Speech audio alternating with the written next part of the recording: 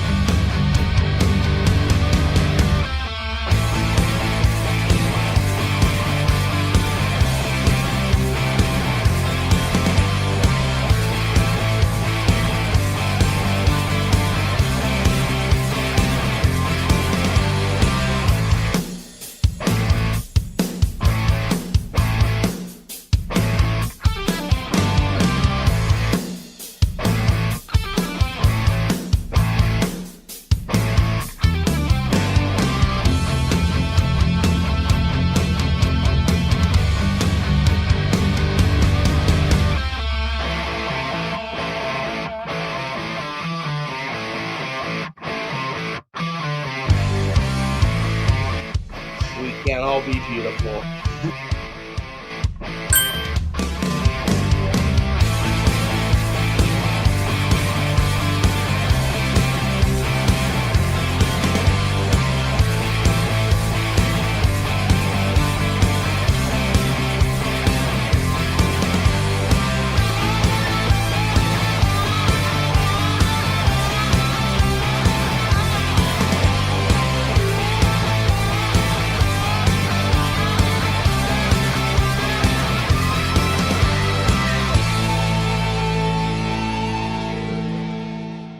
Put your seatbelts on and get ready for the ride.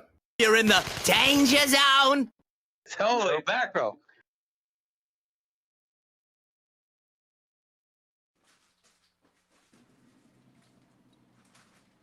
Welcome in.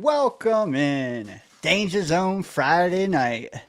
Murph, how you doing, brother? Oh, I'm doing wonderful. Holy mackerel. We made it. We're done. Retired. After this show, we retired. No. But it's been a long time coming. Look at that. That was Dane. Literally, he sent me the video of him doing that whenever he saw it. It was, guys, I make a big deal out of this because I know the type of work that Dane puts in behind the scenes. So for it to finally, turn into something like a milestone, like it's a big deal. It's a big deal to me. It's a big deal to him. It's a big deal to me because it's a big deal to him. And there we go. So yeah, it's a celebration show. It's a feel good Friday. We don't have a whole lot to celebrate with the Jets, but this channel at least has a little bit to celebrate about. We get to celebrate the fact that we get to come on here and clown around with you guys and just talk ball and be miserable together. And we appreciate each and every one of you guys for coming in and hanging out. All 500 that subscribed, and even those of you that for whatever reason don't want to hit that sub button. We still love you guys coming in, hanging out with us, chatting. Even if all you do is just hit the like, that's fine. But yeah, what a weekend! What a weekend! Nice hair, Bro, thank you. It's finally getting to the length to match my beard. It's good, looking good, man. Shout out, man, because we've been trying to get this 500. Everybody down in the chat knows, man. Everybody's been watching it. Oh, more streamers, baby.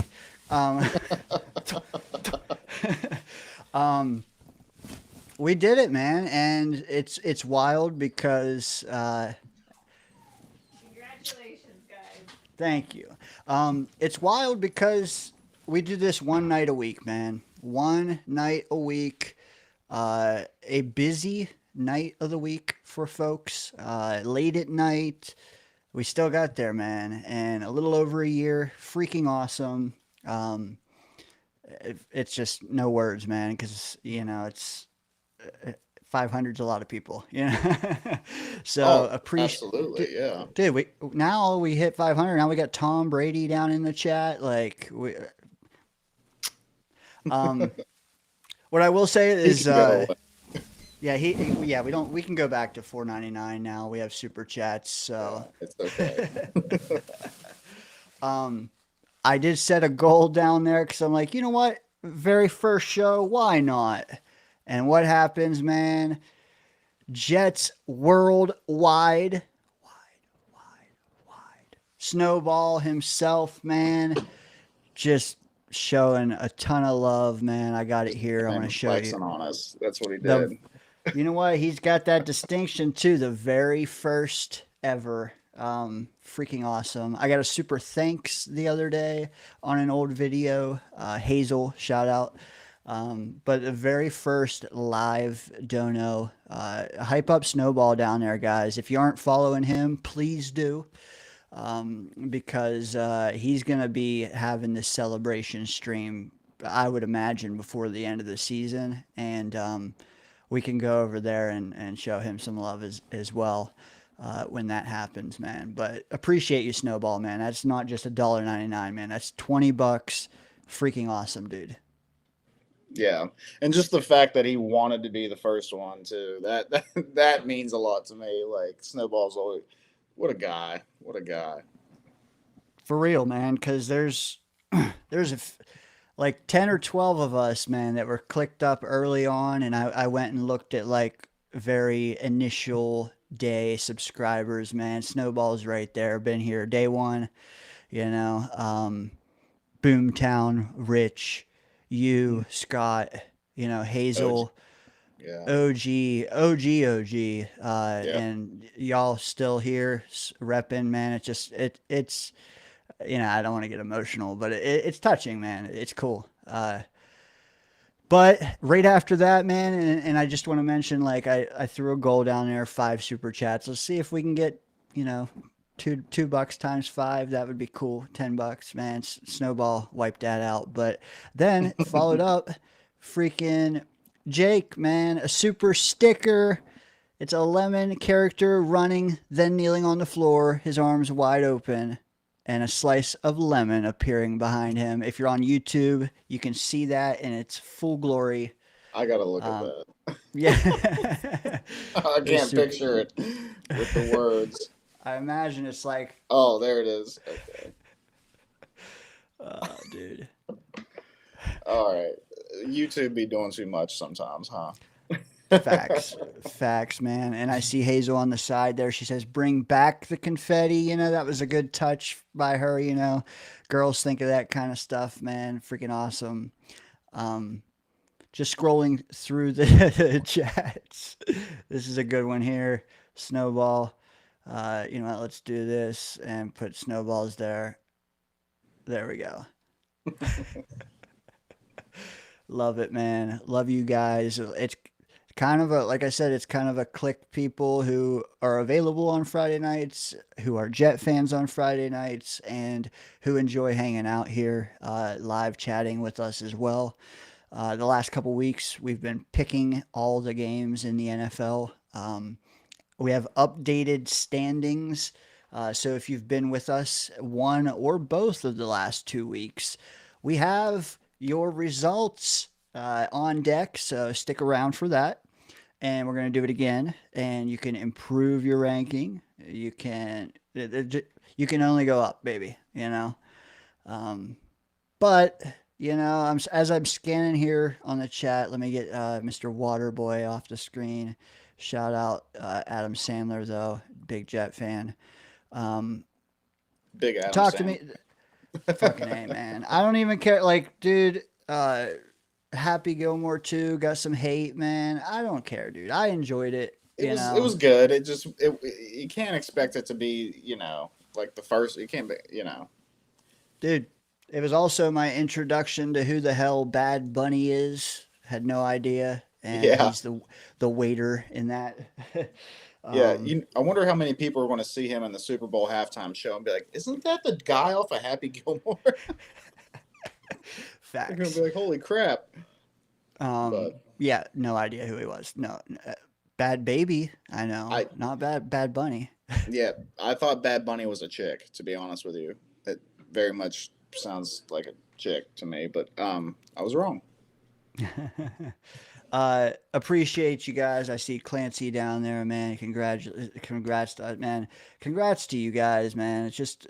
It's just going to I mean, Murph said it. I do spend more than a few hours a week just trying to chop things up and whatnot. And I don't end up using everything because, I get cold feet at the end or it ages out by the time we get to Friday or 10 other people have talked about it.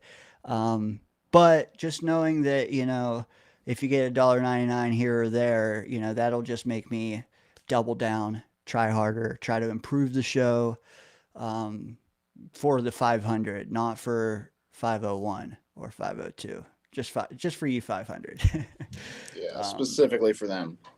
Not to mention, you keep up with the PFFs, you pay the subscriptions for all that stuff, so that way you can give us our wonderful stats and things that we talk about on the shows and stuff like that. So there's a lot that goes into it, but yeah, hopefully it'll at least lighten the load a little bit on you.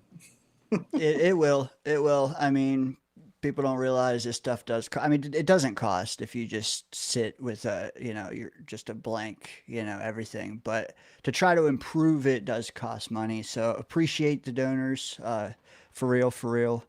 You mentioned it, PFF. Just a quick glance, man. We all know our week 1 was fantastic. We lost, but it was great. After that, we got broken.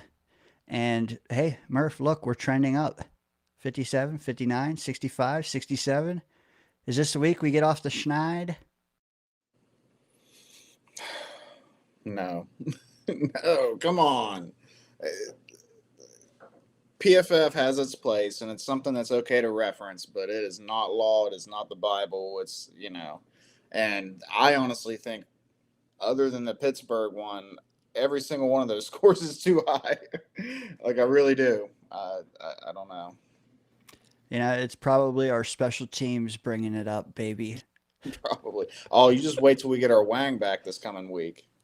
Facts. You're right. You're right, man. You were all over McNamara. I think you're all over the Wang too, man. Don't put it like that, man. Dude. Hey, if you're here, spike the like button. Appreciate you guys, for real, for real. Chat, dude, we're gonna have call-ins early tonight. Probably throw the link down there in like 8 minutes or so. If anybody wants to join us as we're pouring through some of this data.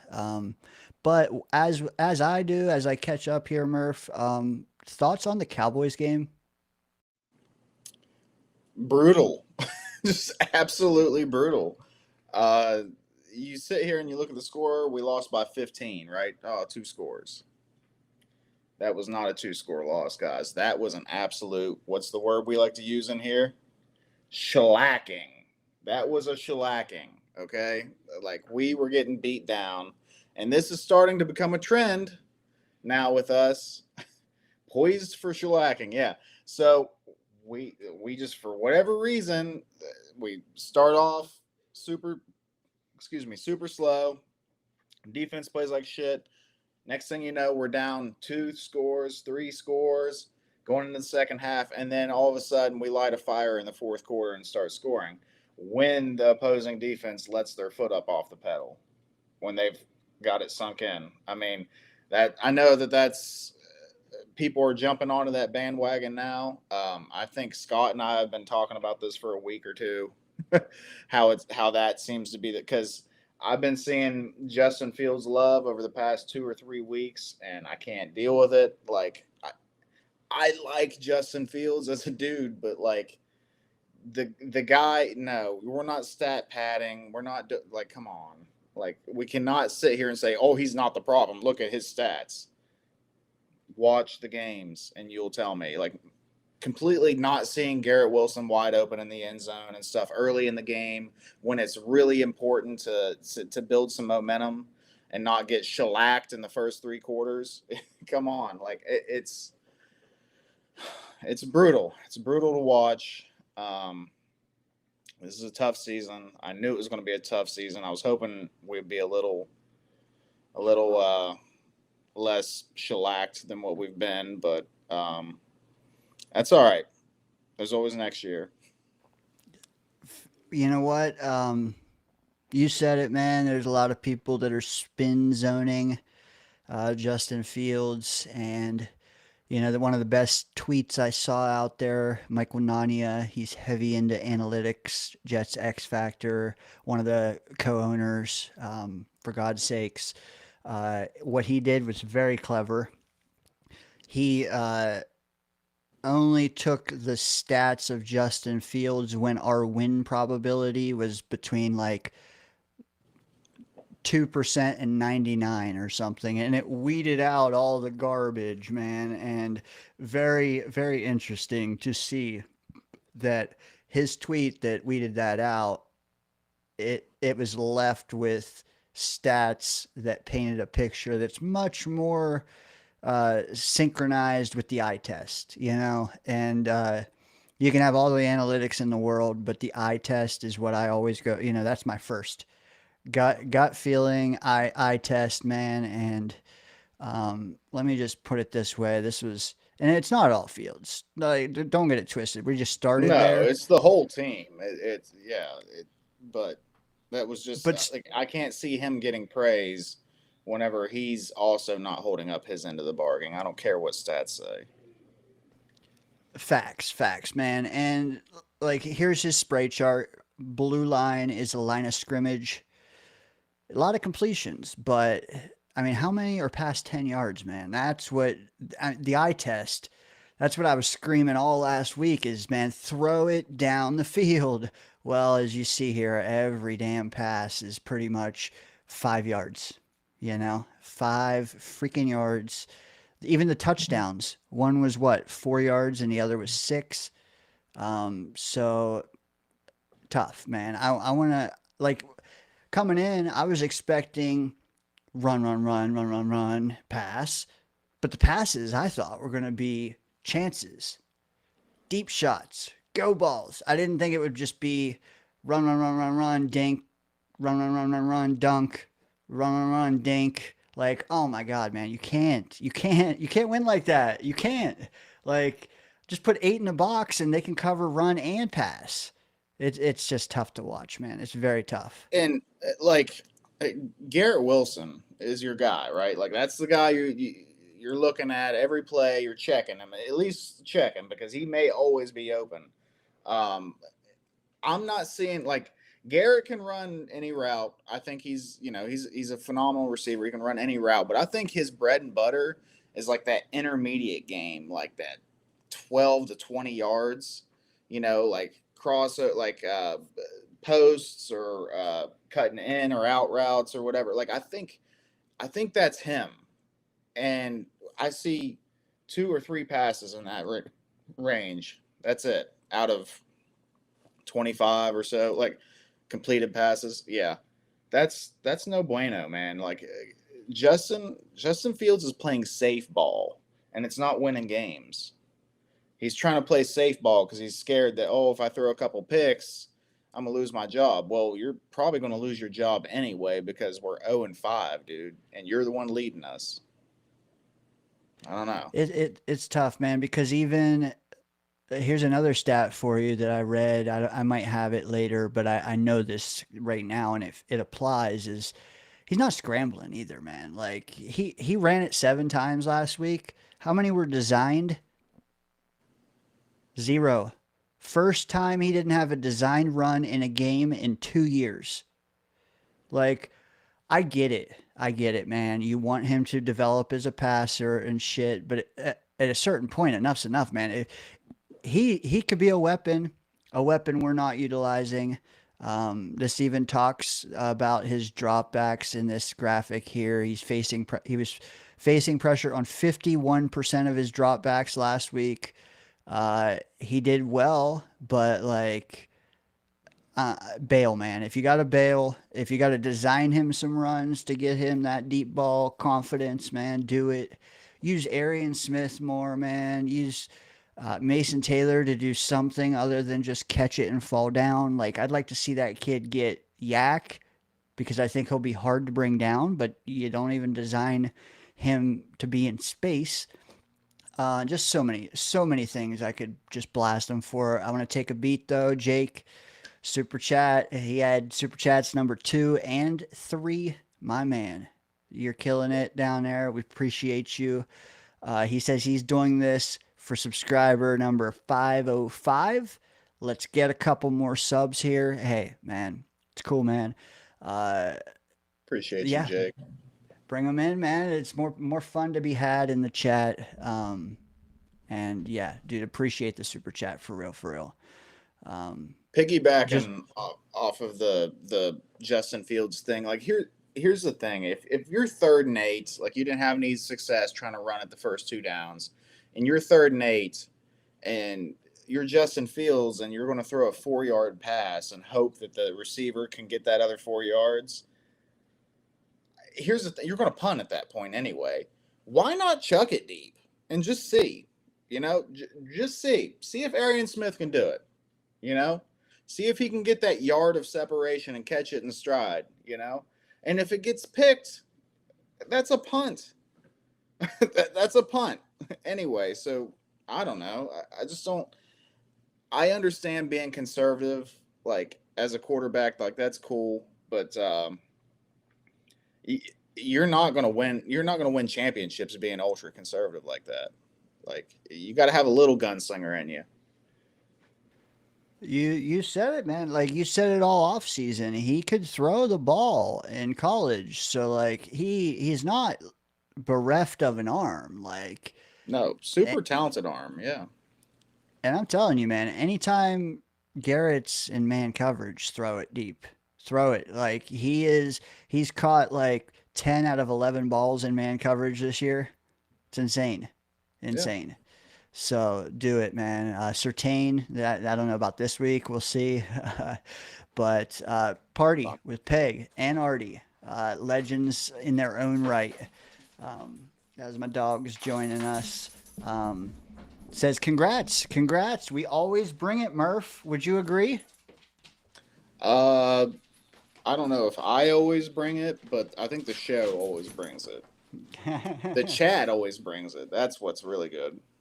Chat brings it out of us, man. I could feel like shit a minute before hitting live, but 5 minutes in, I'm golden. Yep. Appreciate the dono for real. If you're in a chat, man, hype up Jake, Snowball, Peg and Artie, man, legends. And let us know what you thought of the Cowboys game. That was a rough one, if you ask me. We don't, PFF isn't Bible, but I am going to throw up what our grades were in that game, if you guys can see it. I'm gonna make us a little smaller here. Our highest graded offensive players, week 5 alone. Yeah. So Fields is up there, Mason Taylor, Jeremy Rucker, baby. So yeah, if you scroll down this list, we don't have to talk about it all, Murph, but I do want to throw it up there long enough so if someone wants to pause it and check that out or screenshot it, they can do that. I look at the red things, though. The red things are always what I glom onto. Ruckert, pass blocking, poor. Brees, pass blocking, poor. Who is that down there? Tipman, pass blocking, poor. Simpson, poor. Myers, poor. Like, no wonder he was pressured so much. Or was he pressured in a, I don't know, chicken or egg? But, like, we got to count on our backs and tight ends at least to be able to pass block. Thoughts? Yeah. I think, and this is, you brought up the stat earlier. Justin Fields was pressured on 51% of his dropbacks. Like, I feel like I'm really ragging on the kid, and I don't want to, but if you hold the ball for fucking 5 to 7 seconds every drop back, you're going to get pressured at some point. This is the NFL, man. These guys are dogs out there. Like, they're going to get to you eventually. It's very rare you see a pocket that holds strong for 7 seconds or something like that. Fields has to figure it out and make his decisions and make them on time. And not be scared. To me, that he drops back and he's scared to throw it. and eventually he just dinks it down to somebody or dunks it to somebody. You know, like he can't play that way. It's never going to win us ball games. It might make his stat column look okay at the end of the game, but that's not what matters when you're losing games. Facts, man. Just to burn through some of these slides, that's the offense from the Cowboy game. Switching over, but hey, Mason Taylor, you know, he did have a good game. I do like what he showed last week. I will say that. But yeah, let's switch it over to defense. It's a little bigger of a list, so the text is smaller. You know, let me fix some stuff. Hey, maybe that'll help. Joanne Briggs. Yep. Do what you got to do, Murph. I'm just chopping it up here about the defense from last week. Jawan Briggs, high and mighty, but bro, like, good trade. Yeah, I'm willing to say it now. Good trade. Brandon Stevens, you know what? He hasn't been bad in every game. He has not. He has not. I would say he's been good in 2 out of 5, if you ask me.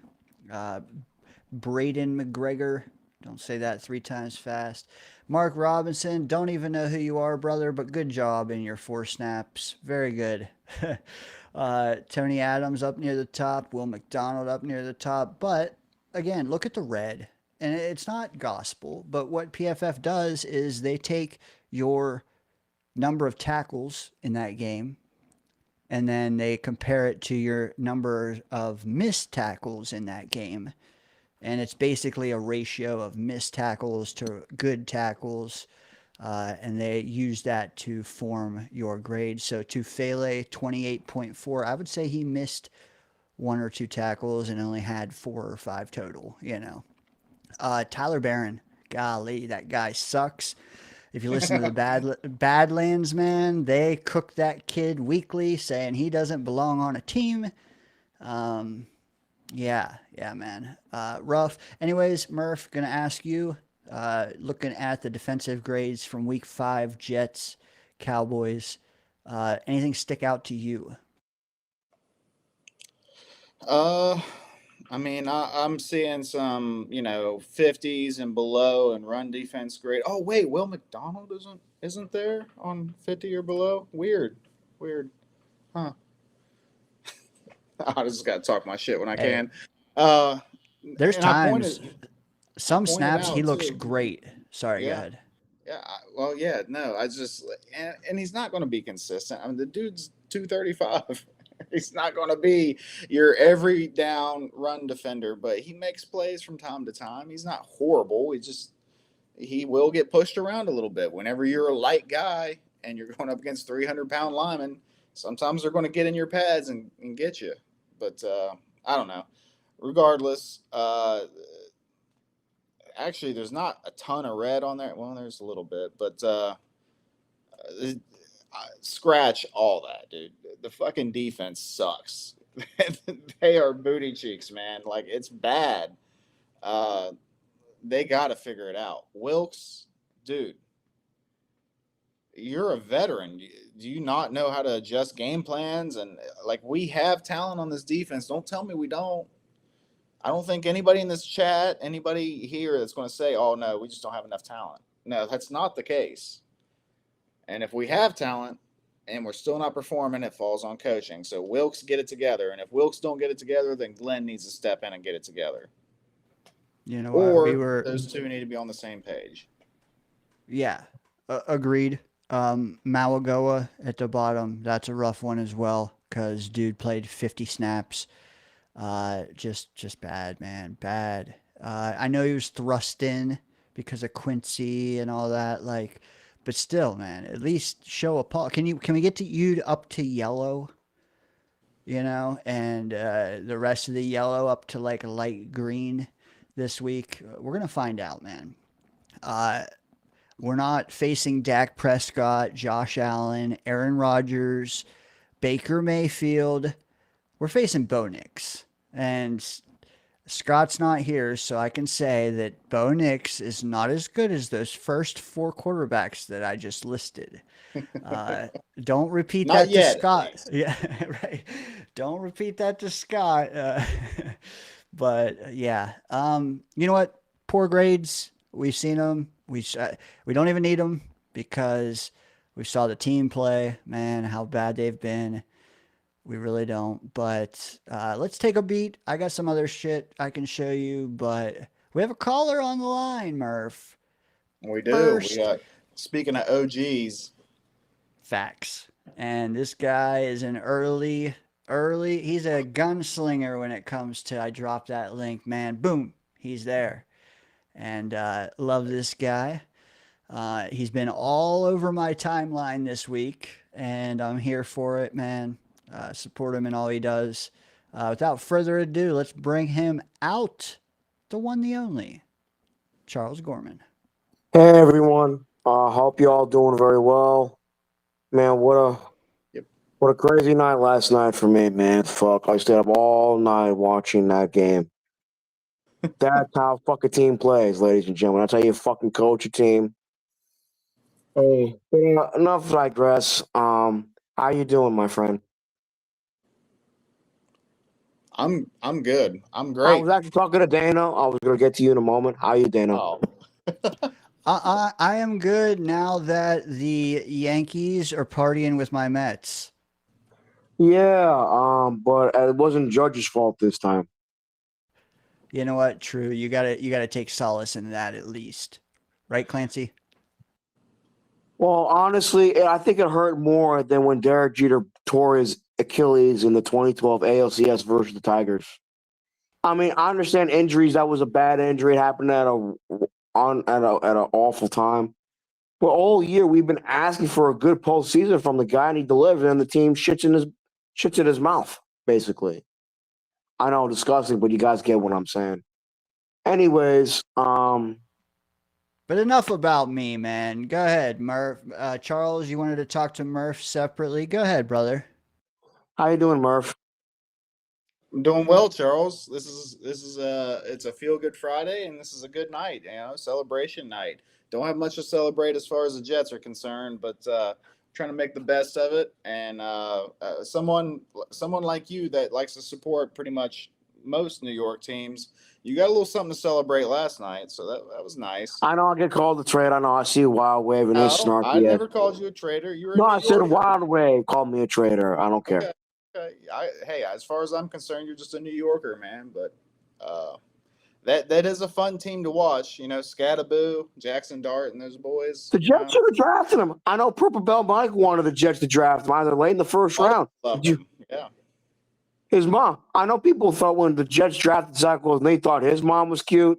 I said Jackson Dart's mom's good looking herself. Ooh, I know I'm she's gonna check taken, that but out. So I'm gonna have to look into that. Hey. Not really. I gotta ask you, Charles. Bill M is inquiring About minds want to know about your Jets disbandment. You have the floor, it's brother. not with the losing. It's the feeling of constantly being disrespected, insulted, the constant feeling of being used as a walking doormat.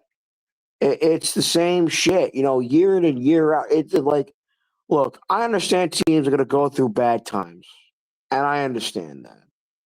But as a fan, you gotta feel proud to be a fan of this team once in a blue moon.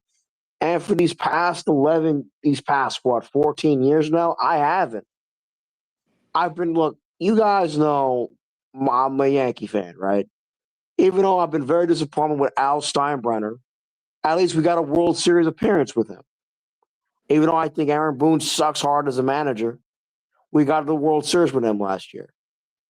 So, you know what I mean? Like, you gotta feel honored to be a fan of this team, I was actually gonna do an origin of my fandom of NFL football at some point, maybe tomorrow, maybe today. But I will say this. The first 3 years of being a Jet fan were pretty damn good, even though I still mentally haven't recovered from that collapse in 2008. That still breaks my fucking heart to this day.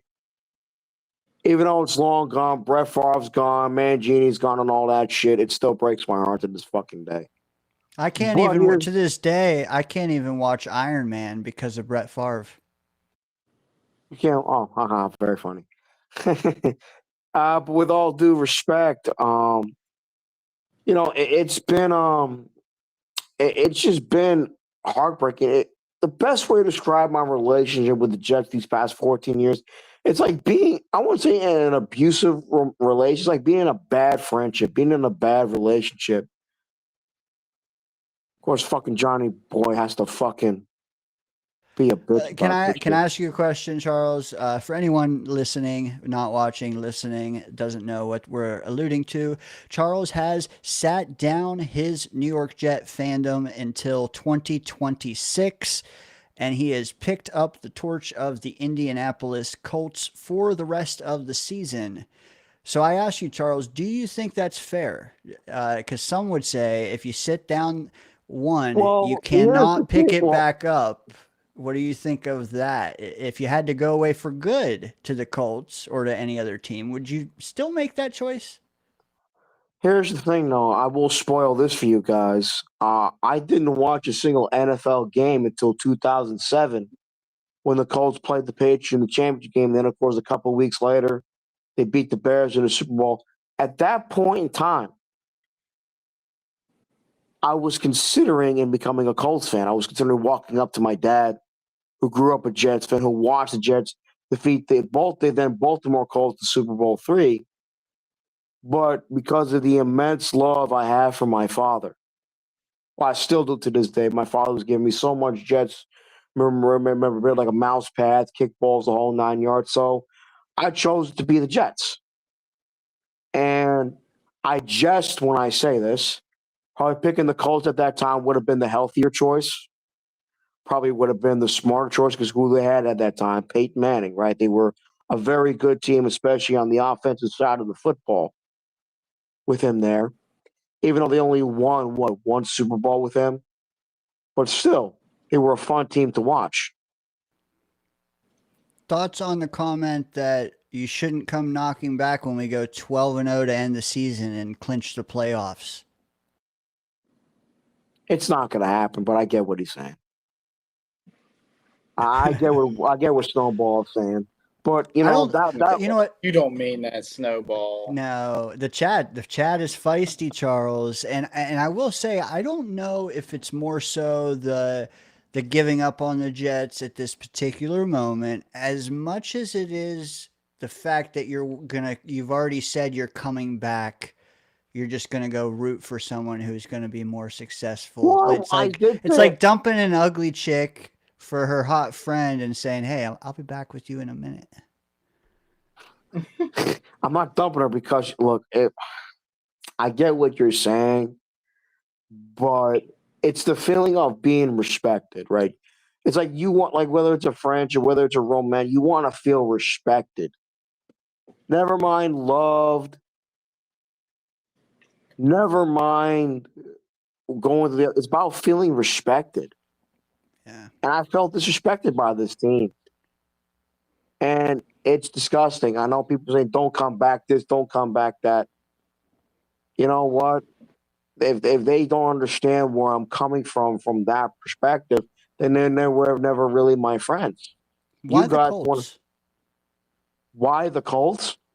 Yeah, but you said Peyton Manning, but is it? I think I also heard you say something about Daniel Jones possibly as This well. particular season, Daniel Jones, he's playing well for the Colts right now. Of course, as we all know, shit could happen. You know, he could wet the bed and the Colts could be a disaster.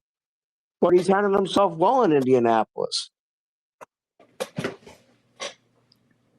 I mean, look, I understand his tenure with the Giants didn't end so well. But at the same time, I think even though Jackson Dart has been great so far for the Giants, and I said this to my friend Stephanie, who lives in Georgia, I said the offensive line still needs improvement. When he was with the Giants, even when they made the playoffs in 2022, their offensive line wasn't very good. Even when they had Barkley, their offensive line wasn't very good. And I also blame a lot on the organization and the front office. But then again, I understand Daniel Jones had his own flaws with his own inconsistencies, but he wasn't the problem. You know what I'm saying? I look at Shane Steichen, who used to be the offensive coordinator of the Eagles in 2022. He's got a good. Well, what's what? You're in the fucking chat, are you?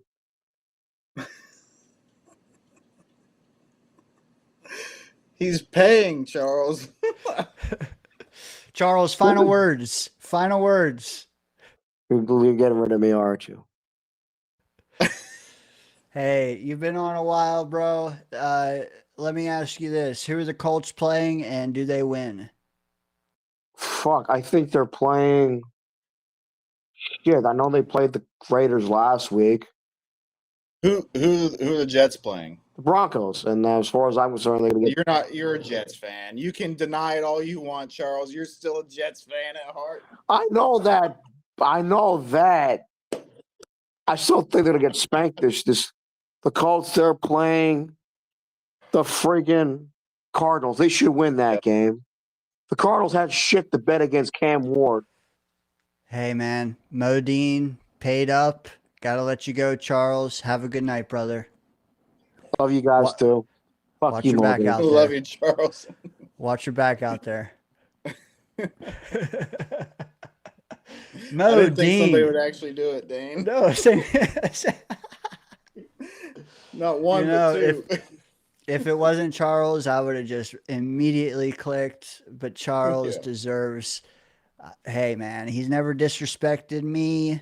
And honestly, let me ask you, Murph, because dude, they're roasting him out there on the streets. They're roasting him hard. Thoughts on that? Because man, it does seem like for like 3 years in a row, this team has gaslit us like crazy, making us think that we had all this talent. We're gonna at least be able to eke out 6-7 wins on the talent alone. We say that all off season, and then every fall we have egg on our face. Do you think that should be taken as being disrespected among other reasons? But that's the first that comes to my mind.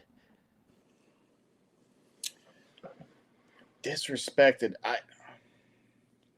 To me, what disrespects the fans is whenever you continue to put a subclass, like or not subclass, subpar product out on the field year after year after year after year, and you continue to charge $300, $400, $500 a ticket, raising prices on tickets, raising prices on parking, all these different things. Your season ticket holders, you're calling them and bugging them for the payments and stuff up front and this and that, and you're not even giving them like some cool little package like you see like the Raiders fans get or whatever. They get like a wine gift certificate with their season ticket. Like, that's disrespectful to me. I don't know, because to me, I don't think that Woody Johnson wants, like, if it's up to Woody Johnson, if he was like the football gods, he's going to have the Jets win in the Super Bowl every damn year, right? It would be disrespectful if he had that type of power and he didn't want them to win, but we know he wants them to win. So I can't say that they're disrespecting us because they're underperforming. You could argue that they're disrespecting us by hiring the wrong people, but I don't want to get into that conversation because I already started that shit last week and maybe the week before. I don't know, but you got to hire the right people to have the right results. And it's not looking great so far, but you got to at least give it a year. You know what is looking great, Murph, besides you in a webcam? Modine, I realized that I never fully read it for, sometimes JT is in his car listening and he can't read it, so I'm going to say it out loud. Modine, super chat, $5. He says, end the call and send Charles to the Colts riding on a donkey since he is a jackass. Then followed up, Wild Wave, $4.99. Dane, get rid of this traitor. Harsh opinions. But hey, man, this fan base, if they're anything, they are opinionated. And regardless of what we think and our interactions with Charles, man, they will tell us what they think. And I'm not going to ignore them. Everybody's got a voice here, including Charles. We'll see how that develops. I have a feeling he'll see the error in his ways once we get off the schneid, as I said earlier. So, give him, December 1st or so, we'll see him again. I gotta say, Modine, like, we did end the call, but I don't own a donkey, dude. I don't know what to do about that. So we can only do half of what you asked us to do there, buddy. And then I'd have to force Charles onto it, and I don't know about that. That's a lot of effort there. But we did end the call at least for you. Sometimes, Snowball, your voice can waver if your beliefs do, right? Wild Wave said, bro said, watch your back. You caught that. Nice. Charles says, love you too, bitch. Dude, I love this chat, man. This Friday night crew. Like, we talked about it, man. This shit costs money to do, blah, blah, blah. Who cares? It costs time. Dude, it's fun to do. And it's therapy to do. I've been in chats that were therapeutic to me as a viewer, man. I appreciate it. Super chats or not, man. You don't even have to super chat again after tonight, man. We appreciate the support because we know you've been tracking this as well. Johnny Boy, I'm scanning the chat. I got to read this one because it just caught my eye. Murph, you want to read this one? You called it. You called it first, dude. You can read that one. Johnny Boy chiming in from Ohio, I believe, a place where I spent 3 decades of my life. He says, this is like saying, I love vagina, but vagina has disappointed me. So let me go and try some male's pole. End quote. YouTube, YouTube, don't come after me. I am quoting someone. Clipped, right? That's funny. Yeah, I don't know if that's anything like that, Johnny. No. Wild Wave, Woody wants to win. He just likes to push buttons he shouldn't be pushing. Thoughts on that? That's been a popular belief there for at least a decade or so now. A lot of people really hardcore on Woody. I haven't really been on that train. I think it's possible, because at some point you got to point the finger. You keep changing all these other pieces and all these other things, and the one consistent is Woody, right? And we still suck, so it's like maybe it is him. But at the same time, we had seen success under Woody Johnson's tenure before, so what's changed with that? I just don't know. I don't get it. So I don't know. The Woody thing, it's a theory. Him involving his kid into it too is weird. Needs to stay away, like go play Madden, Brick. Come on. Like actually go outside and maybe see the sun and throw a ball yourself maybe. But I don't know if it's Woody, but maybe he is doing some stuff and making it harder for the football guys to make their decisions and execute the things that they want to execute. It's possible. I just don't know how likely it is. I feel like if a team is talented and they're underperforming, it falls on coaching. It can't fall on the owner, But who hired the coach? Well, yeah, it's It's rough, man. The chat's cooking, dude. I'm so far, dude. Jake, Jets are some bad vagina. Uh, Bag vag- yeah, I don't want to Greg, know what that is. yeah. Johnny Boy's in Lorraine. If you look up Steubenville, that's about where I grew up, brother. Shout out Zach Colaris. He's cooking in CFL, I think. Yeah, that the powerhouse. Anyways, I see a lot of people in the chat making predictions already for the Jets game. So while we aren't starting it yet, we're kind of stalling for Scott and among others. I do want to show the results that you all have put forth the past 2 weeks as a little teaser. If you're on this list, maybe stick around. Make sure you can add more to the docket. Let's just rip off this. Okay, all right. So this is our. We were 3 weeks late. This is our weeks 4 and 5 statistics.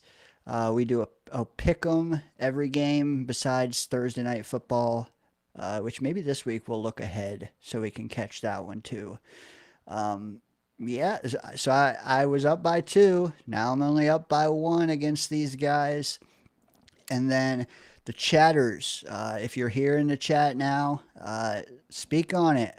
How is your record looking? Did you fumble anything? And I went through the last 2 weeks, everyone's chats during this segment, and I recorded them all. Uh, to the best of my ability. Anything you specifically said would happen, I recorded as that happening. Just be decisive in your words. Broncos win. Arizona Cardinals beat the Colts by 50. Whatever you want to say, when we're in that segment, we will record as yours. These are the top 5 chatters in wins so far, not in win percentage, but in wins. And then I have a few more chatters here for y'all as well. Here's the rest of them who submitted picks the Bringing up last the 2 weeks. rear. Yeah, we got 4 people who are winless, although they did not guess very many games. And I will say, chat, most of you guys got 2 losses because you picked the Jets both of the last 2 weeks. The panel picked the other teams both weeks. So, yeah, why not percentage Bill M? It probably will be as we get more guesses in, but right now I wanted to do it by wins so it encourages people to pick every game. We don't want you just cherry picking the landslide, and then So we'll percentage is the real thing, but maybe we'll do like you got to have a minimum of 30 guesses or something by the time we get down to the nitty gritty. But yeah, if it was win percentage, Bill M, dude, is top of the line down there. And one more wrong guess though can really drop him. He needs more guesses in, is what I'm trying to say. So yeah, stick around. As soon as you guys see Scott Foster, tell him to get his ass in here so we can do this. All right. Murph, thoughts on? Hey, you had a good week last week. I went away from the norm. I was the lone dog on quite a few picks, like at least 2, like 3 or 4, maybe, I don't know. And it still worked out for me pretty well. Not as well as I wanted to, but it's a marathon, not a race.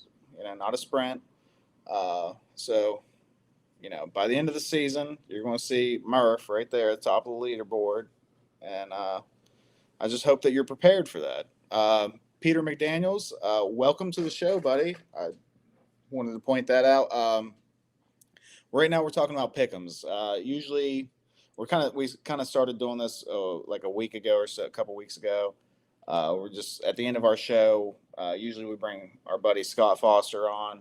We go through every game and we do pick'ems, just money line, who wins every game. The chat gets involved. You guys get down there. As long as you clearly say who you think is going to win each game, we'll put it down and keep track of everything. And we'll review it every week, and at the end of the year, I don't know, maybe the top chatter will maybe get a koozie or something. Yeah. You know what? We'll figure something out. Speaking, no, yeah, I agree. I agree. That's a great point. We will send stuff, little swag bag to the winner, maybe the second, if there's two that are really neck and neck. But I just, it's a perfect chance to do a little housekeeping here. We had Danger Zone Eliminator, and it only went 5 weeks, man. Someone named Wheeze won, and I'm like, I don't even know who that is, but they reached out on Twitter, and they are from Philly. They're Philly fans. They saw our little contest. They jumped in. They said, I'm going to beat some Jet fan ass. And they did. I believe his name is Raid or Radomir. So shout out to him. He himself is getting a swag bag sent out to him. So yeah, man, it pays to play, as Murph said. You know, you got to play to win. You got to you gotta stick around, man. Chill with us on Fridays and pick some. Sometimes you got to go against the grain, man. Any team can win any week. You don't always have to pick the favorites. Look what happened last night. Did you watch any of that game last night, Murph? I did not. I've been having to work at 3 a.m. all week, so there's no late night football games for me. But I am pretty surprised about it. It was bad. Personally, I feel like that Philly's play calling was suspect in the second half. I felt like they went away from Saquon. Hurts looked scared to run. Where have I seen that before? Yeah, and they could not. Quinyon Mitchell was out for most of the game, and you could tell. You could tell Giants did whatever the hell they wanted, and it made Dart look like a superstar. It made Scatterbu had 3 touchdowns on the ground. Almost Shout 100 out, yards. shout out them, man. Without Neighbors, I thought they would fold like a lawn chair. They did not, and it's got many in our market looking at us saying, "What the fuck are we doing?" Yeah. Yeah, and I saw a stat the other day. I can't remember the exact. It was, regardless, it was to do with losses over the past however many years, and like the top 2 teams was New York and New York. It was the Giants and the Jets, and we seem to be the worst of the 2. So that's not good. Not good. Not good at all. And kind of going back to pick'ems and betting and stuff like that. I know we're Jets fans, and I catch myself doing it all the time. I pull up DraftKings or FanDuel or whatever the flavor of the week is for me, and I'm like, you know what? Let's throw $5 on Jets money line or something. You know, I can't help myself. Can't help it, and I lose that money every damn time. But when I do think with my head, and I'm like, you know what? Bet against the Jets. Then, no matter what, I'm happy. Because either I'm winning some money or the Jets won and I don't care that I lost the money. You know? So either way, and that's the smart way to go.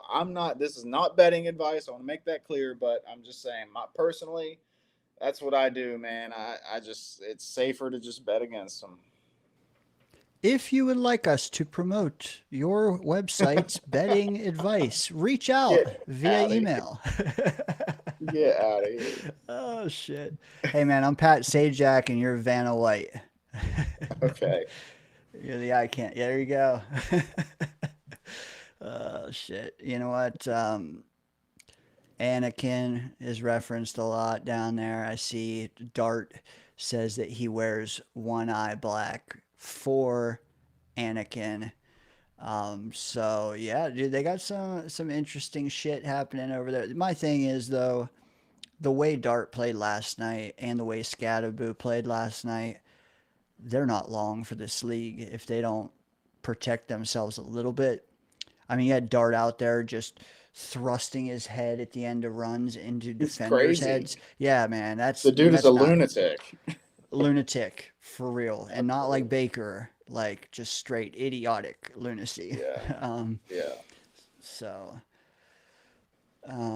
Johnny boy, what about the sponsors from Onion Booty? I don't know what Onion Booty is. Murph, do you? Um, I don't know that that's something you would sponsor or let sponsor you, but yeah, no.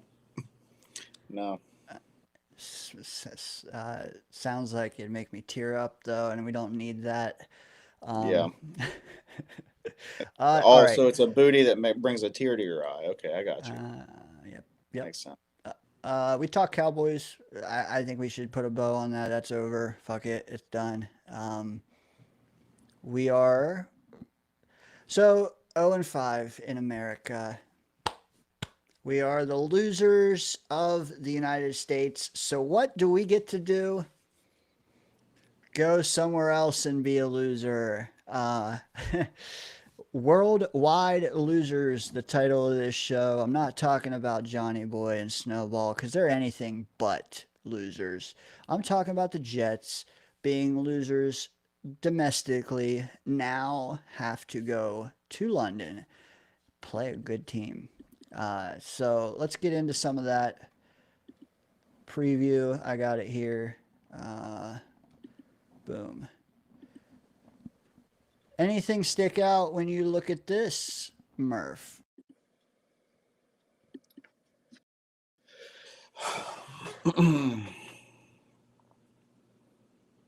Well, yeah, I mean the point differential, geez Louise.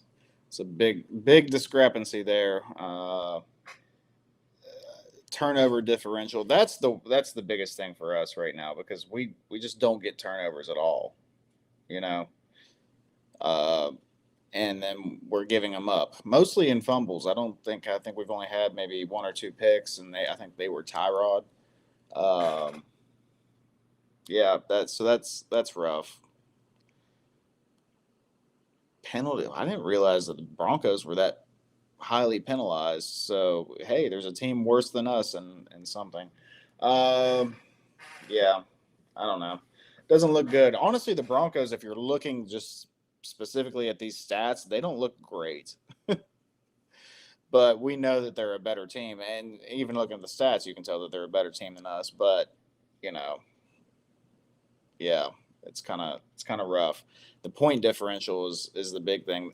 To me, that shows like coaching. Like the Broncos know how to, they know how to hang on to their momentum. They know how to keep themselves in games. They don't let things slip away. Unlike us, like we just let people go up 30 on us in the first couple quarters. Literally giving up 30 points every single game. And Quinnen spoke on it. Sorry, dog heard something outside. Quinnen spoke on it. He said, "We as a defense have been losing these games, and we've got to band together and figure it out."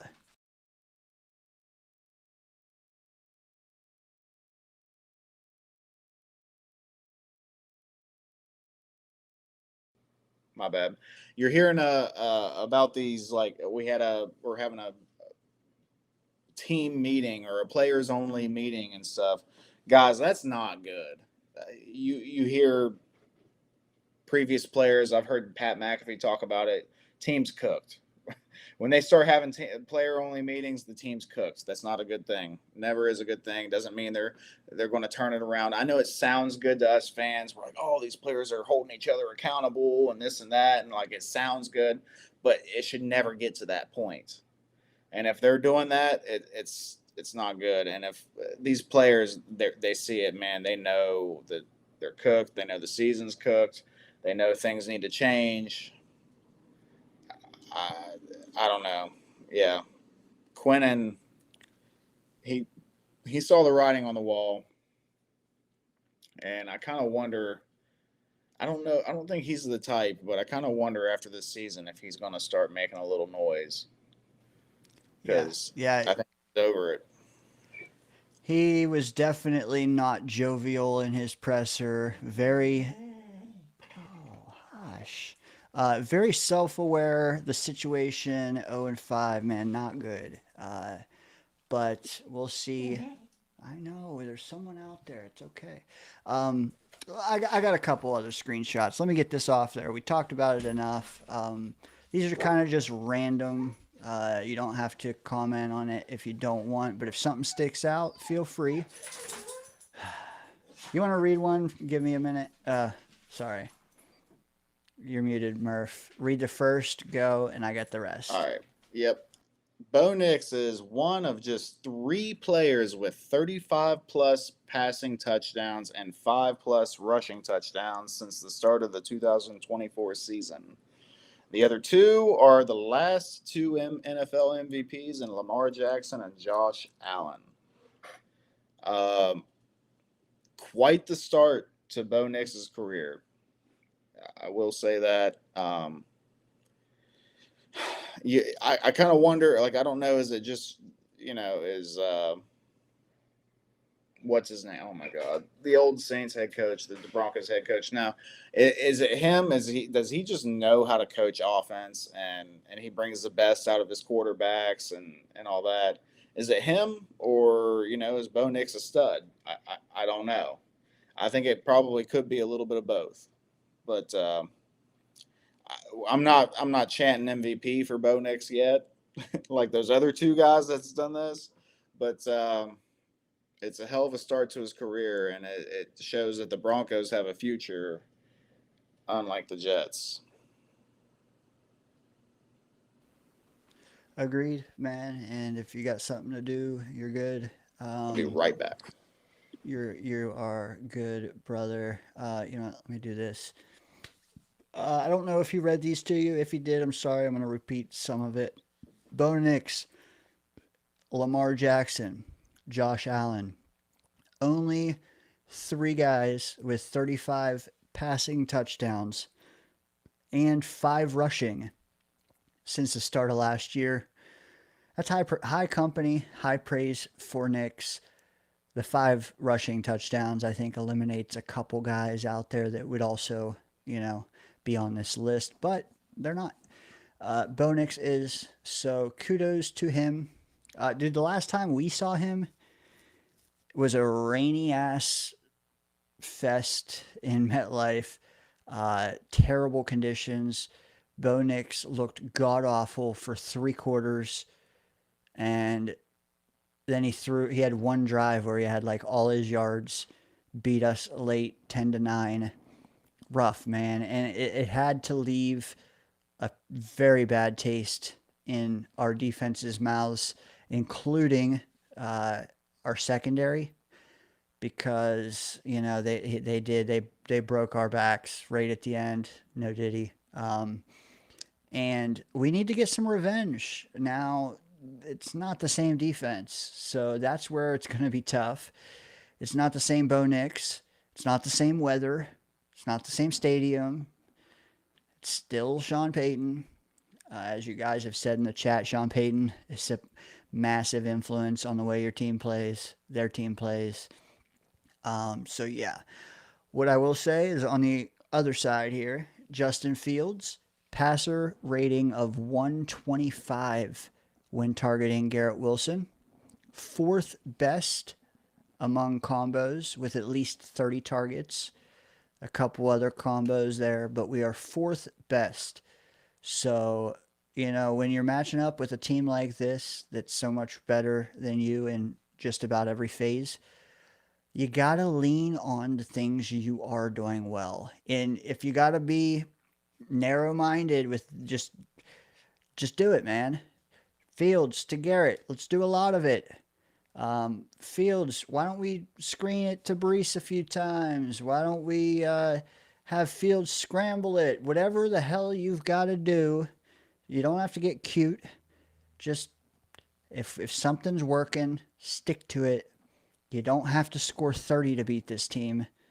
You do have to keep them off the field, and they're gonna be like us. They're gonna want to grind it out, however you want to say it. It's probably gonna be a low score. I would probably bet the under on this. we'll see. We're gonna do our pick 'em, but yeah. While Wave chimes in, he says Rogers looked even worse. Yeah, they beat Rogers' ass that week.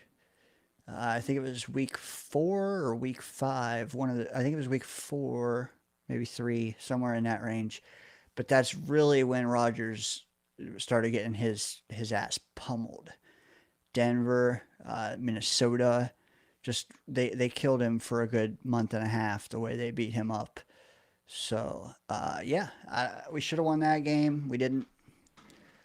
Now we're 0-5 and we gotta win. And it's a team you probably don't want to have to win against. Rough, man. If we do win, then the conversation, well, can we win in America?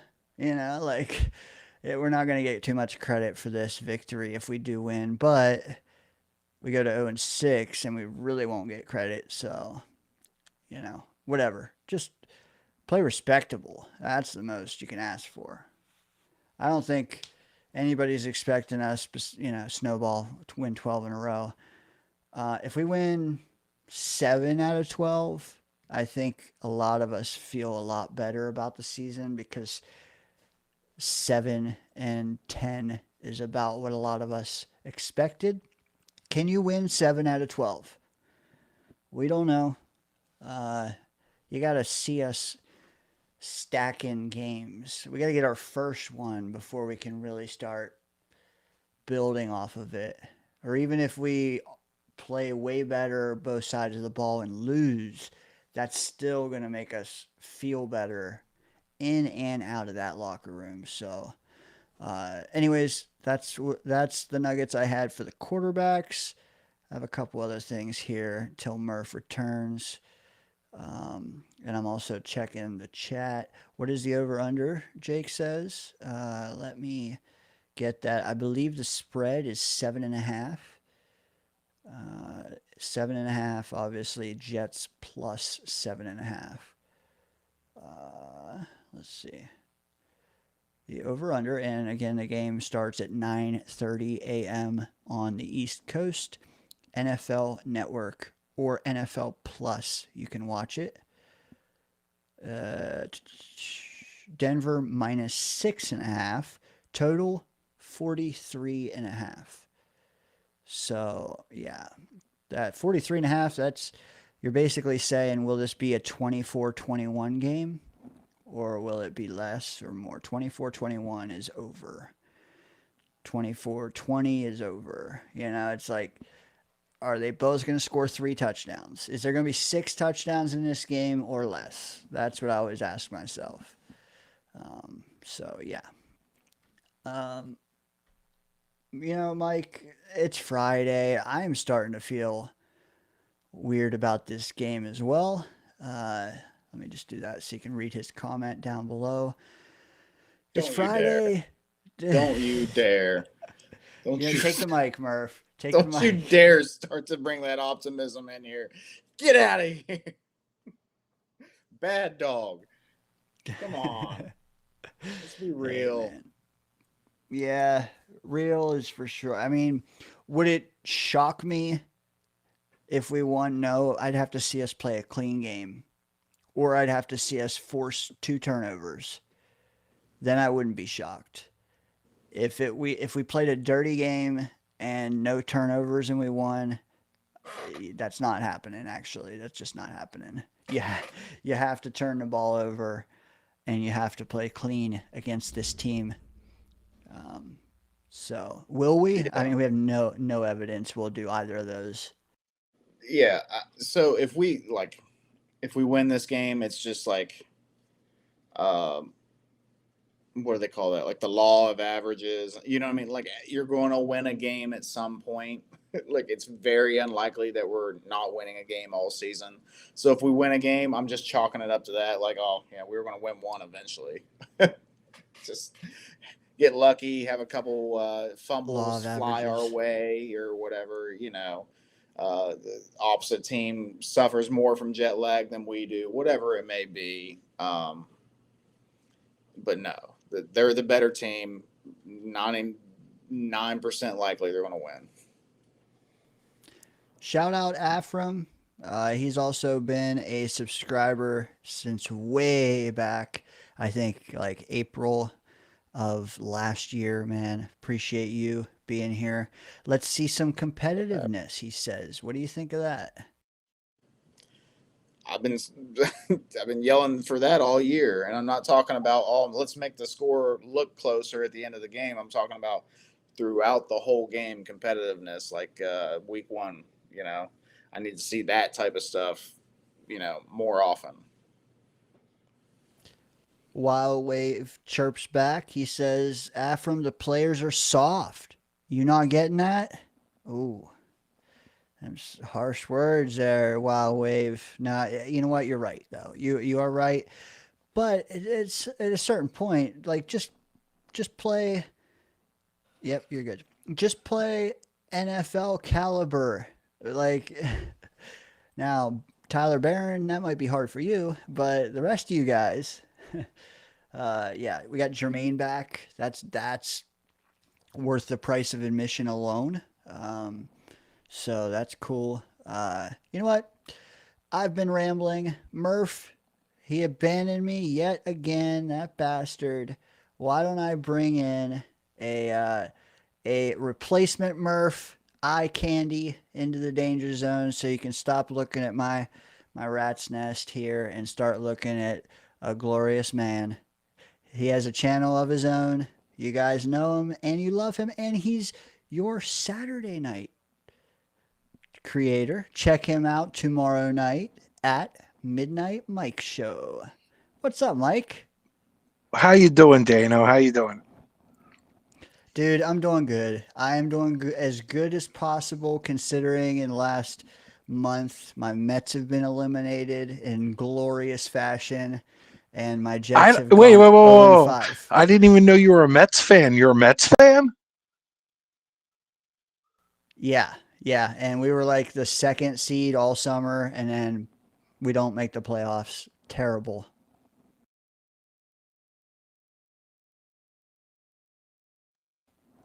Man, nobody likes me. Everybody just keeps leaving.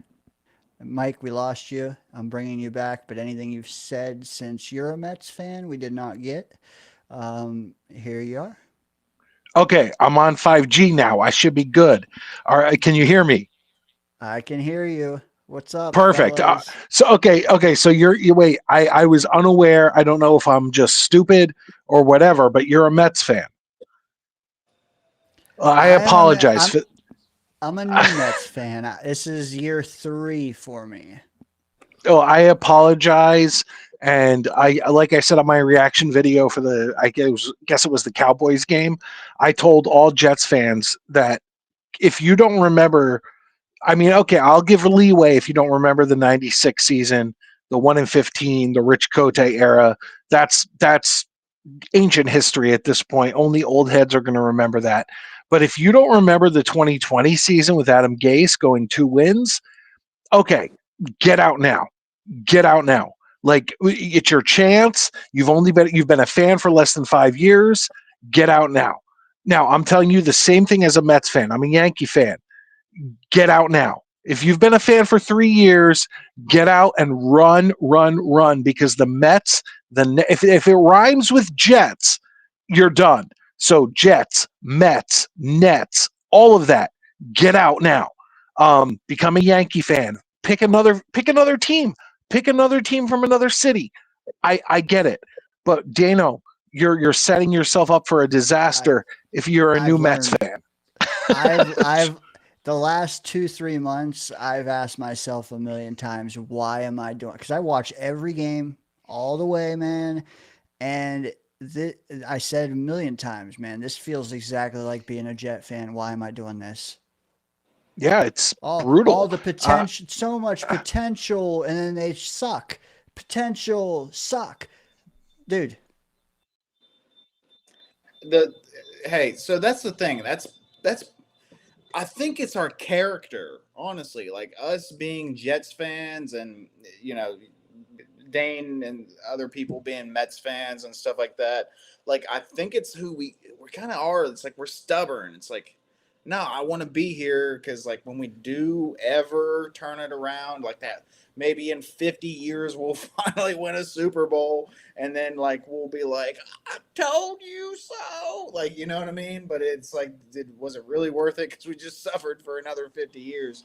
So, That I think underdog it's who we are. thing. I think we're like the types that like to go against the grain. Because that is who I am. I know that's who No, I am. but I Murph, like Murph, you, I don't Murph, you, like choosing the lead. Like if I'm making a bet, let's say horse races, and I know nothing about horse racing, and I'm looking at it and I see the favorite, and I'm like, well, I'm not picking the favorite if I'm betting on this. Like I'm picking second, third, maybe even I'll go a long shot with the eighth highest odds or something. You know what I mean? That's just who I am. Like I go against the grain, and that's probably why I'm a Jets fan. That and the fact that I like green as a kid. So but I Murph, think who we the are. problem is, no, the problem is you've got to. It's okay to be like that. We are all like that because we are Jets fans. But the problem is you can't do that with all your teams. The Yankees and the Devils have kept me from putting a gun in my mouth. Okay, let's be honest here. The Jets are so bad to sit there and go be like, oh, you know what? I'm going to be a Mets fan. It's like, whoa, back up, calm down, think about what you're doing. You know, the Jets are more than enough for any fan of any team. If you're a Jets fan, you've earned the fact that you're not a bandwagoner. You've earned the fact that you're not a front runner. So go and pick the Dodgers. Go and pick the Yankees. Go and pick the great teams. If you're in hockey, go pick the Panthers. Go pick pick the great teams out there. Pick the Hurricanes. You know, don't pick another Jets. It's brutal. It's like if you're a It Jets is. fan, you have a pass. Oh, there you go. Pirates. Oh my God. Oh. You can't help though who you get attracted. Like it's not like we can all sit down and consciously decide what team. I wish, it's just you kind of get sucked in a direction, man. And like Murph said, like his was the Jets were green. He liked green, and boom, end of story. 3 decades later. Same with like me, like out of market, especially like why are we doing this to ourselves? But yeah, Mets and Jets being in the same damn market, rhyming, and for the most part, squandering their talent at the same time has me worried about my Knicks, man. Any thoughts on the Knicks? If you're asking me, like once again, I will repeat this to the end. I stopped watching, like really diehard watching basketball once around the 2000s hit. But Maddie has got me back on to if the Knicks make the playoffs or if it's like the last 20 games of an NBA season, I'm back on and I'm like, oh, I really want to watch. I'd really like to see the Knicks win a championship for the city of New York. The Yankees have done it a bunch of times, and the Giants have done it, several times in the past couple decades. But it'd be weird to see a team like the Knicks or the Jets or one of these other teams win a championship. So I'm on board, and I think if you want me to say truthfully, I think the Knicks are still there, but I don't see a NBA championship. Yeah. Underachieving then, if you ask me. So a triple whammy. Mike, you said it in the chat earlier. You kind of got a weird feeling about this Jet Broncos matchup. You want to expand on that? I was going to explain it on my show tomorrow night, but I'll give you it here. The Jets should not beat the Broncos. The Broncos are a much better team. They just gave the Eagles their first loss, and then the Giants came in and beat them, which it speaks more on the Eagles, but still the Broncos showed their toughness. They are clearly a team on the rise with their new head coach. The Jets never win in international games, at least in the past couple seasons. But something, I don't know why. I don't know why. I get weird feelings sometimes. Something's telling me that there's no reason for the Jets to win this game, but they're going to win the game. Murph, preach. What do you got to say there, buddy? You're fucking delusional, dude. That's I know. I'm aware, but Murph, I'm You're telling a you, Jets fan. no. There's no reason in any statistic, in any reason, there's no reason why the Jets should win this game. That's why they'll win it, because then they'll win it and we'll all go, oh, wait, maybe there's a chance that we can get some sort of respect out of this pathetic season. And then, of course, they'll lose the next 5. So that's what I'm saying. It's like there's no reason why the Jets should win this game. But for some reason, it's like they'll go out there and win it, and it'll fuck up our draft order, and it will mess with all of our heads. We'll think we're better than we are, and then boom, reality strikes, and the next 5 games we lose. Yeah. Okay. If we beat them though, and they go on to be like 12-5 or 13-4, that will screw all of our tiebreakers up. So 2 things. You sound like me week 1, by the way, because that was my logic week 1. I was like, I don't know why, but we're beating the Steelers, and that's probably one of the only games we'll win in the first half of the schedule. Well, I was wrong, even though we did make it look good for a second. And then also, Mike, I want to ask you, you mentioned like the draft order and stuff like that, and I don't want to start getting. I know Dom C is in the chat, probably chomping at the bit with draft stuff right now, but I'm not diving fully into the draft. I just want to over or under. Are we picking higher than 3rd or lower? Please, are you kidding me? Have we all watched the past 5 games? If we've watched the past 5 games, we're picking number 1. Like, there's no question asked. Now, the Jets will do something to mess that up, and I'm okay with that because I've said it on my show before, and I'm sorry I'm not in studio, but I saw you guys, and I was like, you know what? I got to get in. And I'm sitting out back of my house having a drink, all that stuff. But my point being is that the Jets look like they are picking number 1. Yeah, I got vodka. So, but the Jets look like they're picking number 1. Okay, the Jets will do something to fuck that up, but in the end, I think we pick between 3 and 5. Regardless, I think we have a 3 to 5 pick, and there's enough quarterbacks in this draft. Granted, over the first part of this season, some of them haven't looked great. But I'm not worried about that till we get to the end of the season. The Jets will pick between 1 and 5, and they're terrible. And I said this on my show, whatever the last show was, Monday night. I think that at this point, and Maddie didn't fully agree with this, I think we need to let Aaron Glenn, because look, let's be honest. We're going to keep Aaron Glenn for the next 2 to 3 years. You don't just fire a coach after 1 year. And now I know the Jets do weird shit like that. That's fine. But you got to give a guy a time to build a team he wants. And if we're going to give Aaron Glenn the time to build a team he wants, let's let him and Muji sell off whoever the hell they want. I'm sorry. I'm trying not to swear too much, but I know I've let a few go by. My whole point being is that I want to lean into it. The whole point is I want the next 2 to 3 years where we should give Glenn and Muji that leeway. I want them to have as much draft picks and as much cap space as they want to build a team. Because right now, we're looking at a team that is 90% not the team that they have built for what they want. 10% of the team is what they picked. 90% of the team is what they've been inherited. And at this point, we are so bad, we are so terrible that I am on the point, F it. Let's just let them, if they want to keep guys, that's fine. Like I talked about this with Maddie. If they want to keep Sauce Gardner, if they want to keep Breece Hall, if they want to keep Quincy or Quinnen Williams, by all means. But I want them to have full control to, if they say, let's get rid of all those guys. Let's get rid of Sauce. Let's get rid of Quincy, Quinnen, all of them.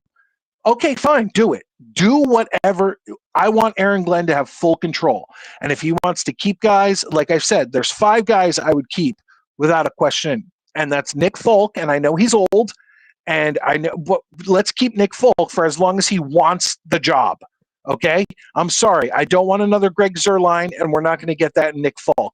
Greg Zuerlein cost us several games in the past season. Let's just keep Nick Folk. So boom. So he's on board as long as we want him. We The were next saying ones the same are thing about Greg Zuerlein after his first yeah. year. Okay, but look at Greg Zuerlein's career and the amount of money seasons he's had versus the amount of money seasons and how long Nick Folk has been in the NFL. Nick Folk has well proven himself that he is an NFL kicker, and he is, regardless, let's get past that. Then I'd keep Garrett Wilson, and then the next three are all guys that I'd keep who have performed well at times and have performed crappy at times, but I'm keeping them because they're all on rookie contracts. Keep Fashanu, keep Membu, keep Mason Taylor. Other than that, if Aaron Glenn and Muji want to get rid of anyone else at this point, good riddance. And if they want to keep guys, keep them. If they don't, give them full reign, because we need to get better now. And the only way to do that is to give them, say, okay, here's these rookies, Mason Taylor, Fashanu, Membu. These guys are on cheap contracts for the next 4 to 5, 6 years, whatever years. Let's keep them. Then you got Garrett Wilson is clearly a star. Even that bullshit pass interference, offensive pass interference was complete shit. He caught 2 spectacular catches in that game this whole season. The fact that he's getting 100-yard games when they have him quadruple covered, double covered, whatever, and he's clearly the only receiver that is being thrown to is mind-boggling. Garrett Wilson should be here forever. But that's my point. I'm to the point where we're not making the playoffs. Sell off what Glenn wants and Muji want to sell off, and that's that. So, by some divine miracle, our bye is week 9. Also, after week 9 is the trade deadline. So we're going to have 8 games in. We are already 0-5. Let's say for somehow we are 2-6. I mean, that's best case. Tell me, buy or sell on the following guys. Quincy. You're asking me personally, or you're I mean, because there's a big difference. If Glenn wants to keep these guys, I'm all for that. I want him to look at the team and say, I want him to have full control. I don't want there to be any that's my point. I want it to be if Glenn, you're are you asking me? You want Glenn guys, is what you're saying. I want Glenn to have full control, autonomy. Yeah. Okay. Hey, so there's no point in asking buy or sell because it's his opinion. No, no. If you want to ask me, yeah. Well, I'll tell you. And you're obviously factoring into recent play, their contract demands. You, not Muji, not Glenn. Quincy. I'd keep him. I think he'd be cheap, and I don't think we get enough in return. Fair. Brees. Gone. I think we could get enough. I think we could get enough from him. Get at least, I think maybe a third. I mean, regardless of what we get, he's on the last year of his contract. What do we expect? Get a third and give him another. Give Aaron Glenn and Darren Muji another draft pick. Fair. Go ahead, Murph. Well, you finish your buy or sell, but I want to highlight a comment and get Mike's response on it in a little bit. Okay, well, these are also ones that I hear around the fan base. I'm not just pulling them out of a hat. Quinnen. People are going to hate me for this. Gone, because I think we could get a lot for him. He has many years left on his contract. I think we could get a second, maybe a first, depending, out of him. And I think it's an extreme. I don't know what word to use, but it's definitely to our advantage that Quinnen is garnering 2 guys to block him. I think that like he hasn't gotten any sacks. You know, I think he got one, but he hasn't. It's not like he's been at the quarterback all the time. But he has 2 offensive linemen on him almost every play, and that's a huge thing, like 100%. But the problem is that we don't have the linebackers or whoever to get up in there and get the sacks. So if Quinnen is creating this, extra guy on him, well, if we can't get a guy up in to block the run or get a sack on the quarterback, then who cares? At this point, it's like I want. And once again, if Aaron Glenn and Darren Muji are like, no, that's that important, then let's keep him. I love Quinnen. I think he's a great guy. Let's be honest here. That smile, like he just looks like the biggest friendly teddy bear you'd ever meet. So I'm okay with keeping him on the team for morale purposes. So that's where I'm at. Okay. Jermaine. Oh, that's hard because look, the last couple seasons, there's injuries. If he's 100% healthy, keep him. What if you were offered a second For Jermaine? Yeah, I'd take it. all right. That's yeah. I don't think we're getting a second, but No, probably not, unless it's Sulla or Ulbrich or something. Yeah. That they want to bank on. is the Huff player. is Huff on a team right now? By the way. He's with Sulla. Oh, okay. Well, that makes sense. Okay. Yeah. Okay. Makes sense. I don't think I have many more. I think there was one I was thinking of. Oh, by the but I way, can't- Sauce gone. yeah. Oh, hot Sorry, take. I'm Hot sauce. sorry. His tackling has improved, but he's getting burned. He's the only thing you could say is his tackling has improved. And it's like, well, you're a football player. You should be able to tackle anyway. So great. His tackling has improved, but I still don't see any interceptions. I still see him getting burned for touchdowns. I'm sorry. If we can get a first round, second round pick, that's tough. But if we can get, if we Hold on. go ahead. Burned for touchdowns with an S, correct? So. Oh, it was more than I'm just thinking of the more than last just game. picking- Immediately, I'm just more thinking than of just the that last picking. game. Yeah, but there was a couple other catches where he was there and could have made a play, and with those long arms and everything, and him being as of right now the highest paid cornerback in the NFL. I'm sorry, I expect lockdown Revis. So Baltimore calls you. Apparently, Lamar is going to be out an extra month, and they're tired of Cooper Rush. Will you give them Fields?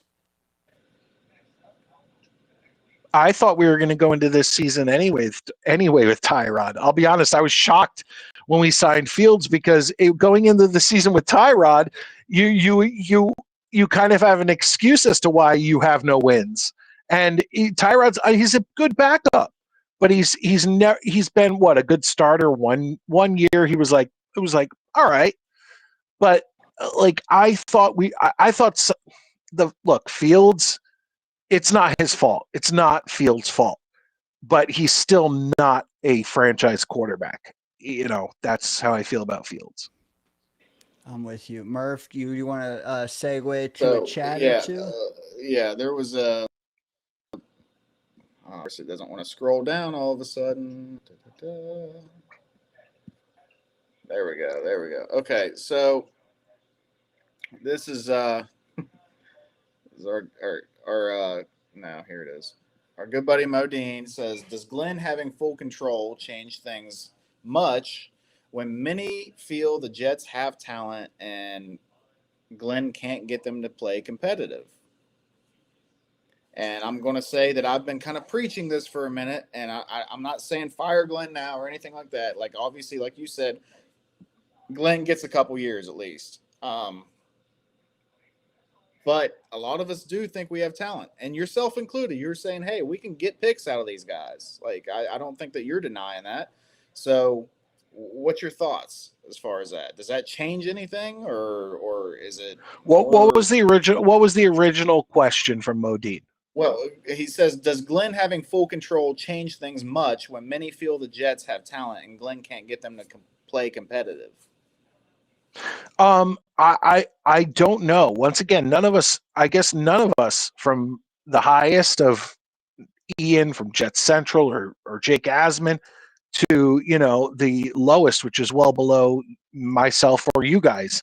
None of us know truthfully how much control Aaron Glenn has. So if someone was to come to me and say, "Oh, our Aaron Glenn and Darren Muji already have full control," well, then I'm like, well, then let's get rid of them. But something tells me there's still something hindering them, or we haven't given them enough time. So Aaron Glenn, there is a good roster here on the Jets. It hasn't clicked yet, but I don't want, and I don't know how old Modine is, but I lived through Rich Kotite, and I was in my teenage years, and I do not want Aaron Glenn to fall into, like, when we mention Rich Kotite, we mention Aaron Glenn. Like, that would be devastating to me. So I want him to get his 3 years. If these guys can't get on board, that's why I'm saying, like, Aaron Glenn should be man enough to be able to look at this roster and go, all right, this guy ain't working out. He's not getting on board. This guy isn't listening. This guy isn't getting motivated, whatever. And if he has full control completely, he still only has 90% of a team, because all these guys were here last year, the year before. So let's let him build a team over the next 2 to 3 years with guys that he fully trusts and thinks will get on board. And let's see what he can do. Look, I've been waiting 40 plus years for this team to be good. And in those 40 plus years, we've gotten 4 to 5 good seasons. I can wait another 3. Maybe I can't. I don't know. I'm on heart medicine. Thank you, New York Jets, for that. I'm overweight at this point. Like, who knows if I have 3 years? But as a longtime Jets fan, we've waited. How many of you have waited 20 years? How many of you have waited 30 years? How many of you have waited 40 years? And there's even super old heads in here and on my show who have waited 50 years. What's another 2 to 3? Let's give Aaron the chance. And we're both on Twitter, Mike. Like, the sentiments over there versus YouTube are night and day, because half of Twitter wants to fire Glenn now. It's insane. For who? I don't freaking know. They want to fire Wilkes. For who? I don't freaking know. Like, we tried that last year. Look what it's not. They need time. If there's anything that you said during that whole spiel, is we need to be more patient as a fan base to truly see the full vision that they have for this team. I agree. We do, and they did not have enough time yet to even mold the roster. They didn't even have their own scouts until like a few months ago. Murph, thoughts on that? Because it is a slippery slope when you ask, like Mike said, Jets fans who've been waiting for multiple decades to also give us a few extra years they may or may not have left. I mean, we already saw Charles Gorman earlier. He left. He said he's not waiting extra years. What say you, Murph, on that notion? It's hard to listen to people say, wait, when you're, 0-5, you're the worst team in the league. That's rough, man. Whenever you had a coach come in and they're talking about playing competitive ball, they're talking about being, gritty and hard-nosed and things like that, and you're not seeing any of that. I'm not saying fire Aaron Glenn right now. I'll repeat that. I'll say it 100 times. I'm not saying you give him at least 2 years. And here's part of me wants to say, like, you can't say fire Aaron Glenn when we didn't even fire Adam Gase after 1 year. But then I look back at it and it's like, whoa, wait a second. What was Adam Gase's record his first year? Best record we've had in years. years, guys. Come on. Adam.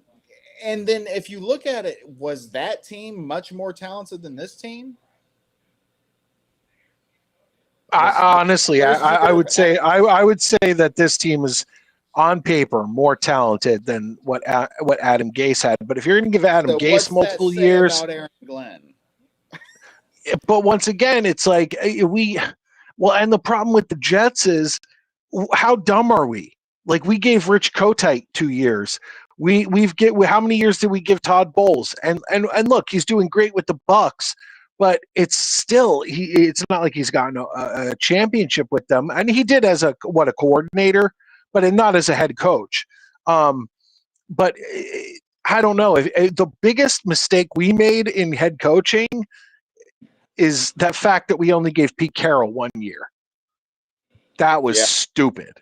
Yeah. And we didn't even have a horrible record when you think about the Jets in the history. It's like I don't remember what he went. Was it 8-8, 7-9, 9-7? It was something very like middle of the road. And we were like, yeah, get the F out of here. We want Rich Kotite. And it's like, oh, okay. Like 4 wins over 2 seasons. I don't know. The Jets make dumb decisions, and I feel like we are cursed to make dumb decisions for the rest of our lives. But I will say this, being a Jets fan builds character, and I've said this over and over again. If you are a woman and you happen to be watching a Jets podcast or a Jets show and you want a loyal man, find a Jets fan, because we are more loyal and loyal to a fault with this stupid team. It's if anybody can put up with a mountain of shit and just keep on trucking, it is us. I said it earlier too. We're gaslit all the time into thinking the team is better than they are, and then they're not, and then we look like fools. It's tough. It's tough. But I also think that you had to know coming into this regime that it was going to take time, especially when they ate like $70 million of Rodgers, another 35 million on the books next year. People wanted to keep him. If we kept him just for this year, we would owe money next year and the following year. 2027, we would still be paying for this 1 year rental of Rodgers, man. I think that was a wise decision by them when they got in the door. I think they've made other wise decisions. Dude, it's just too soon to fire anybody. And as bad as it's been, it's not like we won 2 and then we lost 5.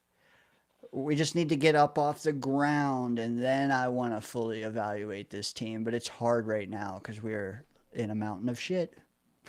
I'm with you. I'm with you on the Rodgers thing.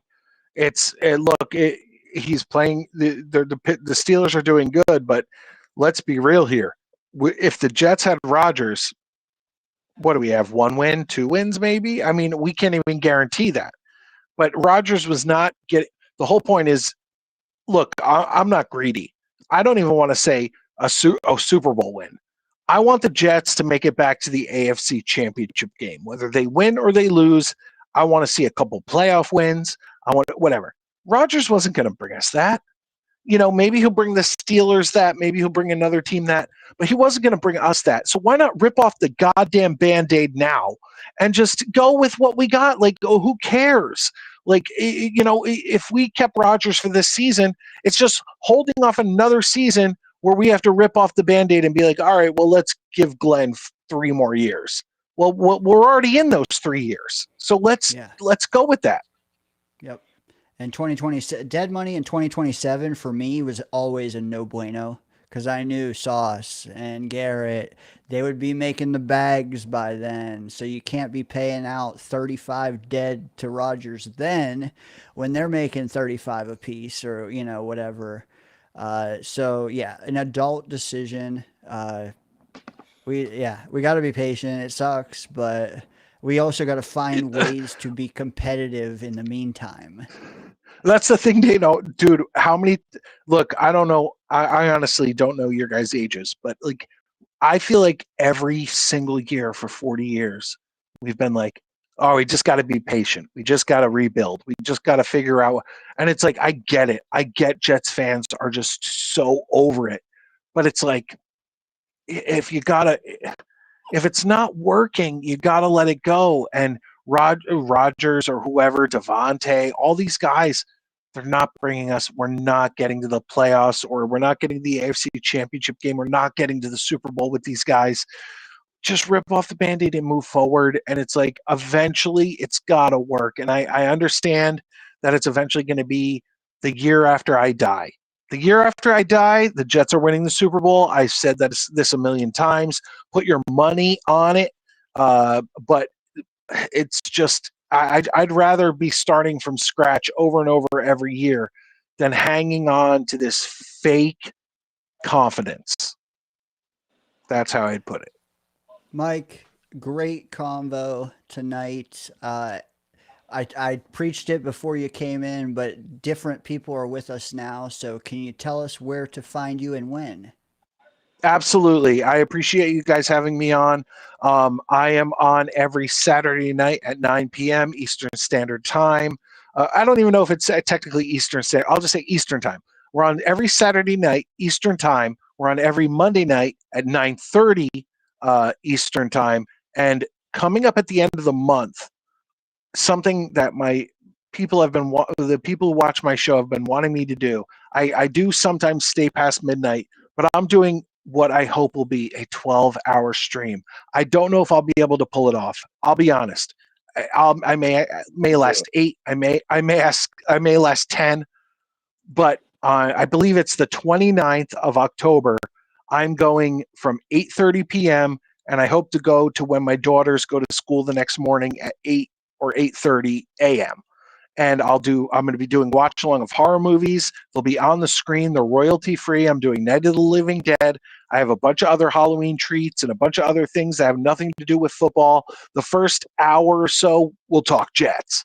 But then we're going to get crazy. And me and Maddie are just I'm hoping Maddie will stick around and take the night off, and we'll be able to drink and have a great time. But it's Collins? Midnight Mike Show.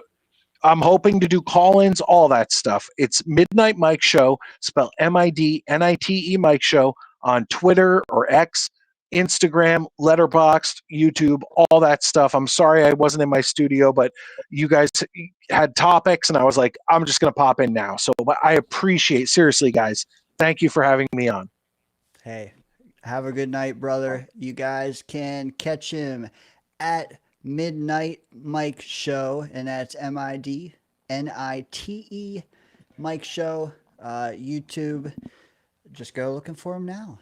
Just come right back, though. That's all I ask. That kind of sounds interesting. Some Night of the Living Dead, man. Maybe I'll call in that night.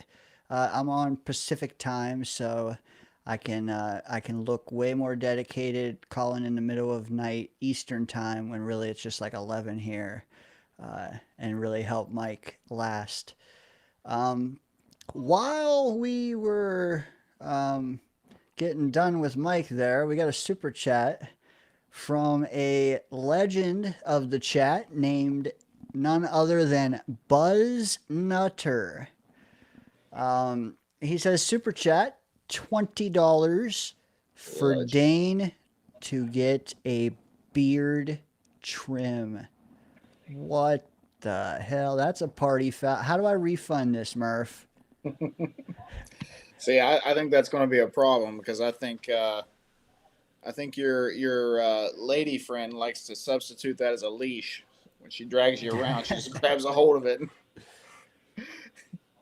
Here, boy. There we go. Oh, it's trimmed. It's trimmed.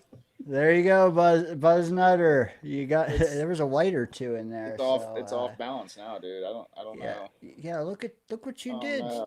Oh no. Buzz Nutter. I'm gonna have to start doing this. Oh, you gotta do pigtails. You gotta do beard pigtails. Speaking of Buzz Nutter, I wonder if he's seen the guy we're waiting on anywhere. He's coming in late. Maybe he saw him at the entrance to the Danger Zone right after they spiked the like, of course. MC Mays, no, I'm not. I was just fucking around. But I am halfway to 75, if you can do that math. Although I'll never see that. Chat's still cooking. We got to get into these game picks, Murph. You got 1 hour remaining on your tenure here tonight.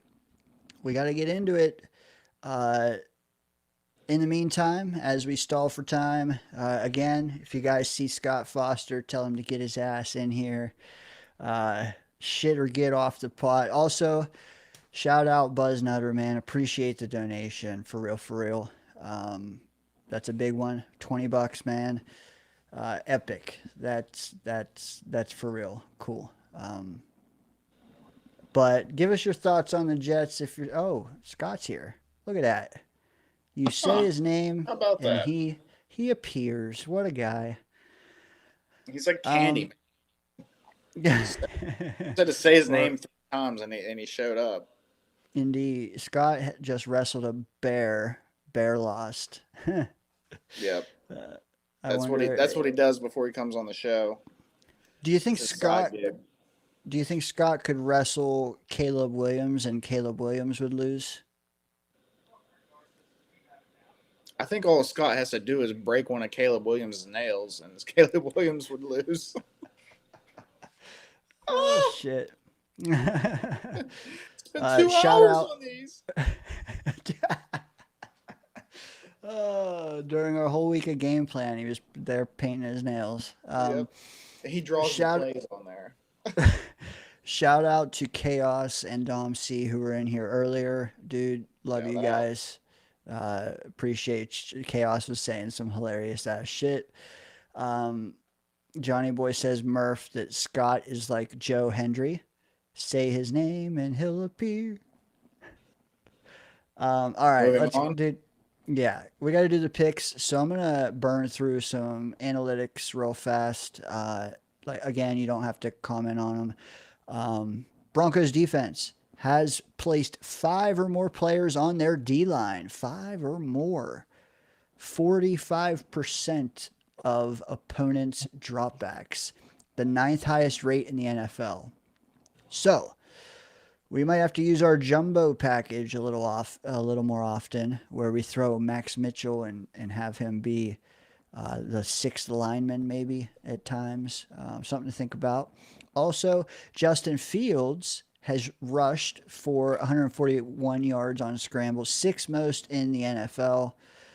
Those 2 things together makes me think, hey, if they're blitzing 5+, 6, 7 guys, whatever they're doing, can Fields flush out of the pocket, get some yards? Any thoughts on those?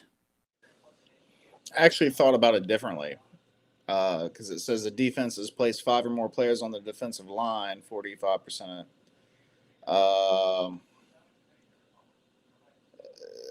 Yeah, they're talking about pressure rates and things like that. So, yeah, I guess I could see where you went to that. But to me, I'm thinking like heavy run stopping package. You know what I mean? That to me, that's what that was. Although quarterback scrambles are different. You know, it's not like a typical run. It's usually when things break down. Sometimes you have designed plays sometimes, but a lot of that stuff comes from broken plays. So I don't know if it's necessarily a counter to Justin Fields, but to me, it was just like it's a counter to Breece Hall, Isaiah Davis, and the boys. You know, I don't know. I think we're screwed. Regardless, the Broncos can do it because they have Surtain back there. You know, they can get away with that type of stuff. Yes. Taking a page out of Rex Ryan's playbook, right? You got your Revis, send the house. You know? Murph, if we had a 3rd rounder, would you send Sauce in a 3rd for Surtain? No.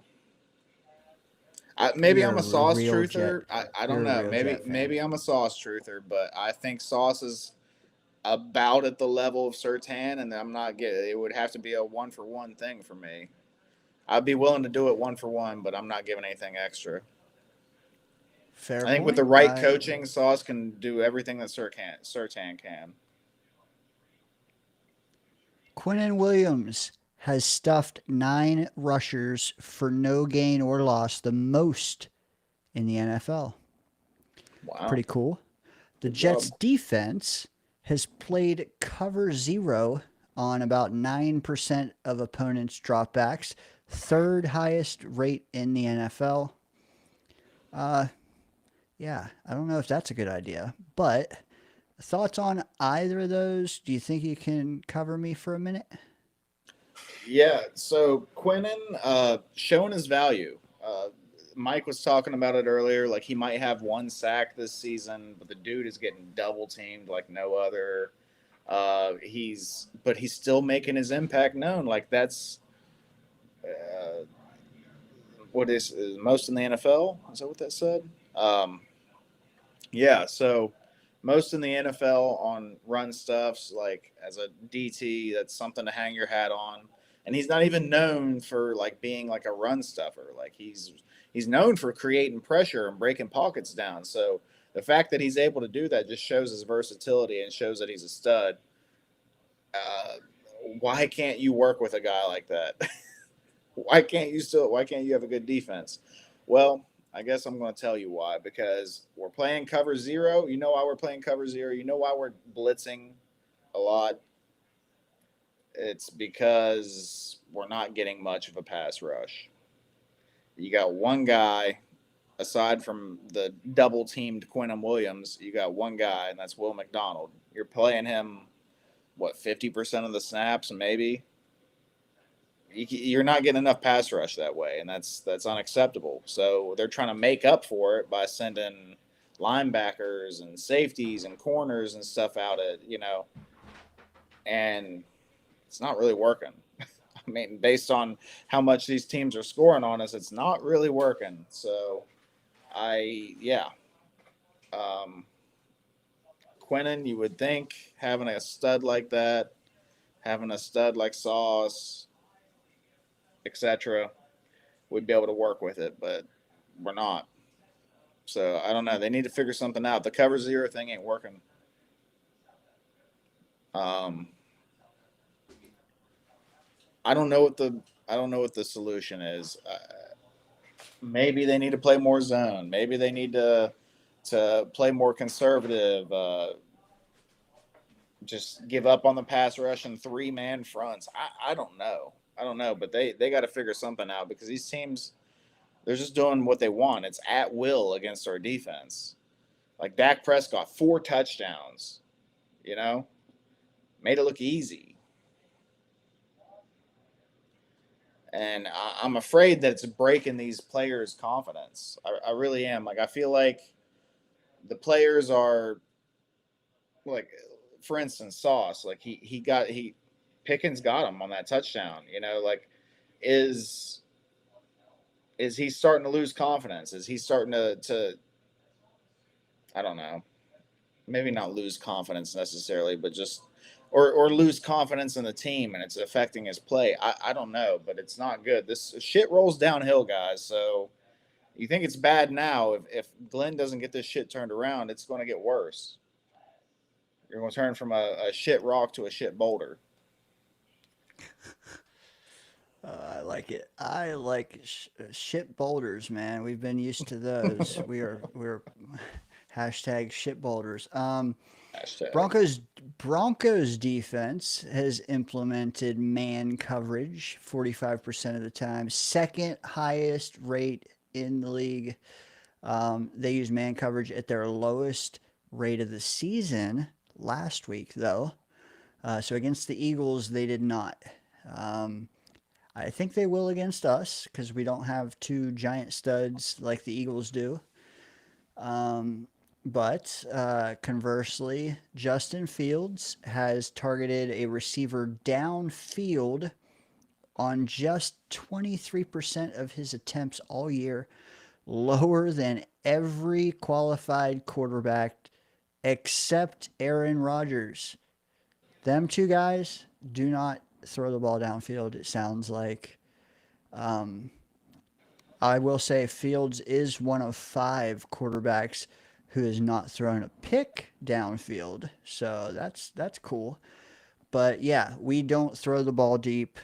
They are probably going to play man coverage. So we're going to need we're gonna need Garrett to beat Surtain in one-on-ones a couple of times. Is that the same conclusion you make? Because you can go a couple ways with this.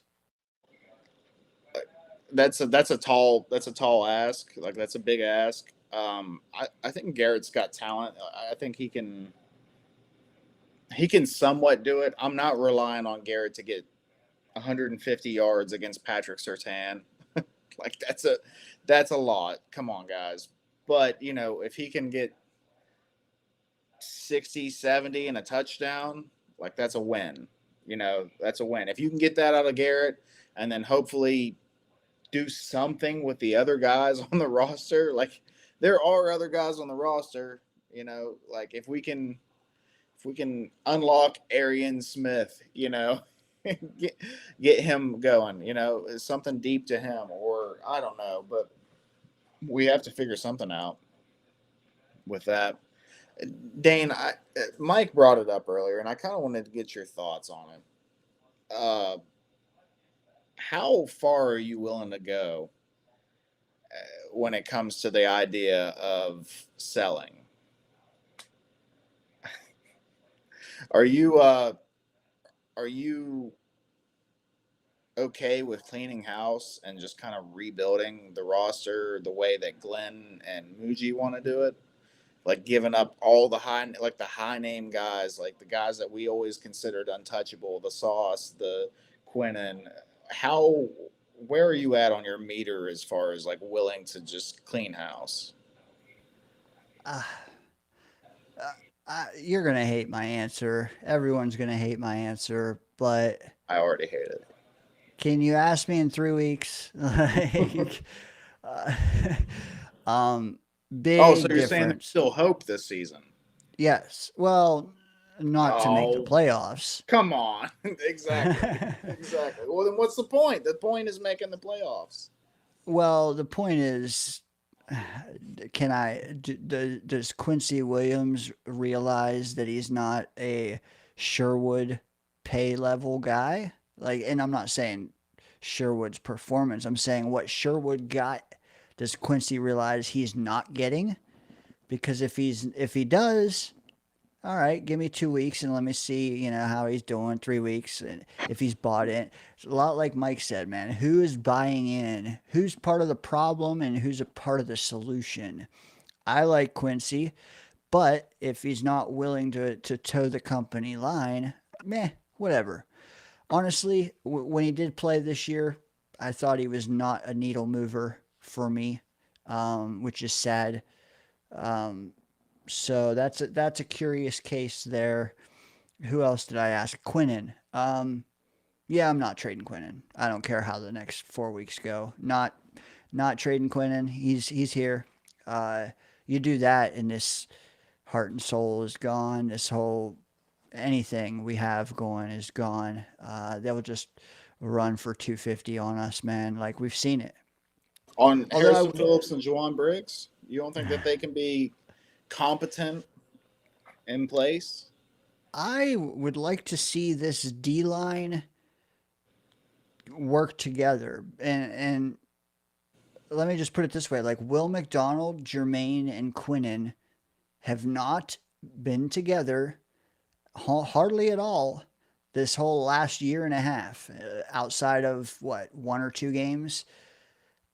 I need another month to find out what that's like.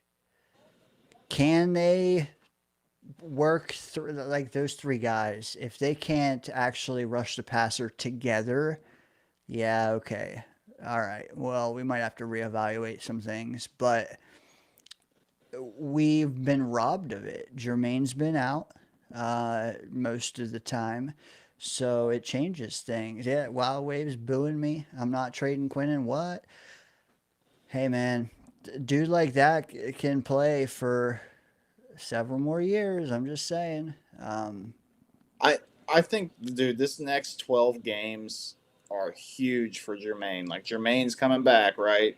This next 12 games are huge for him. Like he needs to make an impact because even before the injury, this year's injury, he didn't show us a lot. I didn't see anything out of him hardly. So I need to see something out of this dude because, for one, we need him bad. Like Dane, you were just saying, like these guys need to work together. They need to make an impact. Well, the D line needs him. They need, last year and the year before Jermaine Johnson, or well, pre-injury last. Well, okay, the year before, whatever. Anyway, they need that Yeah. as to help complement what they got going on because right now it's really lacking. So they Shellacking? yeah, it's lacking and we're getting shellacked because of it. So this is a big 12 weeks for Jermaine, both for his career and whether he's going to make money, stay with the Jets, go somewhere else, whatever. And also for the Jets defense because we're hurting. We need them. We need Bill M. You mentioned Clemens, like, dude, get There are off other guys. So here's the thing, like if you want, I don't know, man. 0-5 is one thing. 0-7, 0-8, different for me. 0-5 is like not even a third of the season. 0-8 is half the season. Yeah, big difference. And also we don't have the benefit of knowing how these guys are interacting. But what I will say is, I said Quinnen Williams is the heart and the soul of the defense.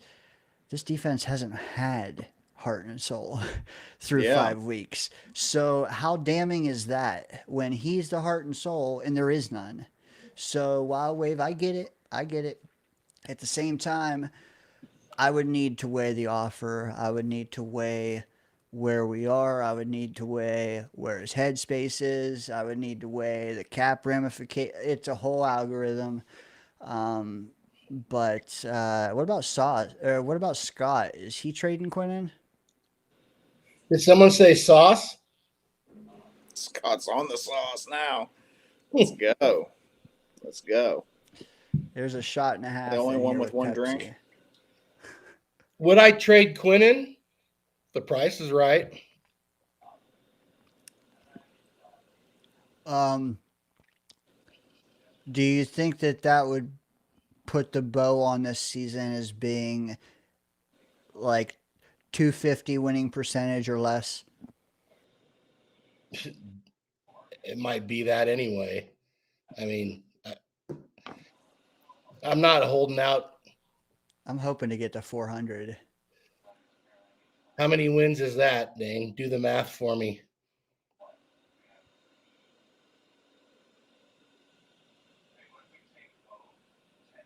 You're muted. That would be 6.8 wins. That's not going to happen. It was really funny watching him do the math there, being muted. Maybe that was I realized. intentional. I realized quickly. I'm like 1.7 times 4, 6.8 wins. I don't think we're getting there. Well, it's certainly hard to imagine it at this point, isn't it? I mean, things can turn around for sure, but so let's just round it to 7. So there's 12 games left. So they'd have to go 7-5. Correct. Bill M is in here talking about Quinnen Soul leaving him at the presser. Wild Wave saying Quinnen doesn't rally the troops. He's a leader, but a quiet one. Things like that. Just talking about that, like, there's no fire on the team. Dan, you said that there's no heart and soul and stuff. There's just really it feels like there's no fire on that defense like it used to be. Like, I don't know. Like, I understand we were bad even with Saleh and stuff like that, but you remember the Bengals game, Quinnen yelling at the coach, getting fired up, and then he just goes off. Like, the rest of the game, he's killing it. Like, why aren't we seeing this type of stuff anymore, man? There's just no fire. Because they're getting their teeth kicked in every game. Maybe a good showing. Say they win Sunday. I know, Murph, not going to happen most likely, but we'll see some fired up Jets if they're battling in the fourth quarter with a chance to win. You know, Jermaine though, like he's been out. He's been lucky. Like, are we just overconfident in Jermaine's impact because he's been out? Well, the one game he played, the defense wasn't great either, and they were better. They weren't great. So is it our green glasses thinking that, you know, Jermaine's gonna come back? Well, I don't know. I don't know if people think this, but that Jermaine is gonna make us a little better on D, or a lot better on D. Better, no doubt. I mean, as long as he's healthy. I hope they don't overdo it with him right off the bat. But obvious improvement. They can't. It's not going to make them worse.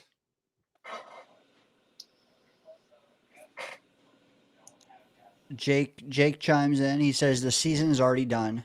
I mean, the competitive part of it, yes.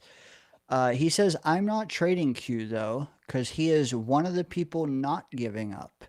We really need to start thinking about culture and why these guys are losers.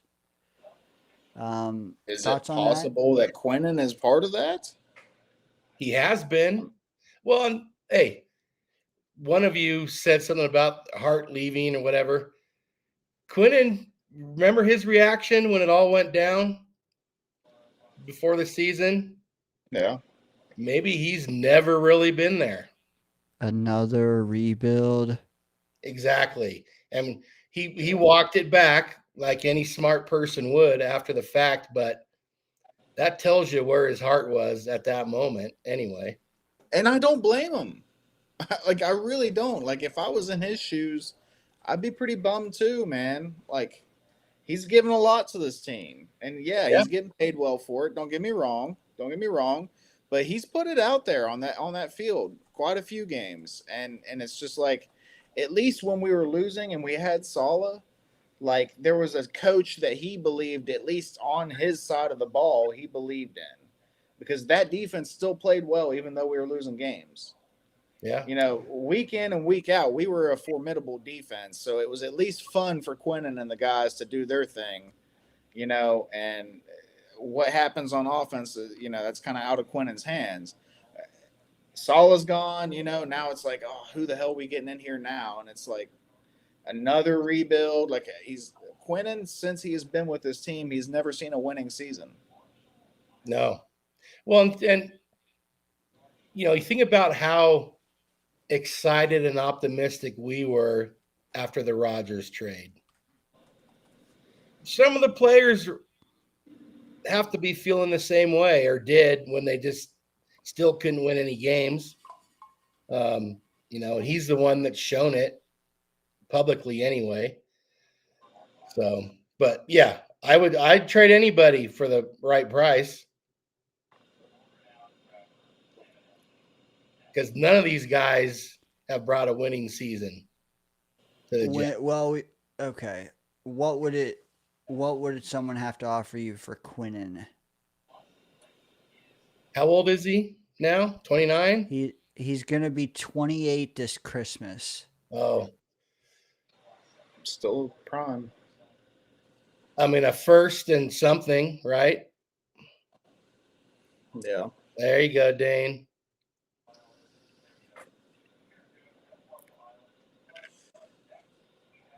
All right, for Brees though, would you take a 7th? No, I would not.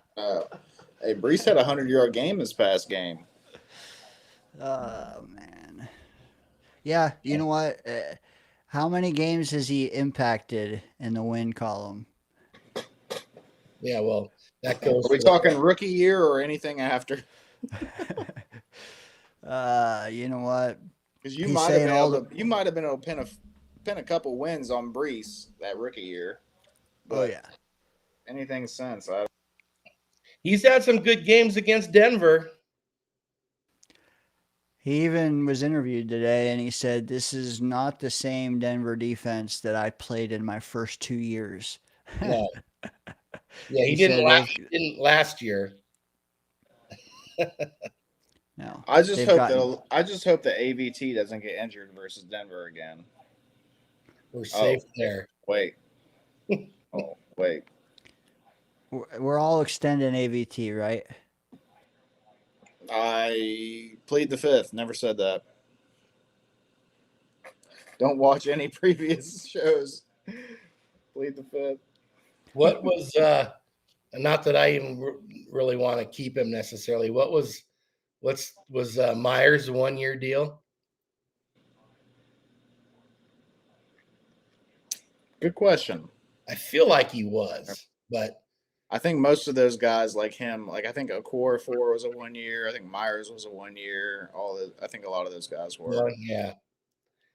It just makes it that Yeah. much harder next season too, because not only are you going to have to potentially replace some starters. Well, backups.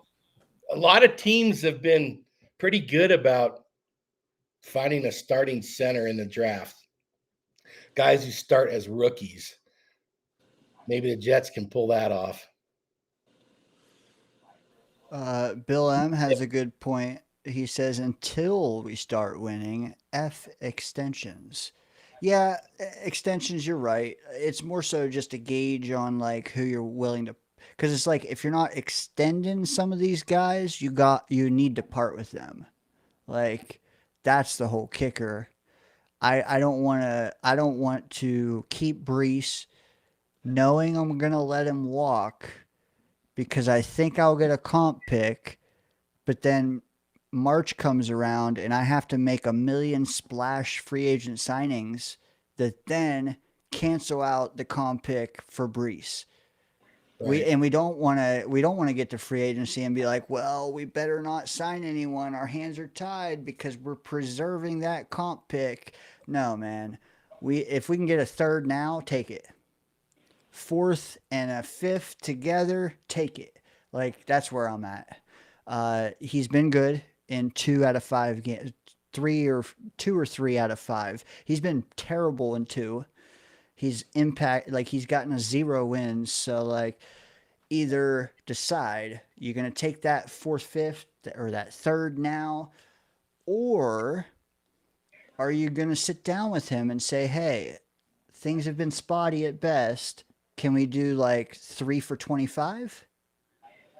I would do 3 for 25 with Brees, and that's me talking. But I don't want to give him 3 for 35, if that makes sense. I'm actually surprised you're willing to do 3 for 25. Wow. Okay. Well, I feel like because even me, I'm like, I don't know. Yeah. Right now, we have a lot of other places that need to be upgraded, and I just don't know if that money is well spent. And it's not just Brees in particular; it's just running back. It's like, God, there's so many other things, and I feel like you can get at least average production out of a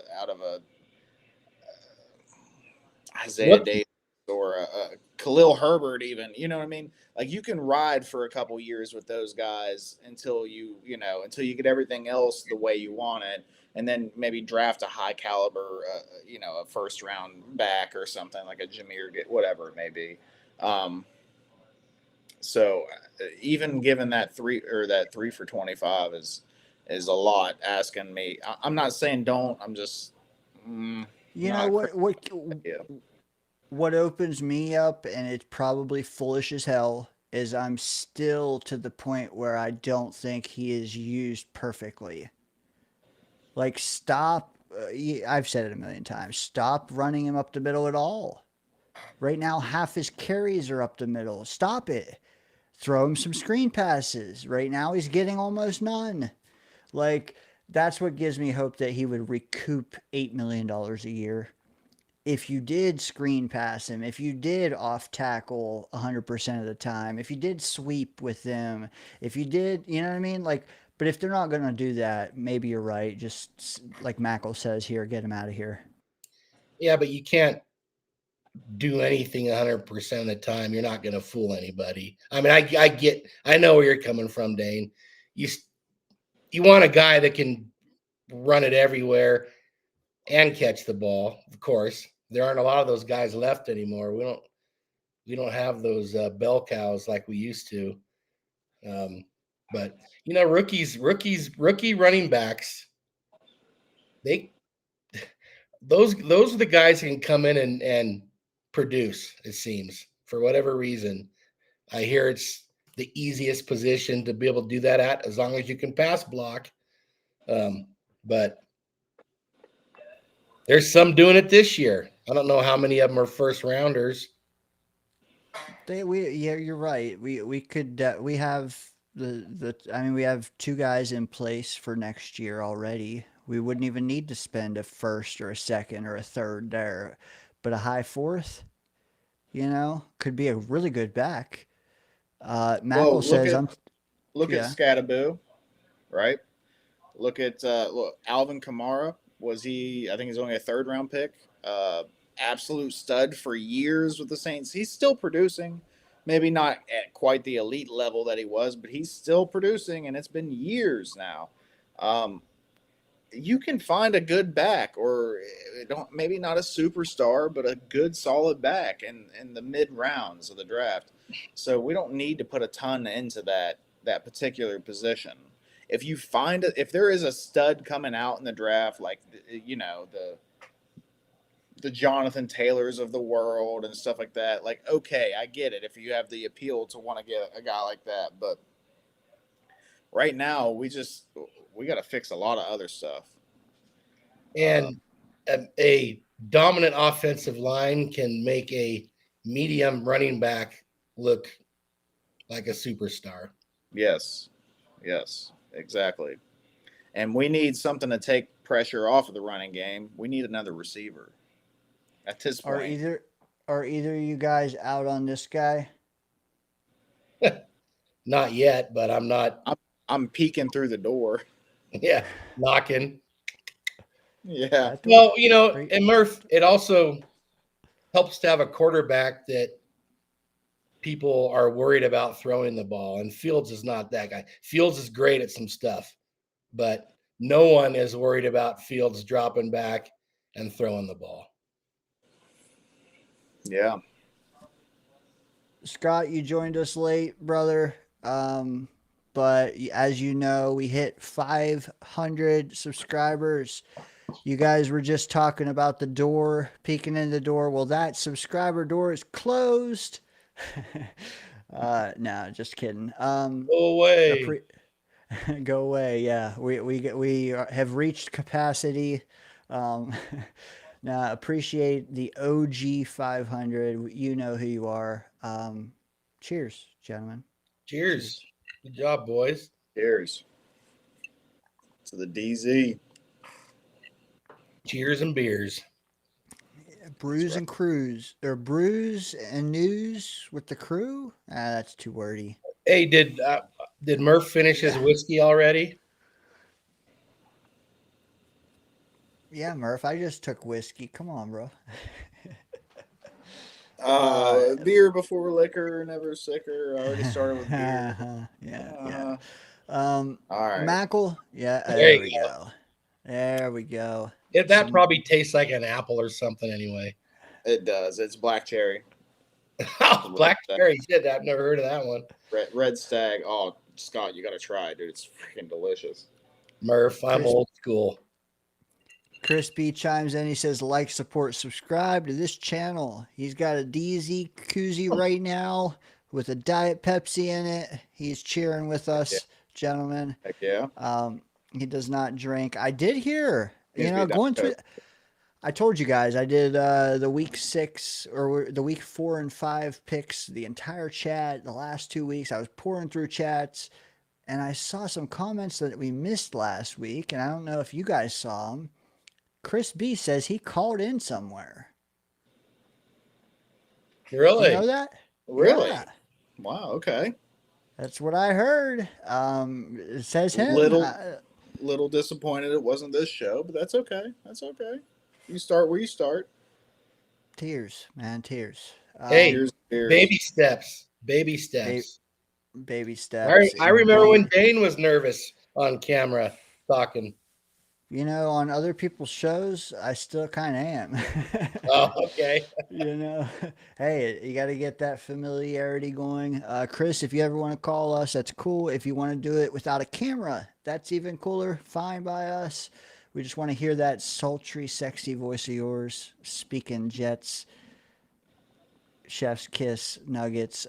Anyways, Mackle, I've had your chat up here a million minutes already. I wanted to get to it though, and Murph was trying to block it because he doesn't want to hear this fact. But Yeah. without further ado, Mackle says, I'm tired of everyone saying Davis can't be a 3-down back. He will give you average production at worst. He could be great. We have not seen enough reps yet, which is what Murph said as well. But you guys have the floor. Any response to Mackle 1? Well, I will say, Mackle 1, you just gave Dane a semi, and I'll leave it at that. I'm not talking about just the call- truck I've been driving all week either. No. Mackle Daddy. You didn't go there, did you? Cheers, boys. Wild Wave says LMAO. We have to make Wild Wave bust out laughing at least once a week, and I think we hit it this week. I love it. We got to get into picks because Murph's got to go in about 20 minutes. The chat's been waiting. Go ahead, Scott. I know you guys have talked about the game already. Mm-hmm. I will be up for it. You and me can get back into it after Murph goes. Okay, I'm just gonna say the Jets better just run the hell out of the ball. Just run. I don't care. 2nd and 8, run. 3rd and 4, run.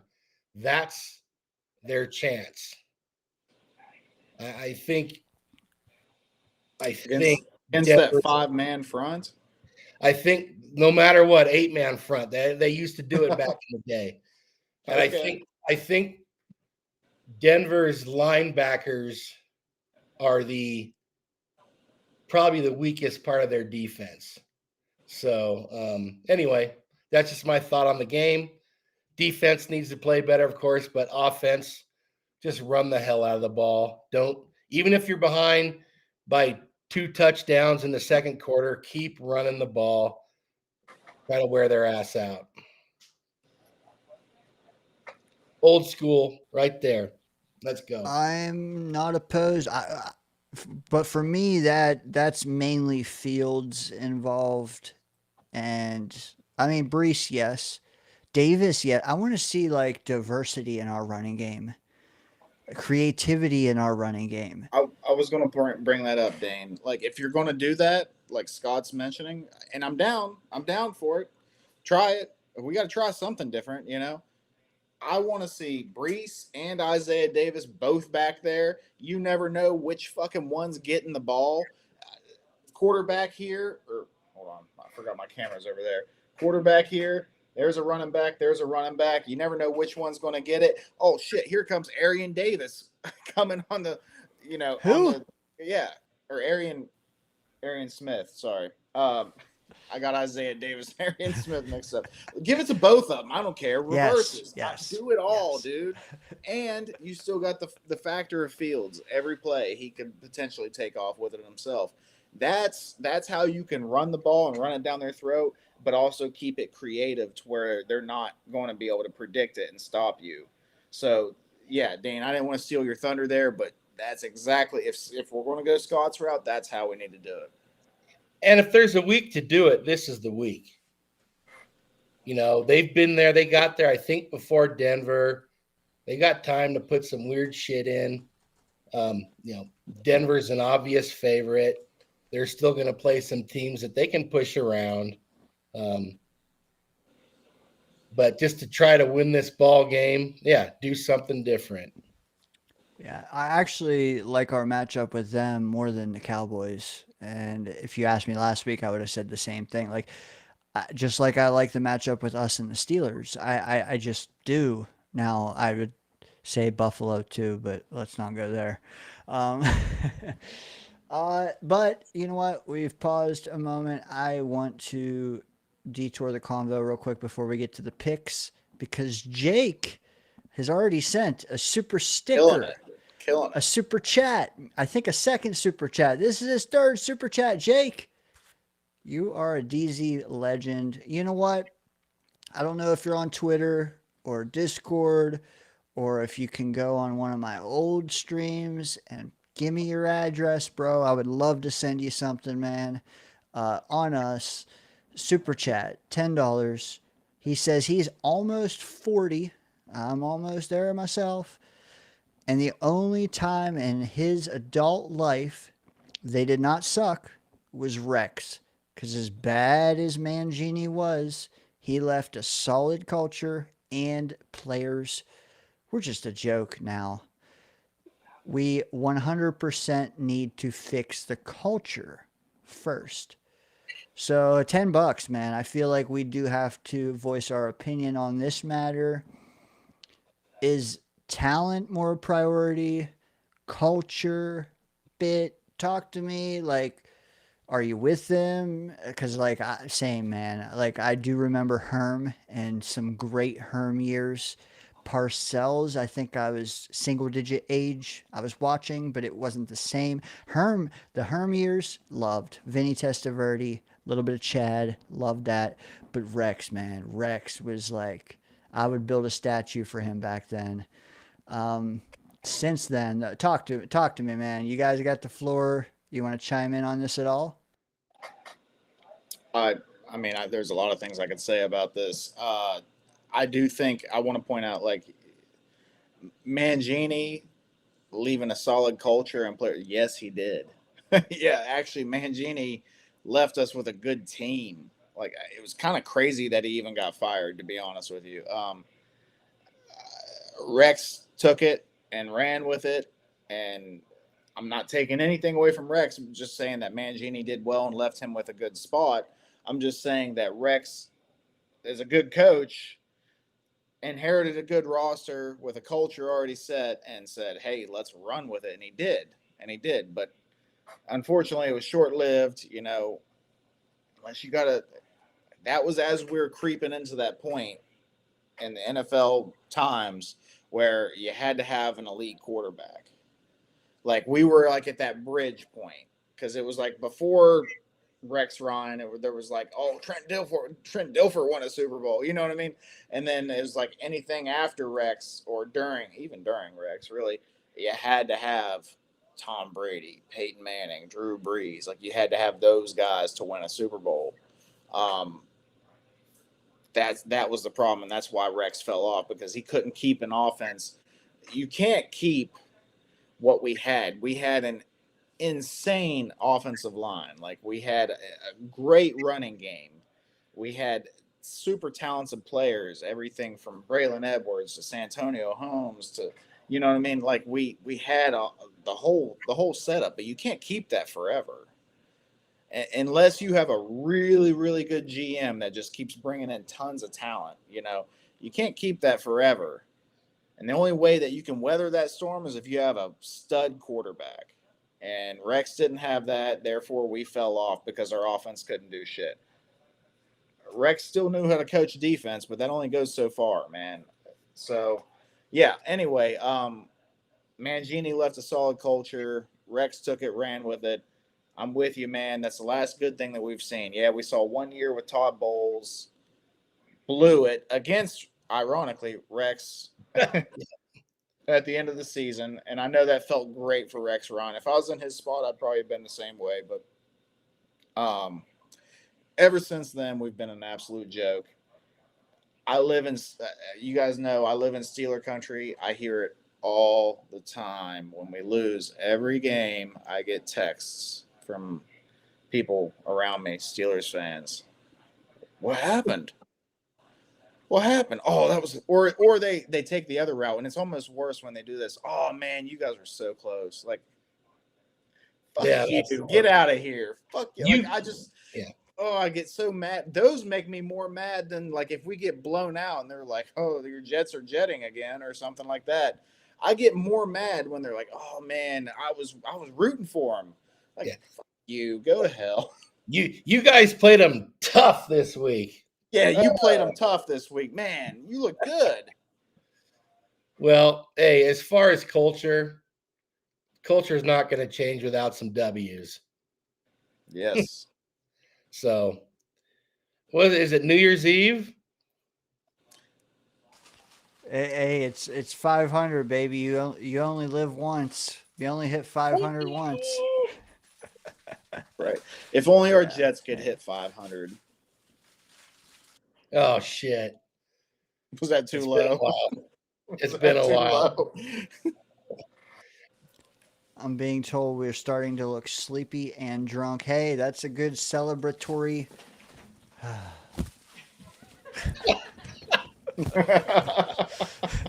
We need that in the Jets locker room. I think that would improve morale and maybe players would play better. We need some of her in there just doing random confetti things and You've lost your Vanna White privileges, Murph. They've now been given to Hayes.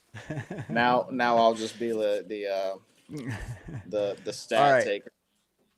You know what, you guys, Jake, I hope you're satisfied with the answers there. You heard some great answers from these two the last few minutes, but I do want to be cognizant of Murph's time. We got to get into the week 6 picks. And chat, you got, hey, so Scott, you missed this. I know you had some stuff going on. Let me just throw out my hammer here. Oh shit! You already showed me that. Yeah, fucking Chiefs. Yeah, fucking Chiefs. Yeah, both weeks, didn't they? You didn't trust them against Baltimore, and Nope. I got a win there. And then you did trust them. Yep. Yep. So, chat, if you're just joining, many of you probably weren't here 2 hours ago, but here are the top 5 chatters in terms with number of wins and win percentage. They may be ranked by win percentage here in a couple weeks. But Bill M already talking his shit too. I love it, man. He's in there. Hey, Yeah, because technically he's second. I want to point out, guys, anybody in the chat, anybody that hasn't already started with adding into the pick'ems and guessing games and stuff like that, if you're 0-0 right now, it don't matter. We're still going to keep track. Like we'll try to keep everybody in there, and you know, because it's a long season. So you know, by the end of the season, we probably will look at win percentage. You know. Yeah. Unless you're like you only guess one game and you got it, that don't count. But you know what I mean. Facts, and you said it, man. Because we're still keeping track of Johnny. Yeah, Johnny can turn it around. He just has to stop believing in Justin Fields MVP stuff, and he'll get. Scott, I said it earlier. I said you, me, and Murph the last 2 weeks have gotten 6 wins by picking against the Jets. The Chad, on the other hand, and I get it, Chris B, you're an eternal optimist. Yes, he is. But when it comes to this, you gotta live with these choices, brother. So the chat has almost exclusively chosen the Jets to win. Will they this week? We don't know. However, this is the up and coming chatters. So hey, get your picks in. Here we go. Somewhere here. I got too many slides. Murph, just give me an hour. I'll find it. Once again, Give you an hour, okay. Yeah. So we are getting into our week 6 slate of pick'ems, and it did not take an hour at all. So I barely got to say anything. So yeah, there you go, Dane. There's your time bot. You should like, braid that into your beard. I can't believe Buzz freaking Nutter made me cut a good inch off of over here. I can't believe him. I didn't see a razor anywhere. Dane is looking like some of the hippies from the pot festivals I used to go to right now. He really is. If you look, I bet you this will be the appearance of Will McDonald here in a couple years. Maybe. You might not be wrong there. But hey, as long as he's getting sacks and the ones on the football field, I mean specifically, I don't care. When's he gonna start doing that again? Thanks for that distinction. I just had to be clear there. Why are Caleb Williams nails coming to my mind? Anyways, last night we saw the Giants pull out an upset. Hey, yeah, Bill M says, who? Buzz Nutter. Yeah, who indeed? Oh, Jesus Christ. Hey, the favorite doesn't always win, and we're not picking spread, we're picking money line. But if you can see, we only have we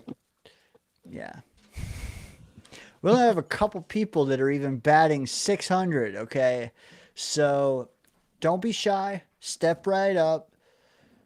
We're gonna skip the Jets. We forgot to last week, but we're gonna skip the Jet game.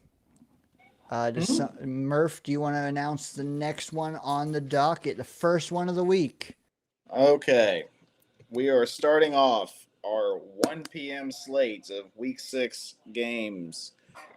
Seattle Seahawks up against the Jacksonville Jaguars. I'm assuming everybody on the right is home. Yep. That's because that's how I had it here, and I think that's how it goes. So, yeah, Seattle Seahawks are traveling to Jacksonville, and that is not a small trip. That is completely cross country, north to south, east or west to east. The Jacksonville Jaguars, I don't know if people, this is kind of sneaky. I don't know if people realize this. And by the way, I want to kind of flex on my pick last week. You guys laughed at me when I picked Jacksonville over Kansas City. Laughed at me. Just pointing that out. Jacksonville. I'm still laughing. Jacksonville is 4-1, and they are laughing at our New York Jets right now. Is what they're doing. Liam Cohen, Duval. Well, whatever he's Duvaling is working. So anyway, they have a better record than Seattle, but Darnold's over there balling. So what are we thinking, guys? Dude, I was gonna throw up. I didn't know if it was the whiskey or the Duval. But don't throw up, Dane. Don't throw up. I tried to make it sound as stupid as possible.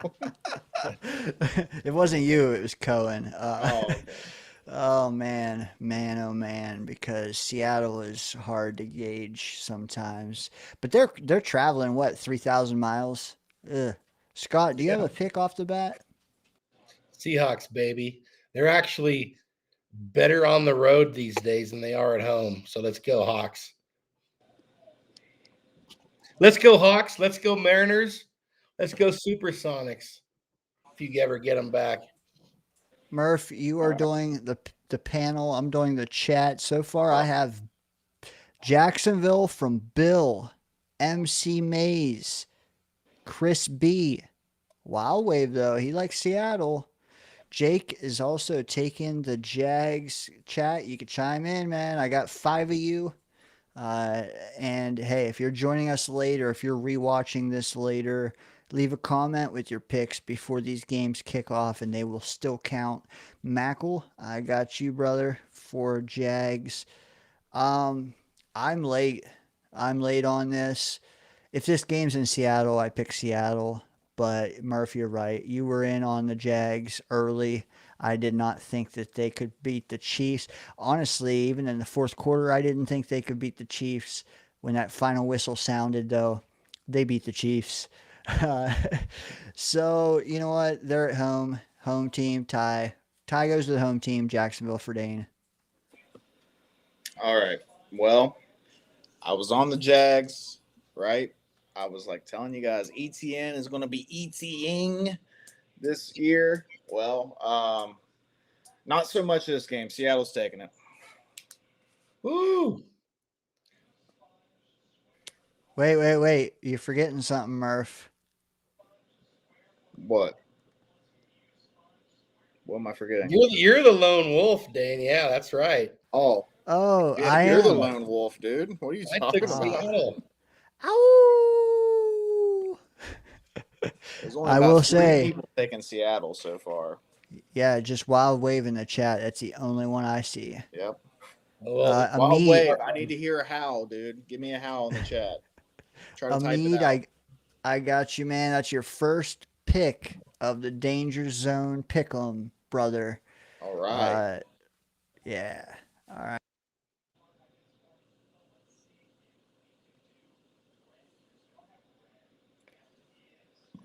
Okay. Anyway, so next game we have the I almost said San Diego. I can't get it out of my head. It's the LA Chargers, Los Angeles Chargers traveling from Los Angeles all the way to Miami to play the Dolphins. The Dolphins who were, we could not beat, but apparently everybody else can. So, no Tyreek Hill for the Dolphins. No Amarian Hampton for the Chargers. I don't know. Some banged up teams coming in here. Dane is having an all-out war with confetti over there. Yeah, I don't know. This is not really that interesting. I think we're all going to go around the same way here. What do you think, Scott? I'm Chargers, despite all their injuries. I'll go Chargers. You know, this is how you guys can really pull away. Ahmed. You're not going to convince me, Dane. I'm going LAC, baby. LAC. Oh, baby. Are we all lactating today? I mean, yeah, we're all shellacking. We've gotten shellacked so many times that we're just all about the lack. Yeah. Yes, lack for me. What's the vibe from the chat? You know what? It is. I think Chargers across the board.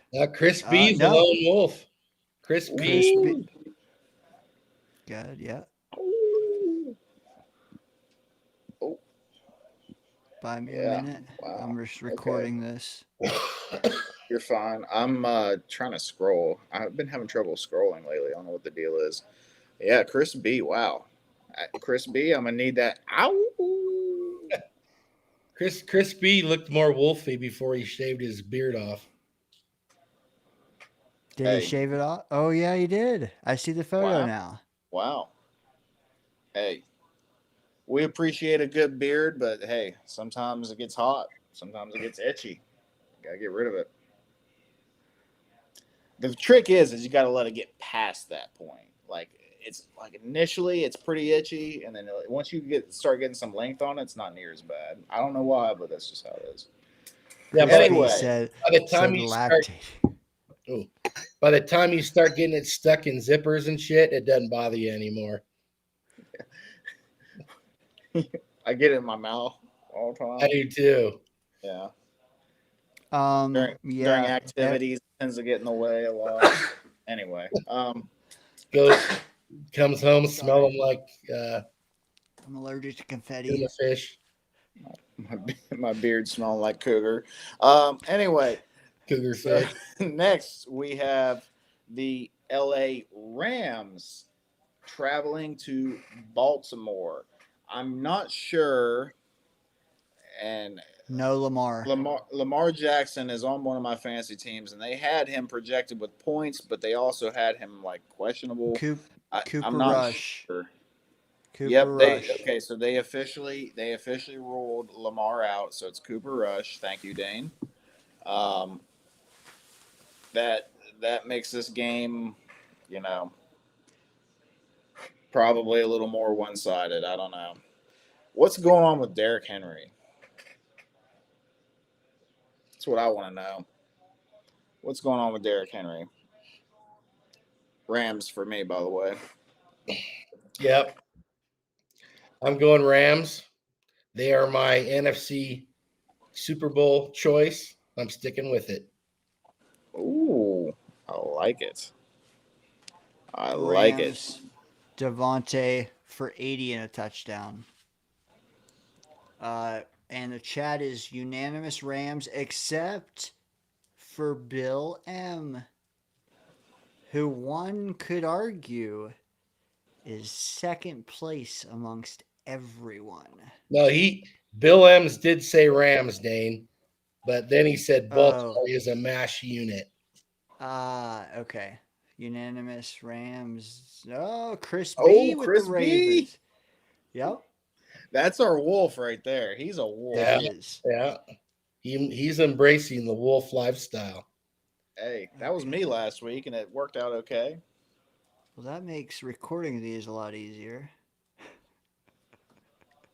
Chris is wild. Well, Jake, no spoilers. We'll see what you got to say. Yeah, thanks, Scott, because I saw a MASH unit and I just, yeah, all right. And in full disclosure, my AFC Super Bowl team was the Ravens. So, so you're half right. right, yeah. Maybe. The trouble with them, man, is they could get Lamar back like week 10 and still make the playoffs. Yeah, but he's he going to play defense? And their defense has been cheeks.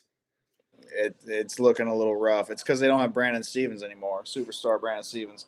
Mackle, 31-year-old running back. Hey, it's a good point. But it felt like there for a minute. Like looking at him last year, it felt like, oh man, Derrick Henry is going to be one of those guys that's going to play good ball until he's like 34 or so.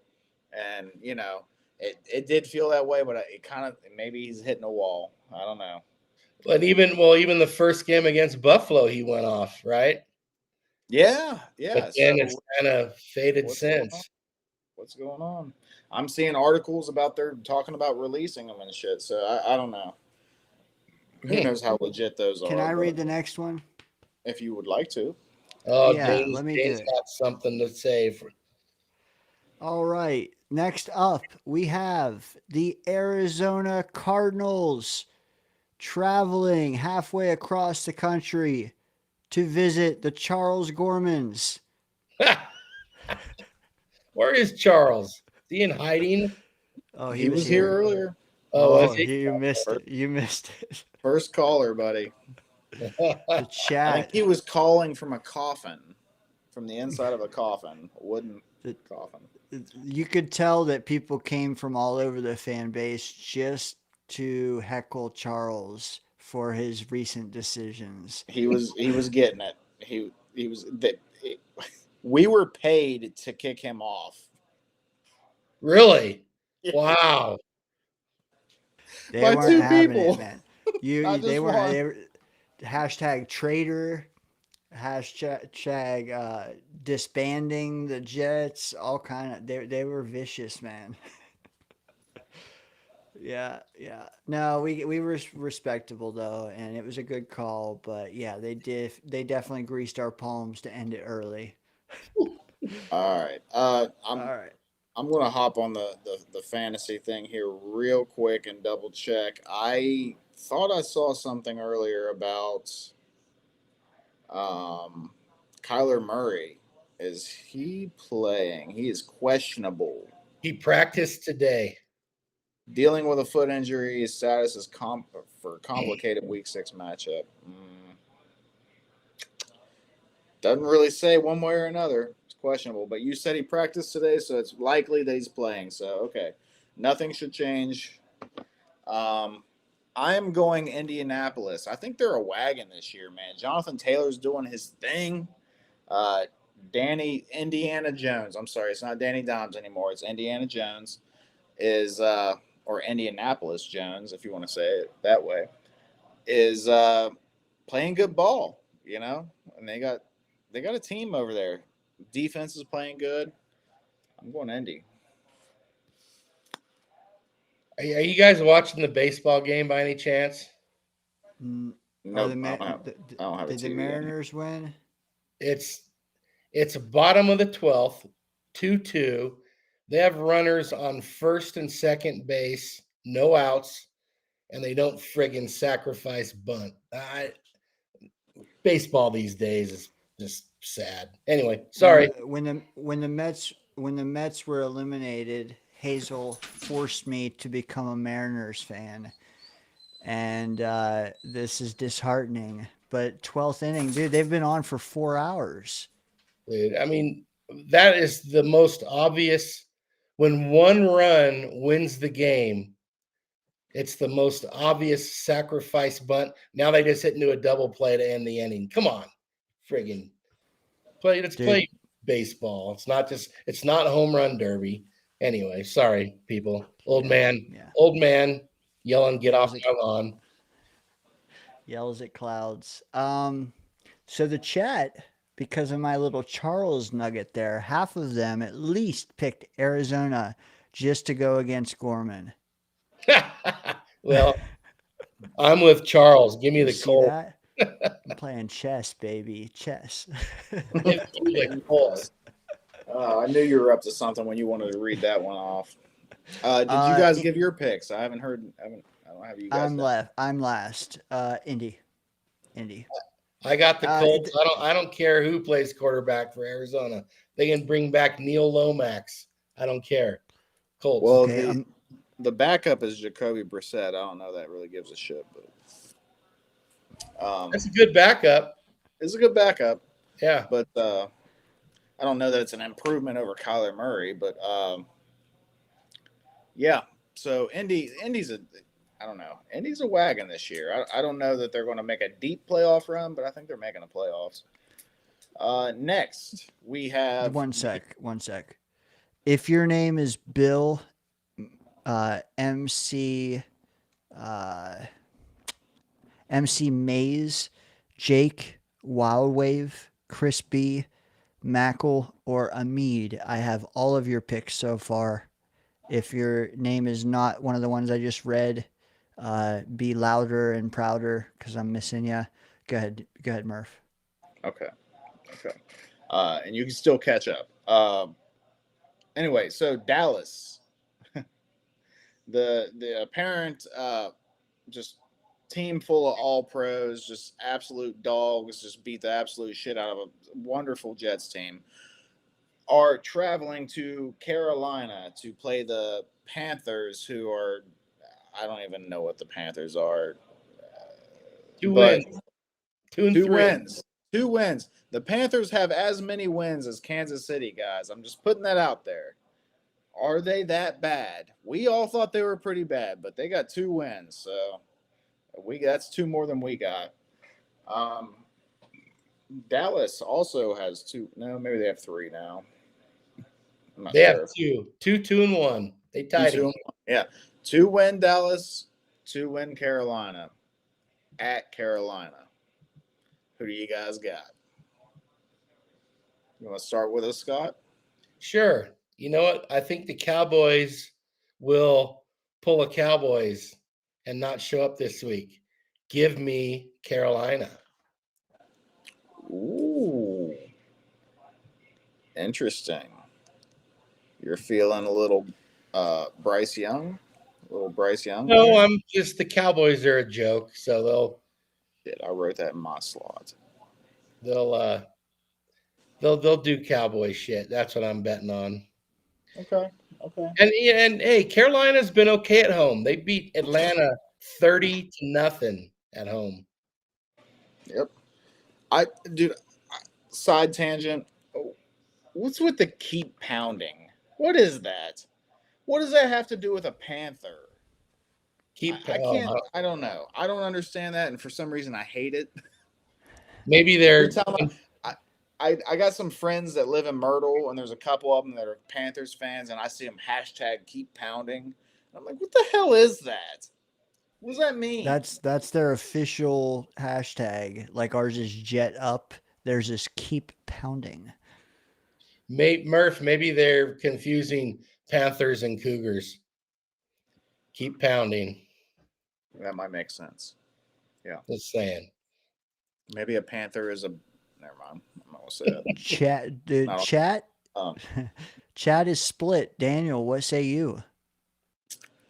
I say this might be the toughest decision I make all Careful. night. Holy hell, that bear came back.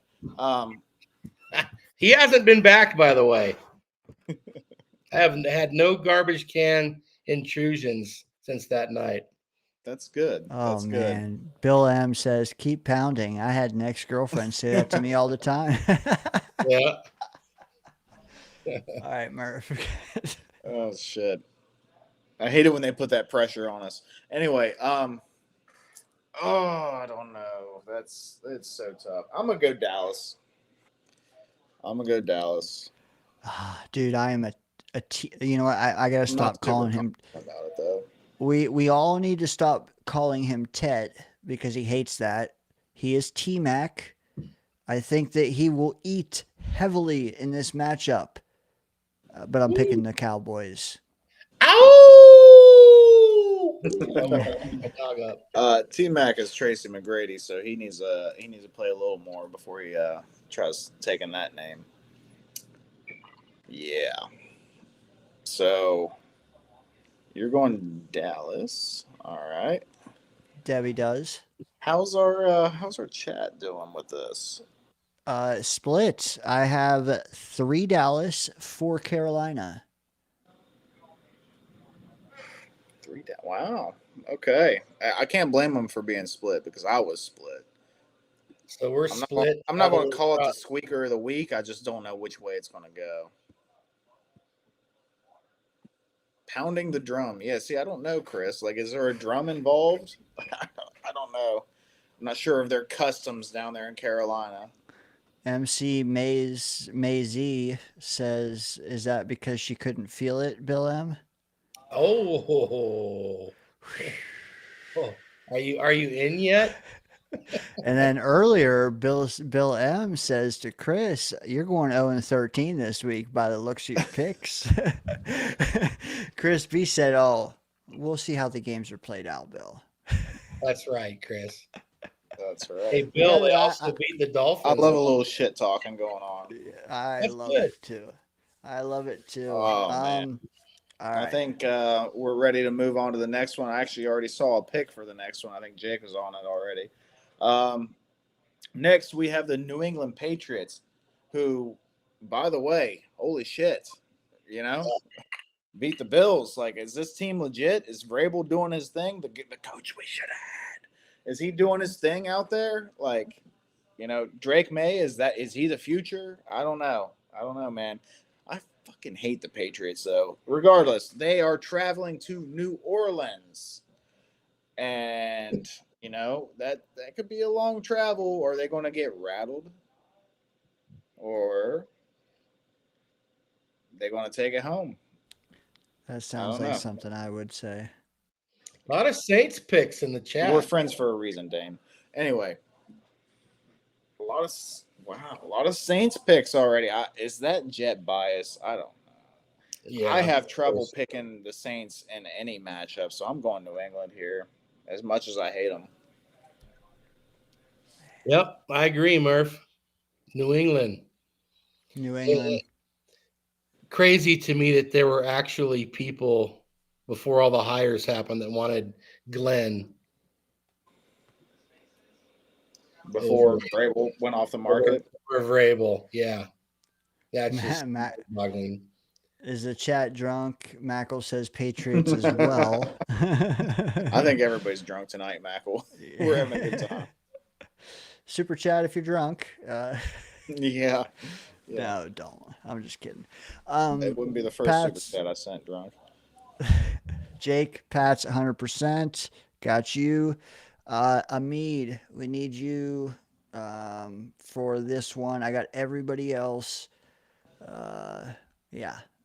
But so far I have 3-3 split, but we are in unison. We all say Patriots. Yeah. Yeah. All right. Yeah. Patriots. That was a simple one. Saints. Okay, moving on to the right column here. Oh, and this Adirondack. Is the last. I think this is the last 1 o'clock. Adirondack showing up. Adirondack Pick your winners. We are on the Saints Patriots. If you can give us every winner you want before that, they will still count. Otherwise, just plug in now. Patriots Saints. Moving on from there. Yep. All right. We're going to go ahead and move on. Adirondack, if you want to get caught up and throw all your picks in, you can. That's fine. If not, no pressure. Moving on to Cleveland. This is a division game. This is the last 1 o'clock game on this slate. Cleveland is traveling to Pittsburgh. Not a far travel. But either way, it's a home game for Pittsburgh.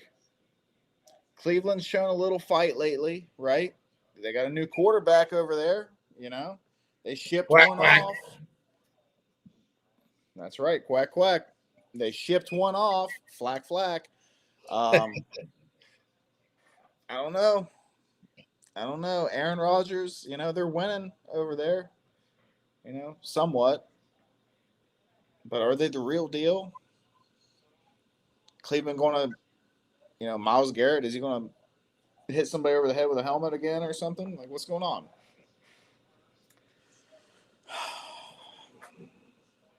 I don't want to, but I guess I'm going to pick Pittsburgh. Don't do it, Murph. I don't want to. I really don't. I'm not as confident in your quack of a quarterback. No, I'm not either. I'll take the Steelers. I am behind and recording the chat, but so I'll be quick. Steelers. Ugh. That pains me to say. You gonna be quick or you gonna be quack? You guys with the Steelers are like me with the 49ers. Yeah. Yeah. I hate picking them. Anytime, yeah. That's a very good way to put it. Oh, 1 o'clock games are knocked out. And the game of the weekend. Chris B went Cleveland. What did Scott say? Steelers. Okay. Yeah, Dylan, I really liked Dylan Gabriel last week. I like him in moving forward. But yeah, they're in Pittsburgh. That's different than in London or wherever the fuck they were. Hey, they should have beat Minnesota last week. So we actually have Jake and Wild Wave went Cleveland. Wow. So we got a few Cleveland fellas, Chris B, yeah. My mother was a Browns fan, believe it or not. I got a brother that's a Browns fan too. I used to be able to be like, oh man, both our teams suck. Let's hug it out or whatever, Now it's like, oh man, my team sucks. Your team we got sometimes sucks, whatever. Hazel pretty much says, suck. I don't know why he keeps removing the confetti. Hazel, I like how she left us hanging there for a second. I don't know why he keeps. Before next show, she needs to braid that in with your beard. Yeah, That's what I said. Braid that shit in. That'd be nice. We are on to 4 o'clock, so I think that calls for a cheers, gentlemen. All right. Only because it's celebration night, Dane. Hey.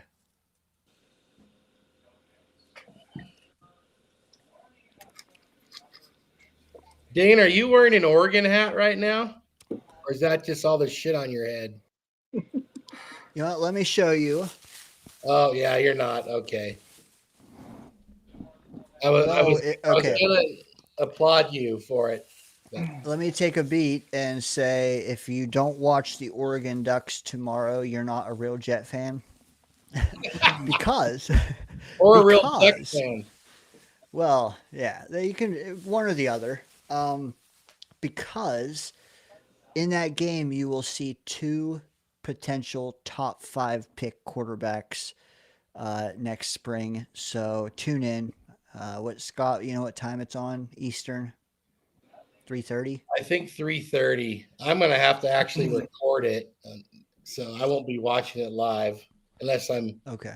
in a pub or something. We are gonna go have lunch somewhere, but I don't know how that's gonna work out.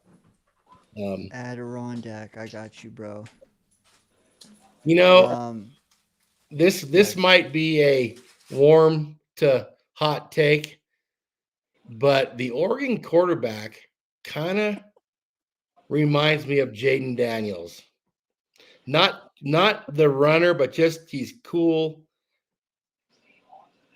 Is that a Ducks hat? That away, Hayes.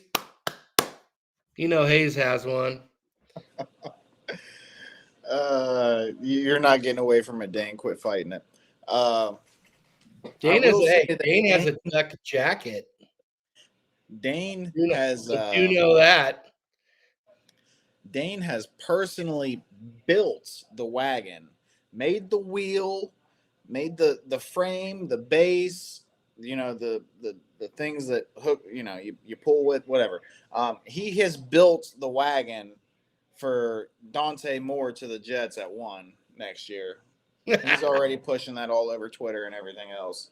There we go. I don't know if I'm willing to make that kind of leap yet, but I will give it to him. The kid is looking good.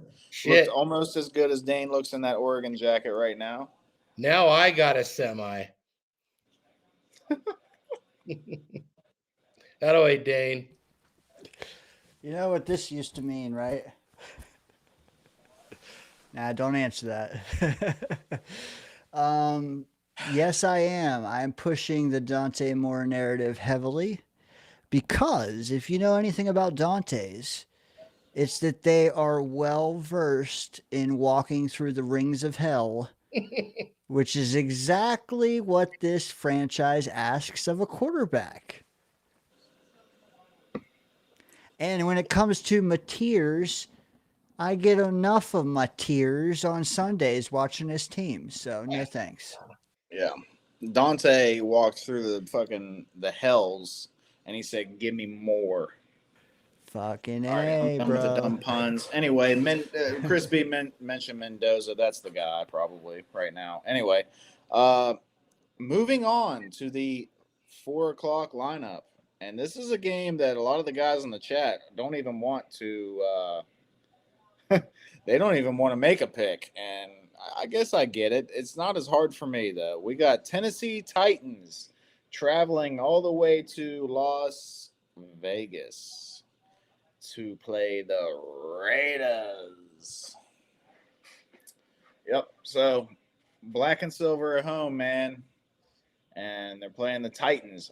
Cam Ward has looked like booty cheeks. That was not what I expected. I thought he would be better. I'm going with the Las Vegas Raiders. Gino and the boys.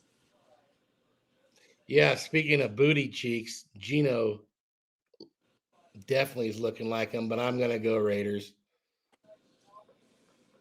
There's levels to that shit. There's levels to booty cheeks, right? Yep. You got like bubble butt, and then you got like BBL. Do you guys care that there will be no Brock Bowers? No. I don't give a shit now. Yeah, they drafted Tennessee- another tight end in the first round too that we don't ever hear about because Bowers overshadowed him. Yeah, the Don't kid they from still Notre Dame. got- He might be hurt also. Myers, I think his name is Mayer. Mayer. Yeah. Mayer. Right. He was there a year before, right? Yep. This could be one where you can level up on the competition, but to bet on Tennessee is like to bet on the Jets right now. That's like a death wish. Dude, Gino has been. There's people saying, is he the Jets Gino again? Like, which would suck for him. I don't know, man. Hayes told me the other day, should the Raiders trade for Russell Wilson so Pete Carroll can get back with his real quarterback? And I started thinking, man, I don't know if Gino keeps playing like this. Pete wants nothing to do with Russell Wilson. He was Jets, thrilled to see him leave Seattle. He's more than happy to see him leave. Yeah. Jets Gino right now, like Jets Gino is better than Tennessee Cam Ward right now. So And I hate saying that because I really thought Cam Ward was going to be that dude, but I don't know, man. Hey, Murph, give him some time. He's a rook. Yeah, Uh, yeah, he's a he rook could, on a bad team. yeah, but they do have some. I mean, they got Calvin Ridley. Yeah. Whatever. They got Cam Ward though too. I'm catching up. I got all of Adirondack Fly Guys picks up to this point. Catching up on the rest of you guys. Give me the Raiders and buy me a minute. All right, Las Vegas Raiders. Genty, is he starting to catch fire now? Because he was looking rough in the beginning of the season, but I think a lot of that was the O line. Because you even saw it early in preseason, man, they weren't giving him nothing to work with. And then now he's starting to get some holes. Also, he's doing his like stand up thing that he does. I don't know. Jake, I don't know if Jake, that helps him, but shout out Jake down there. You're killing me, bro. You've changed your pick 3 times. You're killing me. Shout out he did 203. say he was having trouble with this game. I'll give it to him. Well, someone almost stayed out of it. And I'm like, come on now. 203 Grinch, I think you're new. Welcome to the channel. Says that the game is at 3:30. That's a great name, by the way, 203 Grinch. I assume that's your area code, but if you want to elaborate, let us know what that's about. Give us the rest of your address. 203 Grinch, And your man. social security number. That makes me think of the Dax song where he is the Grinch, and it's a great song. If you like that sort of thing, check that out. Carry on. I'm down to Mackle with the Raiders, and I'm recording after that. All right. Well, I think most people got their stuff in, the ones that actually wanted to pick this game. We're moving on. Okay. We're still in the 4 o'clock slate. Well, it's 4:30 now. Scott's favorite team, the San Francisco 49ers, are traveling all the way from San Francisco to Tampa Bay to face Baker and the boys. And I'm about to look up just to see. I can't remember. I think I had to bench Bucky Irving because he's not going to play. Yep. Yeah, Bucky's out. Bucky is out, but the rest of the boys are still there. They still got a good running back in Rashad White. I don't know. Is Purdy back with the Niners, or is it still Mac Jones slinging it? Guess who it might be slinging it? Who? Your Adrian favorite ex-Jet quarterback from Adrian Martinez. Yeah. I think Purdy is not going to play, and Mac Jones is questionable. And Pearsall and Purdy have been ruled out. That's what I recorded earlier for you guys. Not to mention Nick Bosa out for the season, right? Not to mention Godwin, Evans, and Irving also out. How about their offensive linemen? Any of those guys come back that were all gone against the Jets? So the tweets I've seen only mentioned Purdy and Pearsall on one side, and then Godwin, Evans, and Irving on the other. So I'm assuming that everyone else is questionable. Don't quote me, though. Man, it's hard to pick this game with all the up-in-the-air injuries, especially the 49ers quarterback situation. Hey, shout out Chris B. It is hard to pick these games, man. Like we told you earlier, the best person in this whole show, yours truly, is only batting 600. So 600. 600. If you can pick 7 out of 10, boom, you're right there in the number one spot. All right, so I'm gonna get us started. We ain't playing around. Like Baker and the boys are gonna do it. I don't want to come off as like a Baker fan, or you know what I mean, but I'm just saying, like, even in these games where they've had all these injuries, last week they handled the Seahawks, who I think most of us would say is a solid team. Darnold's over there doing his thing. Like they're a solid team. The week before, they only lost by 6 points to the Philadelphia Eagles. Now I know the Eagles just lost, to the Giants or whatever, but the Eagles before that were rolling. So I'm just saying those guys are competitive no matter who the hell's playing. Good teams find a way, and I think Tampa Bay is a good team. San Francisco's a good team too, but they're on fucking quarterback 4 and lost their star edge rush. There's a lot going on over there. That's a whole different ball game. Tampa Bay's got it.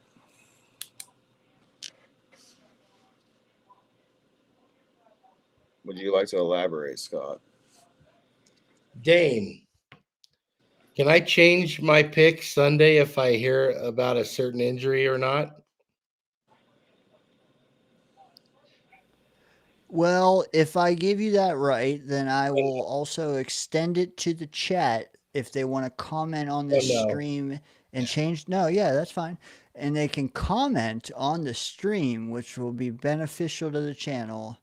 Just do it before kickoff. You can change your pick. So my thought is I want to take the 49ers, but man, if they're down to their third quarterback, I don't want to.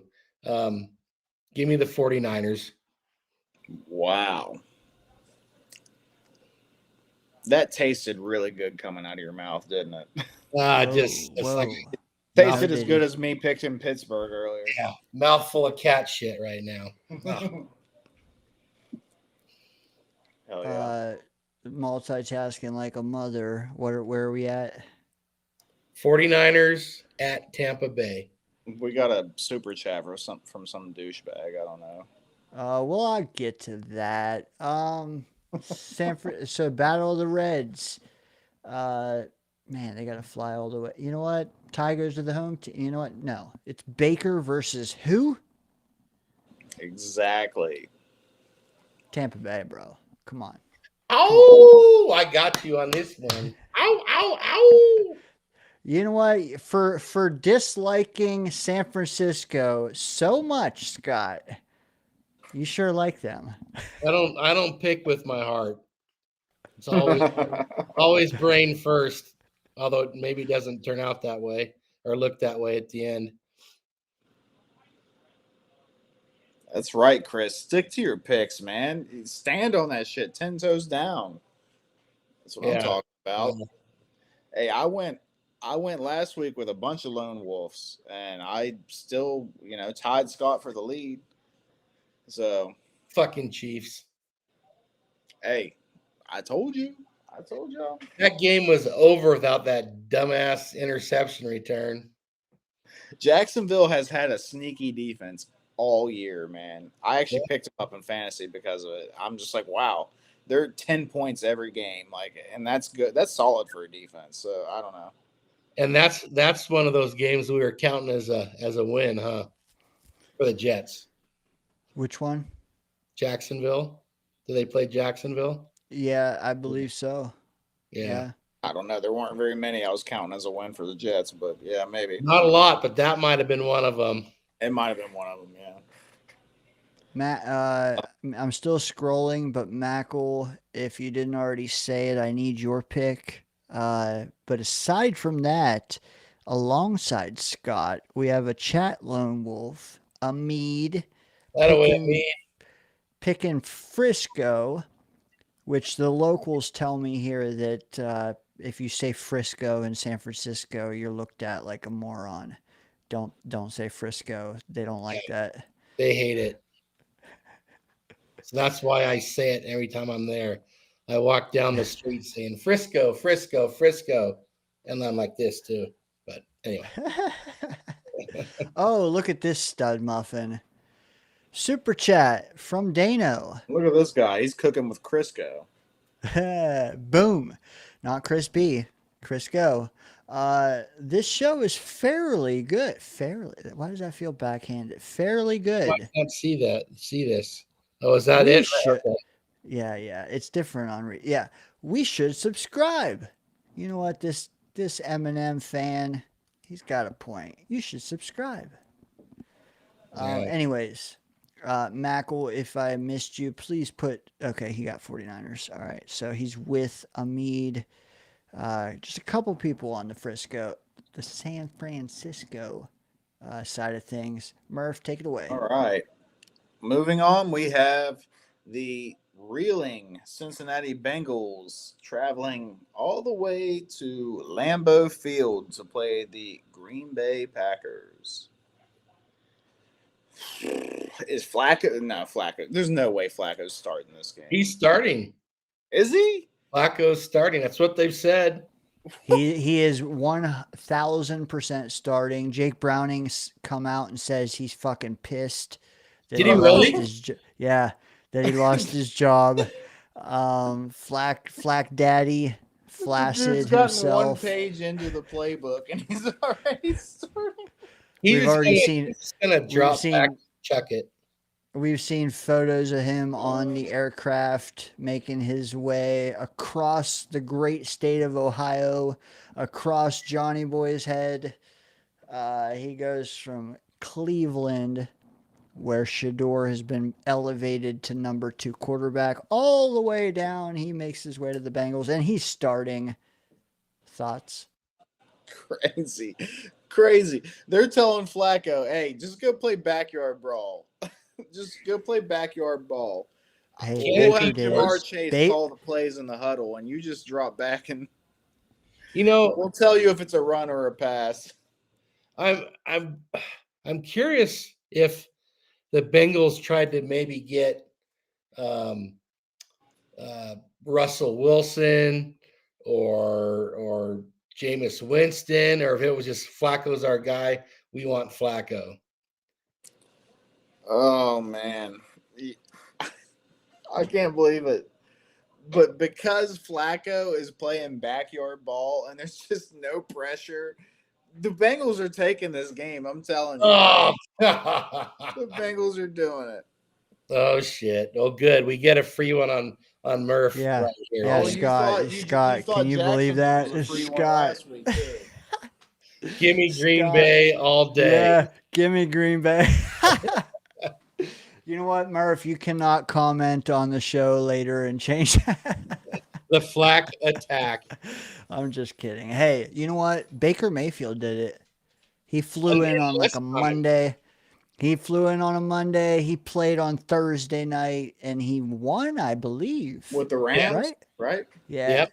Yeah. But he was the Rams. He was playing the Raiders at home. Yeah, he wasn't going into Green Bay. You know what? I do believe that Jamar Chase and T. Higgins are happy as freak right now. Oh yeah.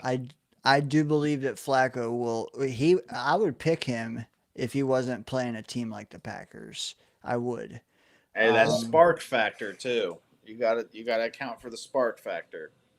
And I will say, even though I picked Green Bay, I'd be pretty fired up if the Bengals and Flacco went in there and won the game. I would too, even despite Murph getting a W. Yep, it would even be worth Murph getting a W. You better expect it. Jacksonville last week, I'm telling y'all. Man, if you don't spike the like for this segment alone, come on, what are you doing? That's right. Spike the like. How we looking in the chat? Flack, no. He says. Yeah. When it comes to definitive answers, I only have 2 so far. So give us. Mackle is saying, give me Tucker Kraft and the Packers. Hey, Mackle, I'm with you on the Tucker Kraft because he's on my fantasy team, so I'm going to need that. But, I just think I don't know. Sometimes you get a new quarterback in, you just get that spark. And we've seen it with Flacco. I don't know. Hamid took Cincinnati. Oh, did he? Yep. Yeah, I definitely saw Bengals. somebody take Cincinnati earlier. I think him and Murph were the only two. Man, they're huffing the. All right, I got some more Packers rolling in. Don't want to sway anyone. So far, I got Bill M, McMay Z, Jake, and Mackle all with Green Bay, and I got Amid with with Cincy. If your name has not been read, AFG, Chris B, Wild Wave, throw your picks in. Go ahead, Murph. All right, moving on to the night game. Sunday night, we have what, maybe a year or two ago, we were all predicting to be the Super Bowl matchup, right? The Detroit Lions traveling to Kansas City, Missouri to play Patrick Mahomes and the Swifties. Interesting matchup. Yeah, it's a tough one. Very. It's a tough one. I know Xavier Worthy, I believe, is. Oh man, I saw something about him. Out or in, I don't remember. I think in. Out, in, out, in. Come on, make up your mind, Dane. Tyquan Thornton been kind I of need doing to know. his thing. Right. The Lions laid a stinker earlier this season, and I kind of feel like they've been back on track since, for the most part. I think I'm gonna go Lions. Going Detroit, 8 Mile. Man, I can't decide on this one. It's tough to bet against Casey and the Chiefs or Patrick Mahomes and the Chiefs. It's tough. Well, since I really want to hate the Chiefs, give me the Chiefs, because if they do it to me again, I will really hate them. Give me the Chiefs, Murph. You're really gonna hate them if they lose again. Yeah. All right, KC for good old Scott. What are we looking at in the chat? I see some Lions. I see Bill M with the Chiefs. Murph, what do you think this comment on screen means? That would mean Detroit by 8 Mile. Oh, well played, sir. Well played. Scott is lost, I'm sure.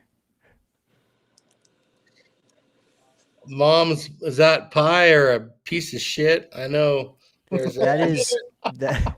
I know that is there's mom's spaghetti. Oh, okay. Well, I know there's a mom's issue there, but I'll leave it at that. Crispy, thank you. Green Bay, I got you. Wild Wave, I still need your Green Bay pick. Adirondack, I need your Green Bay pick. Both you, I need your Detroit pick. Mackle, I need your Detroit pick. Okay, you got He just you. got he just. In Arrowhead, just for full transparency, I'm not picking against the Chiefs in Arrowhead until for the foreseeable future. Give me the Chiefs. Ow! Yeah, That's the first one for me. I'm not calling this one a freebie. No, you the last one was you doing that also, Murph. I don't think you did it though. Bengals, Green Bay. You're right. Ow! You get two. I won't call this one a freebie from Murph though. This is a tough one. This next one. Yeah. So moving on to Monday. Monday, we got a doubleheader on Monday. I don't know if it's considered a doubleheader because they're only an hour apart. I don't know why they do that. Anyway, an overlap. Yeah, overlap doubleheader, I guess. Anyway, we have the Bills who are coming off of a division loss. That's not something we've seen a lot out of in the Bills in recent years. They're traveling to Atlanta to play Michael Penix Jr. and the Falcons. We'll have Bijan Robinson, Algier and the boys, Kyle Pitts, the firepower, Drake London out there. And then you got James Cook, we've got a little bit of Josh Allen, of course. I don't know. Josh Allen, Avital. Yeah. Yeah, Josh Allen gave it all. That's a good one, Chris. That's a good one. Yeah, it's the Bills, dude. They're not going. They're not losing 2 in a row. Buffalo's taking that. Yeah, I gotta agree with Murph on this one. No howling at the moon for Murph on this pick. Give me Buffalo. You know what? The first 2 chat answers were Atlanta. Really? Wow. Yeah. I am going to stiff arm both of those gentlemen respectfully. And yeah, I don't see them losing twice in a row. Buffalo. They may go what, 14-3? I don't know if that's gonna happen, but I don't see them losing this game. They're except for the Jets game, they don't look unbeatable. Except for the Jets game. I know. Let the tear drop. It's okay. It's okay. We got some Falcons picks in the chat. Wow. I'm kind of wondering if this is some division bias stuff we're seeing. I think we've seen some of that, Murph. Definitely. We 'Cause saw a lot of some New Orleans picks earlier against them. We did. We did. I don't know. I don't know. What are you doing, Dane? Flexing on people? Or? Let me just remind you, your answers are recorded here in the Danger Zone. Mackle needs to rally. The face on the wizard is killing me too. Hey, let's give Johnny the Jets, even if he's not here. Even he's shocked at these Falcons picks right now. You know what? I don't know what's better, Johnny being 0-3 or knowing he will be again next week. All right. So I need Wild Wave and Adirondack may have fallen asleep. Mackle, though. Mackle, I need your Buffalo pick. Mackle, I saw him. I think Mackle. He got it. He just dropped it. Okay. Yeah, he's going got Bills. it. All right. I took the Bills as well. I think we're good. All right. Well, moving on to the final game of this slate. We have the We haven't picked the Jets game yet, so we actually have. Oh, that's right. That's right. Because I have it up top on mine. Anyway, second to final game, we have the Chicago Bears. Caleb Williams and his painted nails going traveling, with his pedicure kit and his manicure kit to Washington to play the Commanders. I'm sorry, and Jaden Daniels and the boys, are they gonna hold things down, or are we gonna get one of them random games from Caleb and Ben Johnson where they just blow shit up? I don't know. What are you guys thinking?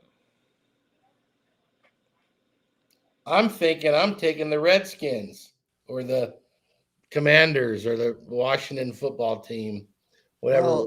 WFT.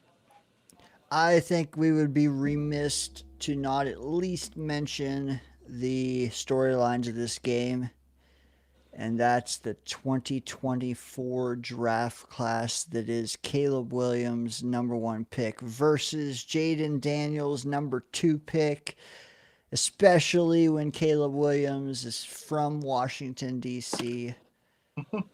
No kidding. Yeah. Give me Jaden. Give me Jaden.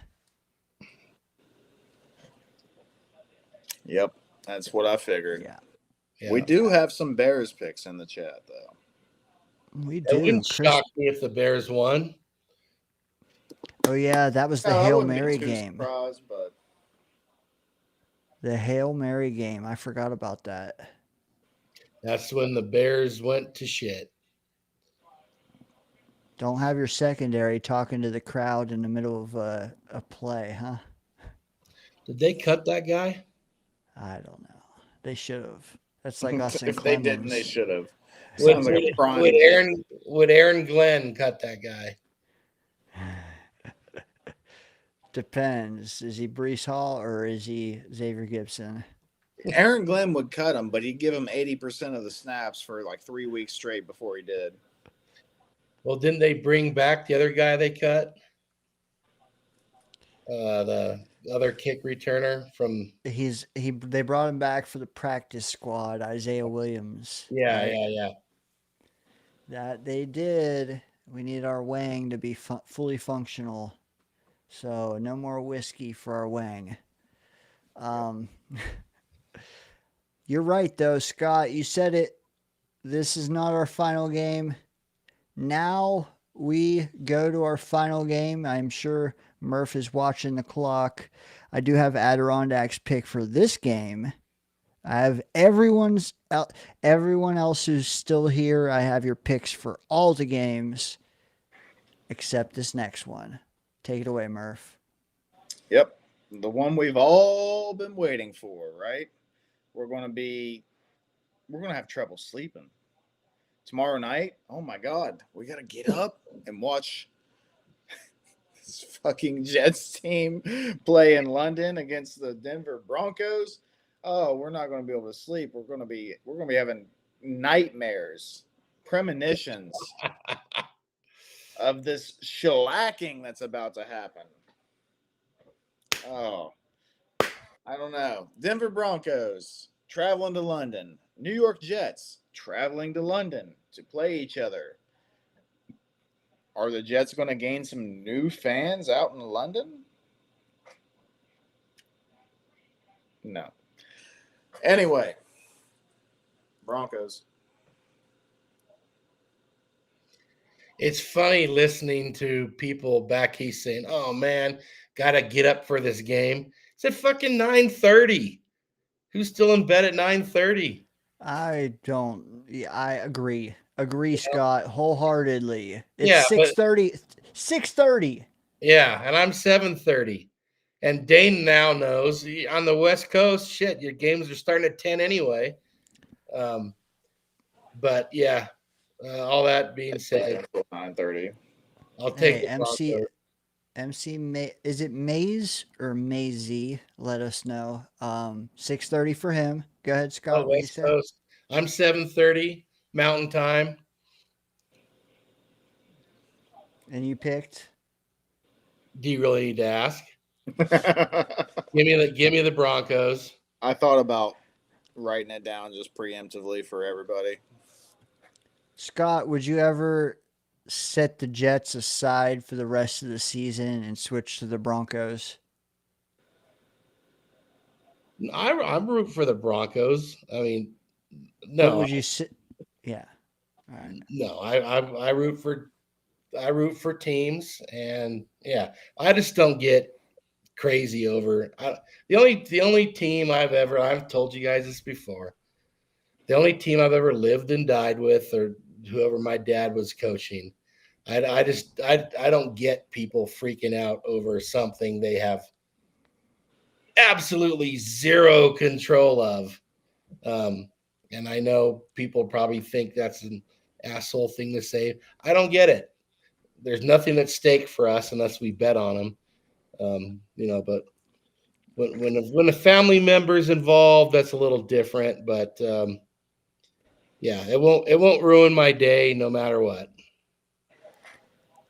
Before we move on, what do you guys interpret this chat from Jake to be? Because I'm having trouble interpreting it.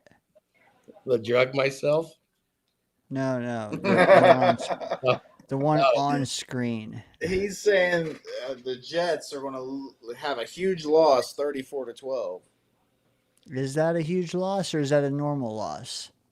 Because I was Well, thinking it was the other way.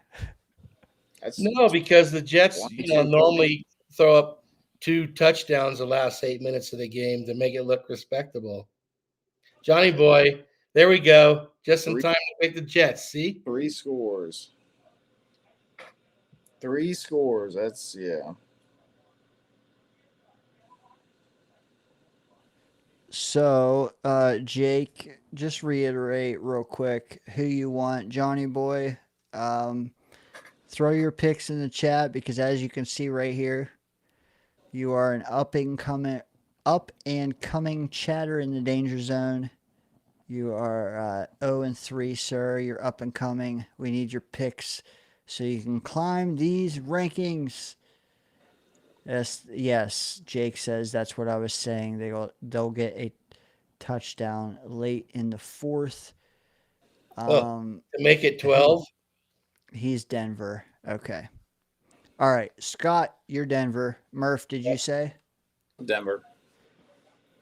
Come on, Dane. You picked this one before the season. Damn. I Stick did. with it. He doesn't want to stick with it now. No, I don't blame him. Wait a minute. Do you guys? What is this?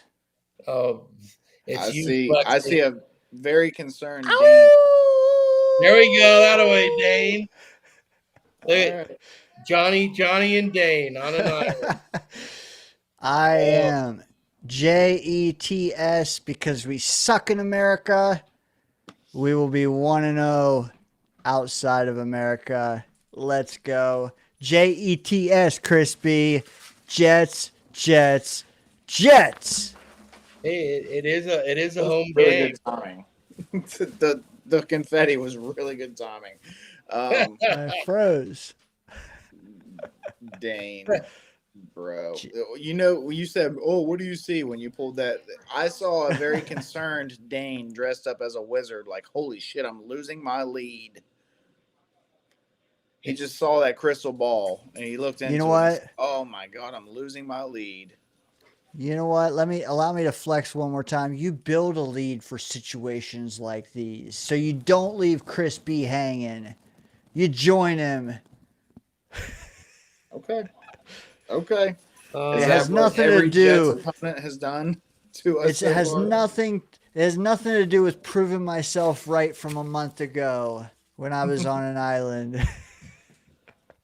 Yeah, you've already proven yourself wrong because I'm pretty sure you picked them pick the Jets to be 2-0, right, to start the season. Hey, no. I told him, hey, let's forget about that. Let's table that. Receipts. You know what? Hey, we're taking them out of country. Where else can we actually play well? Let's do it. Do I believe we will? No. But you know what? If we do, then I got a stranglehold on this game. So fear that. I can't wait to go 14-0 this week. Oh shit. Yeah, Mr. Bengal picker there. Just wait. Y'all laughed about Jacksonville. Just wait.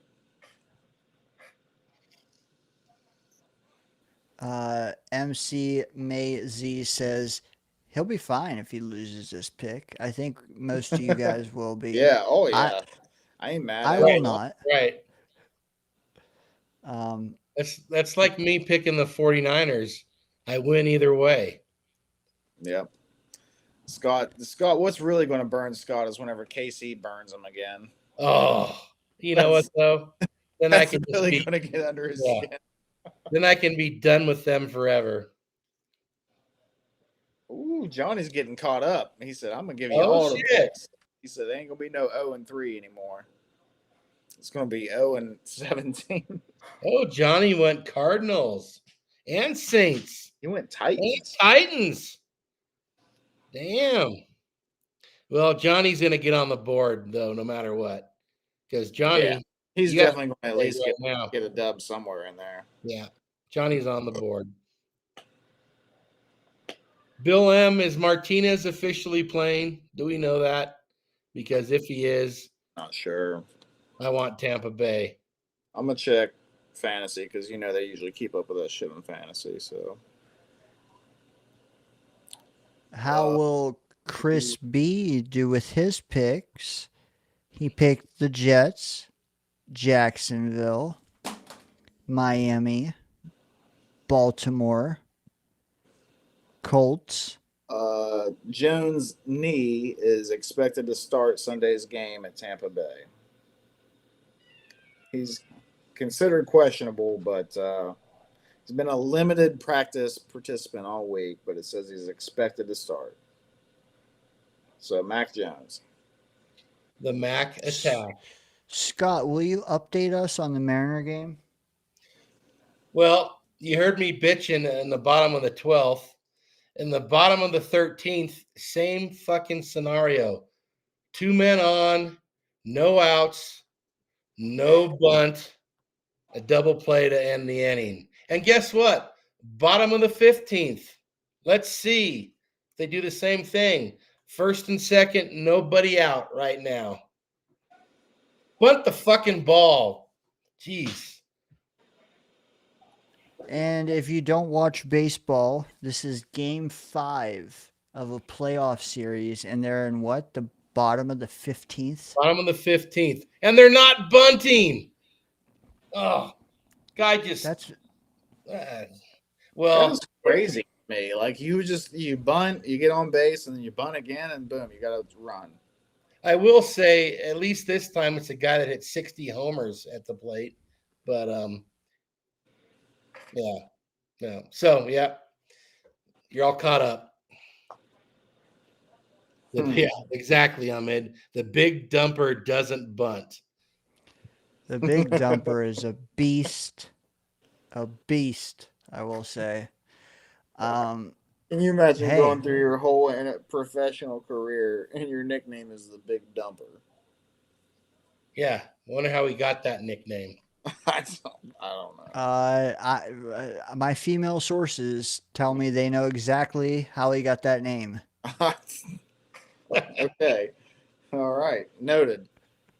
Anyway, it is time for me to skedaddle out of the danger zone.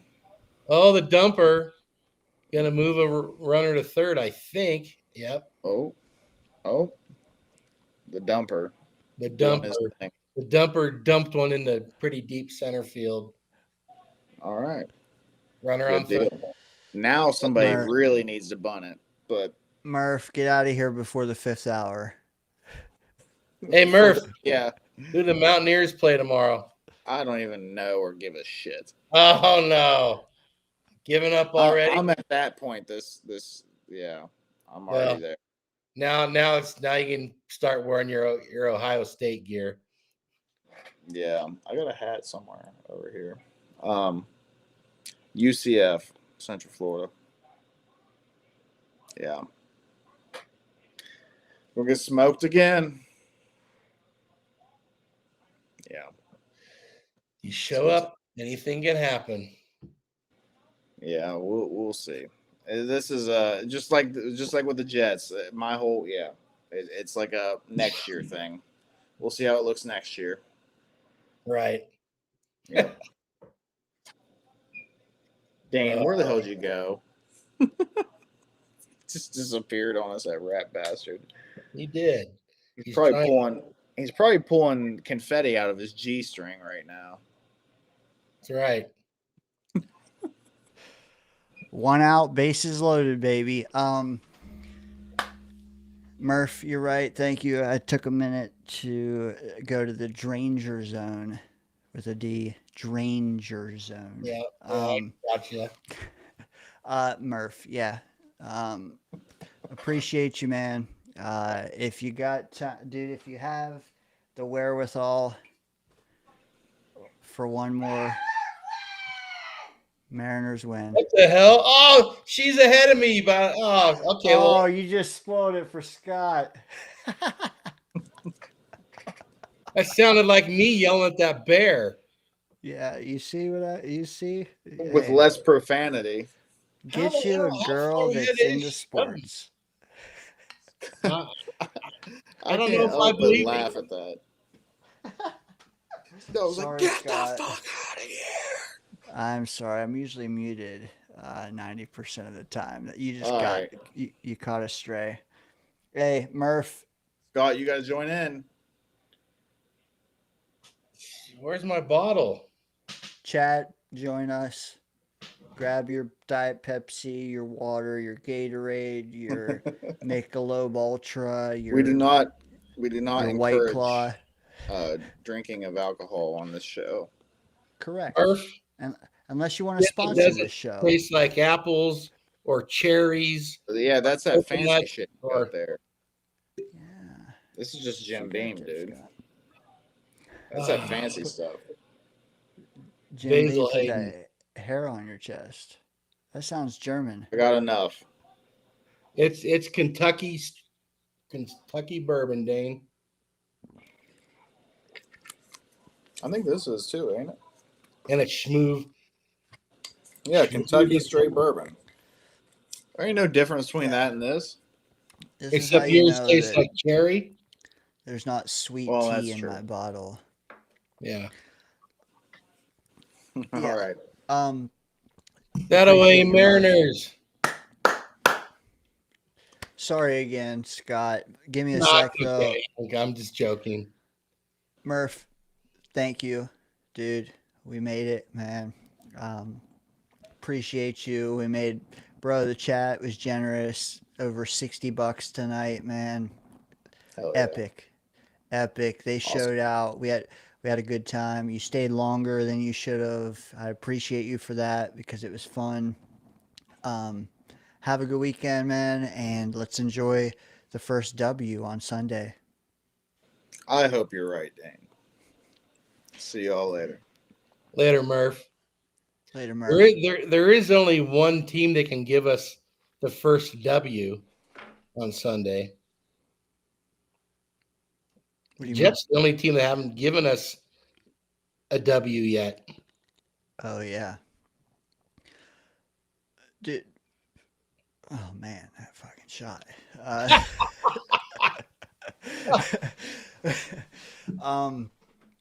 Mariners win. They advance tonight. How about tomorrow? The Ducks win against a top 10 team. Boom. Go even. They probably go back to number 2 if they do that. And then on Sunday, you know, if there's ever a game that I want to win, it's against Sean fucking Payton, man. Would that be the trifecta for you if we pulled that off, or would that not even be a needle mover? You know what? It'd be an impressive win for sure. I think the Broncos are a good, well-coached team. Now, if did I say the Dolphins, the Broncos? If the Broncos come out and just shit the bed and look terrible, we'll still be a good win. But you know, I hopefully when the Jets do win a game, it's going to be a good, hard-fought game. Both teams play well, and they earn a W.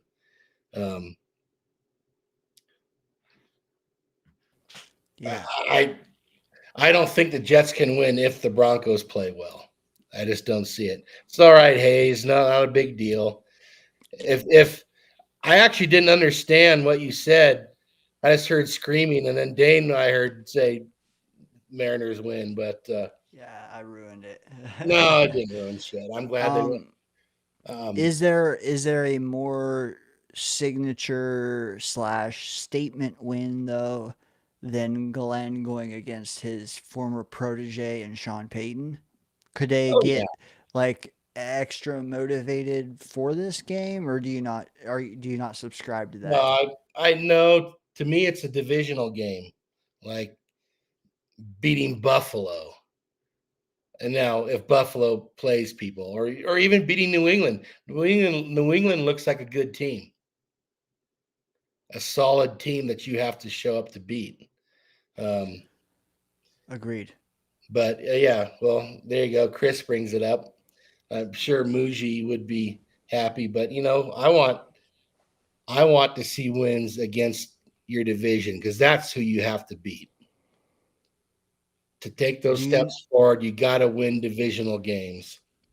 Dude, and you do that, then all of a sudden you're staring at Carolina. Like, okay, let's win 2 in a row. That's who I picked the first win to be against, and it's looking like that could be the case. I can tell you right now, unless there's wicked injuries or something, I will pick the Jets to beat Carolina. If it was in Carolina, maybe it'd be different. Right. And then you got then you got Cincy with Flack Daddy It's all of a sudden what I'm trying to say, and like it's wishful thinking, but if we could beat Denver, then all of a sudden it's like, wow, we could win 3 in a row and go into the bye week and not trade anybody, and then face the Browns, then face divisional Patriots, and we're all of a sudden we're 4-5 facing New England.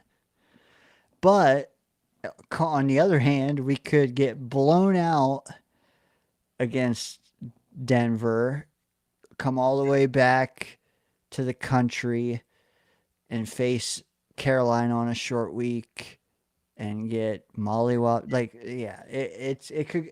I think a lot of our first half of the season hinges on Sunday. Well, I think what you're saying is this would be a great win, but the next 3 after this are all winnable games. And 4-5 changes the season. 3-6, oh, it's nice, but it's going to be, oh, well, we beat Carolina, we beat Cleveland, we beat Cincinnati, but we were all given. Well, I'll speak for myself, but I think most of us were giving the Jets a loss against Cincinnati preseason. But that's, they're not the same team without Joe Burrow. No, too bad we weren't playing Baltimore right now either. No kidding. We can make it happen for our New York Jets. Crispy says we can make it happen for our Jets. Scott, thoughts? No, I don't believe. I don't believe the fans really make much of a difference. Bill M, he says, I saw a winnable game week 1. That's it. Jake, though, is where I'm at. I don't care about losing. It's the effort. He was very fine with week 1, as was I. Yeah, it's the optics. It's the eye test. It's the how do I feel in the 3 hours we're playing. And ever since week 1, you don't want to know how I felt during the 3 hours we're playing. Most of it was shitty, but we had a few minutes of excitement against Tampa Bay. Even though I'm not, some people are saying, oh, the Jets could have won that game or should have won that game. No, they got their ass kicked most of the game. It's reality. But like Tennessee winning that game against Arizona last week, Jets almost pulled off a miracle with weird shit happening. Yeah. No, I thought Dallas was winnable before the game. I really did. There we were. What you alluded to wanting to chop up this game a little bit prior to Murph going. Was there anything specific? Because I mean, I have a couple things that are launching off topics, but like, if there's anything specific you wanted to mention. Well, I kind of did already. I think the weakness on the Denver defense is their linebackers, and Jets just need to, run the ball 75% of the time and keep running it, even if it's not working at first.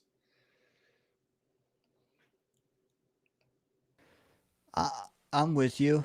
If you're gonna beat this team, that's I feel like the way to do it. Also, like, would it hurt to have the D line's best game of the year this Sunday? Well, and we do have someone coming back that could help it be. I thought they played well against Pittsburgh.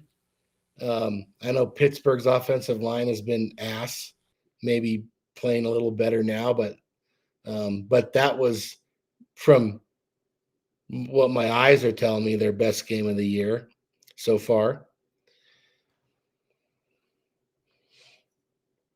And you know what? It's time to force a turnover.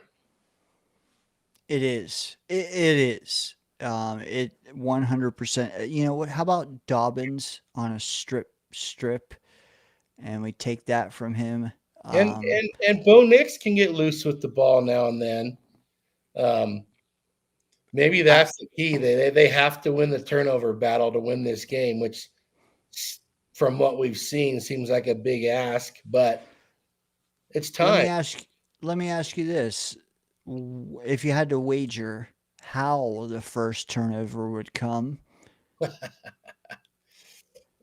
Oh gosh. maybe how, and for bonus points, who? If I have to wager, I will say Justin Fields fumbling, getting sacked, or scrambling or something. If I had No. I'm sorry. Our first takeaway. probably an interception, maybe a deflected ball or something. I'm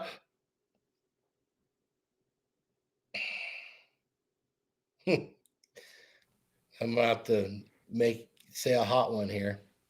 Okay. How about Hey, how about that time of the night. how about a Tony Adams interception? Ooh, I like it. I'm An going errant throw. I'm going less hot. I do like that. You know, you made me think of Cisco as well, but no, Tony Adams is a good one. I'm gonna go on a fumble recovery, Jamie and Sherwood, Oh, okay. and bonus points. I'm gonna say stripped by Jermaine, recovered by Sherwood. Let's go. And let me is Tony Adams even going to play? I know people have Uh, been after his ass. you know, oh man, is AG going to be the coach when we come back? Because we know how last year's London trip went. Yeah, they No, won't fire him yet. He hasn't been yeah, here long enough. But yeah, I've said it. I've been saying it for a couple weeks. But AG's got to take some responsibility for this defense, because they're doing his stuff more. And now maybe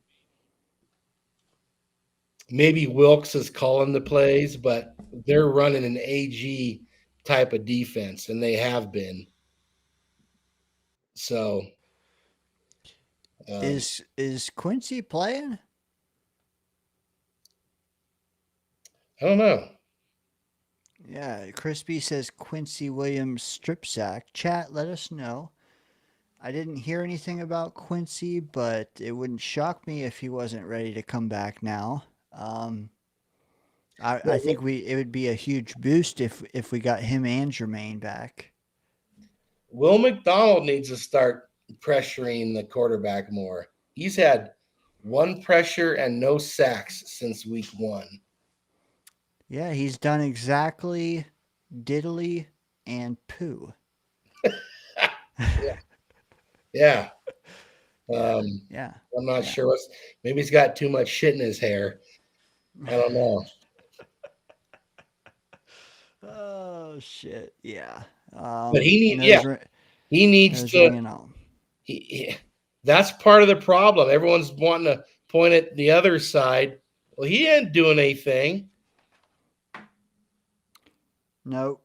Short of that special teams play, he's done which nothing which in a month. A month. which was spectacular as hell and athletic as hell. As good as Garrett's catches have been, and they've been great. And I've even posted a 2-minute video on this channel. Please check it out, guys. I spent like 2 hours chopping that up, and it has like 20 views. Check that out. 2 minutes, and it's Garrett's insane catches already this year. Check that out. Short of Garrett, though, I don't see how that Will McDonald block punt isn't our play of the year here in 2-3 months. Well, it might be the play of the year in the NFL so far. including the Philly blocks and all that other shit. Well, I know Philly did. That's crazy. I switched from that to the Jets game because been going back. I thought the Jets game was over. I quit watching it, so I watched the end of that Rams Philadelphia game, which was a good game. And that happened. I turn over to the Jets game, and the first thing I see is that. Now, I don't know. I don't remember how Philly did it, but I'm pretty sure it wasn't some dude jumping over the line, blocking it himself, then scooping it and running to the end zone. You're right. He basically took over the game for 5 minutes and said, "Hey, just watch me cook." And he said, "This isn't a car, but I'm still gonna hop over it." Yeah, it was pretty spectacular, pretty amazing, and again, outside of that, I'm gonna post the Garrett Wilson stuff in the chat. Yeah, I mean Garrett though that one-handed catch against Dallas to prevent a pick six, that was pretty dope too. You remember that Oh last yeah, oh week? yeah, yeah, oh yeah, Fuck, yeah. that was good. The offensive pass interference, that's bullshit. What do you think I of that missed, play? I missed that one. I don't know how, but I did.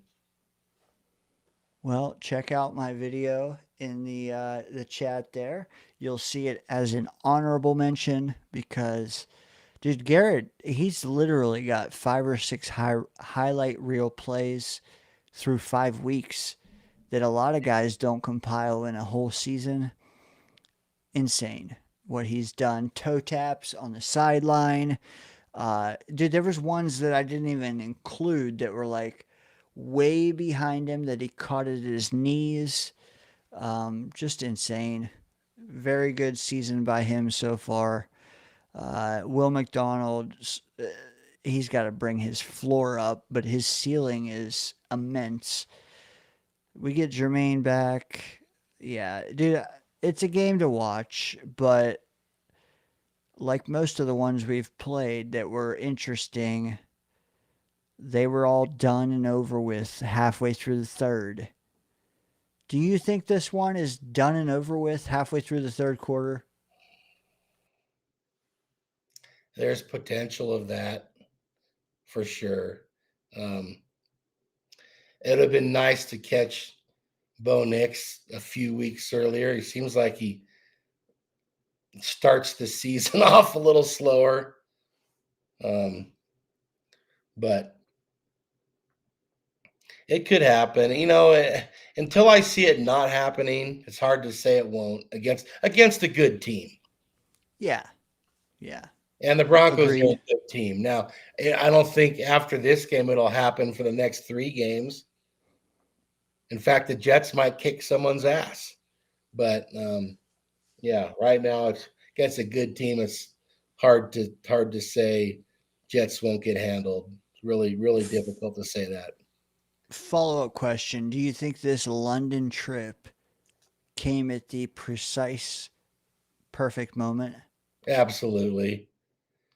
Absolutely. And maybe if they lose, they can convince Carolina to come to London and for next week's game. And to stay there because the noise is getting pretty loud. Pretty loud.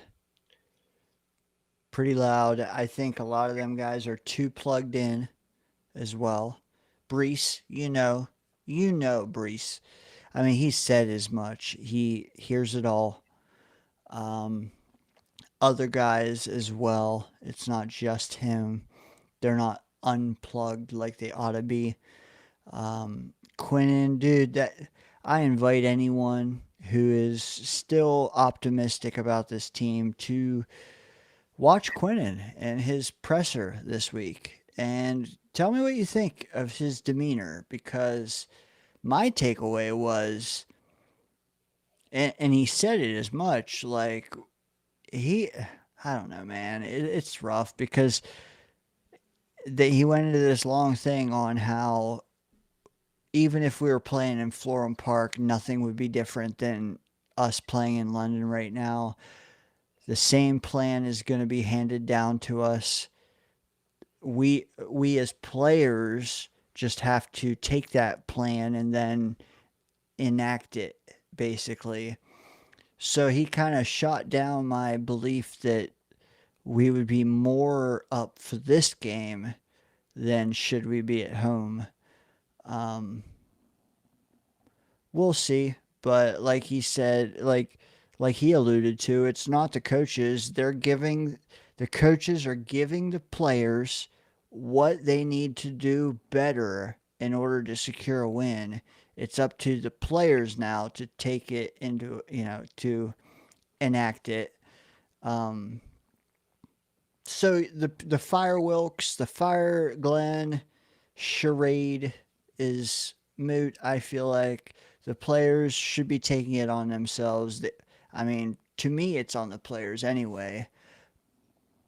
But it would be nice to know that they're at least bonding more on a long road trip, at least paying more attention to detail. It's not just, hey, we had a good week of practice,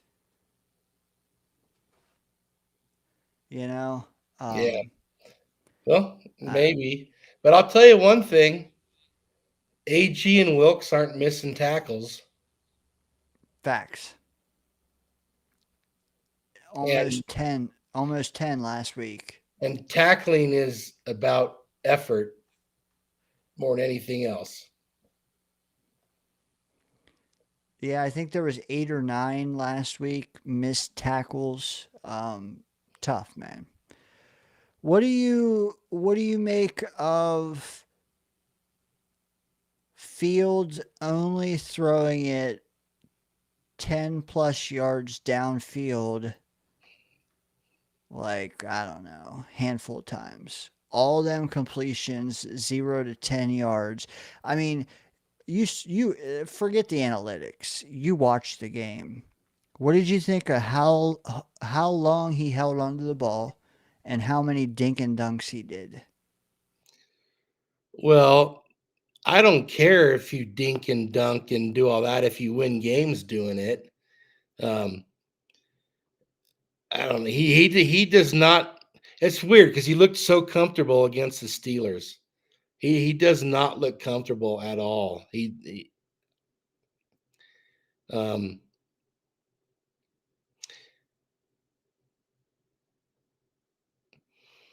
yeah, I would like that. You would think with their running game, and they do have a pretty good running game, they could take a couple shots, couple play action shots. Why not?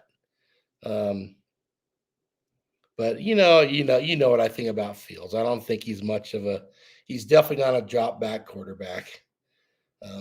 I'm not high on him being, taking the Jets out of obscurity.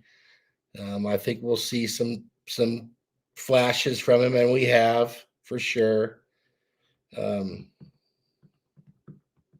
but yeah, I don't know. It's kind of the same stuff that was going on with the Steelers for him. I don't know if it's the coaching staff limiting him when what we hear they were going to let him play quarterback before the season. So, but maybe the coaching staff has realized, oh shit, he can't play how maybe we'd like to play. He can't do what, let's say, Jared Goff does for Detroit. He's not that kind of quarterback. You know And what's sad? hmm, I pray they have that much clarity. you know, Dude, because I don't know, man. How do you not do more screens already? How do you not pepper in Braylon more before he gets injured? How do you not pepper in Isaiah Davis last week? How do you not go to Garrett Wilson more often when he's in man coverage? How do you not Like, put in AZ Thomas more instead of Brandon Stevens. How do you not take out Xavier Gibson? How do you not, like, dude, the list goes on and on. So, like, I'm skeptical on their clarity being that, uh, uh, I don't know, man. Well, what did we get from Aaron Glenn before the season? He took shots at the last coaching staff. He pretty much said, "We're going to win because these guys are going to be better coached." Does it look like that? Does not, At does least not. at this point, it does not. No. I mean, I sadly, I still give them the benefit of the doubt. As do you, it sounds like. Well, 5 Um, games, you can't look. It doesn't look good. no. It looks more like AG is in way over his head than it does like he's going to be what everyone hoped he would be. And it That's might just being honest. it might just be that he gave his staff too much of a leash. You know what I mean? Like, Maybe, but at this point, you have to oversee more things. Like, you but can't just trust. You know, but but also Jermaine got hurt, Quincy got hurt, like all these things to where you should have been on it already and weren't. But like, yeah, talk to me. but we've played teams with more injuries than the Jets, and it didn't work out well. Um,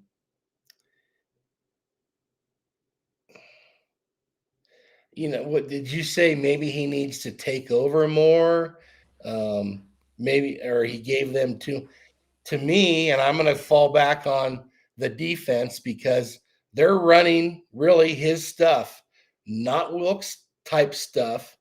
Maybe they agree on how they wanted to do it. I don't know, but look at the history of those two guys.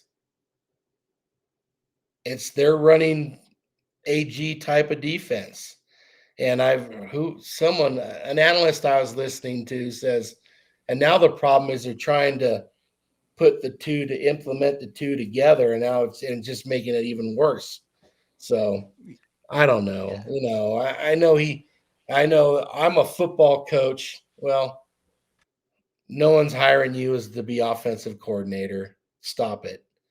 Um, I don't Facts. know, Dane. We're not in there. We're not in those coaches' meetings. We don't know the personnel. We don't know what's happening behind the scenes. I just know like whatever you do, don't do the same thing. Don't. Like you've got to I don't care if you're going to say reinvent the wheel. Maybe you have to. Maybe you have to have Fields use his legs. Maybe you have to sprinkle in some more zone D. Maybe you need to. I don't know, man. It's just tough because what I do like though is Brownlee Jr. Nobody's seen him yet. We're gonna see him this Sunday. I like him. He did a presser. I like him a lot. He has to play well. That's the thing. But I think he can rub off on some other guys who need that kind of thing, that passion, that intensity that he brings. Um, we'll see. Maybe putting him and JJ in the lineup will, light a bit of a fire. Yeah, yeah, dude. Like, be that open to a new voice, a new, you know what I mean? Like Jermaine, hey, lean on him because he's the one guy that does bring it every week. Uh, our corners are kind of soft. So if you get a hard nosed corner in there that, yeah, maybe he gets cooked from time to time. But when he doesn't, he is knocking someone the fuck out. You know what? Maybe we'll take that because of what it'll mean for the other four DBs, you know? Give me that. Give me that. Maybe Brees. Yeah. I expect to see some things being different this week. I mean, Please. what do they have to lose? Yeah. And what do they have to gain by doing things the same way? If they do everything the same as they've been doing, I'm out on them too. well, it's just could you if their defense doesn't change in anything, you think um, Peyton isn't going to just tear that defense apart? He is, yeah. And, yeah, some love in the chat for Brownlee Jr. Let's do it, man. Have him take over the slot. Michael Carter II was god awful, but then he was hurt. Yeah, Why not? Why not? you wonder if he was ever healthy. Do you think that no wide receiver 2 was our undoing? Or do you think it's way more than that? I think it's way more than that. I Dude, don't. Yeah, I'm I with you. I want to drop it all on Fields, but we don't have a quarterback who is going to distribute the ball over the place to a bunch of different receivers. That's not who he is. Yeah, yeah. And if they were open, you saw how long he was holding the ball. Yeah. There's times when Garrett's single covered, he doesn't even look at him. That The first thing- drive, dude, that first drive, first and goal at like the 8 or 10, it was second and goal at the 6. Okay, Brees runs it, loses 4 yards for Yeah. 1. Yeah, bad. Then third down and 10 or whatever, third down and goal on the 10, he doesn't even look at Garrett. He tries dumping it off to Brees at the 10-yard. Like, why? Why are you throwing a screen third and goal on the 10? Well, Dane, it kind of sounds like you were a Jets fan and you expected him to be something he's not. And that's where most Jets fans sat. And he gives us just enough to think there's potential, but it's who he is. It's who he's been. It's probably who he's always going to be. I would be more inclined to agree, but like, even when he can cook them with his legs, he's not even doing that. So, like, at this point, I'd rather him just lean into what he's done well in the past. Give us that. Let's win a few games. Let's have exciting football. Let's move on. He's a bridge. They're still trying to paint him into this. Could he be a more? Like, I'm Yeah. over that. You're right. I thought more. I learned week 2. I learned week 3. I'm over it. They kept doing it. Week 4, week 5. We're on to week 6 now, man. Can we just abandon that and just give us some exciting plays? I do wonder if they're concerned about possible concussions if he's actually running the ball more. Because they're not taking advantage of his strength at this point. He does. He not at all. does on broken plays sometimes, but not on any planned run. I mean, look at how much and Jackson Dart's going to get killed if he keeps running like he's running, but look how many planned quarterback draws and things they're doing with that guy. Yeah, and I don't know if you heard it. You were here earlier.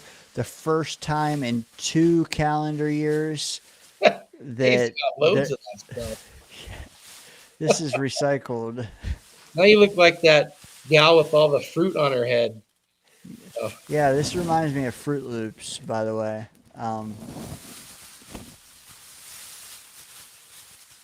First time in 2 years, zero 0 designed runs for Fields. Really? 2 years. Calendar years. Well, let me ask you something. The way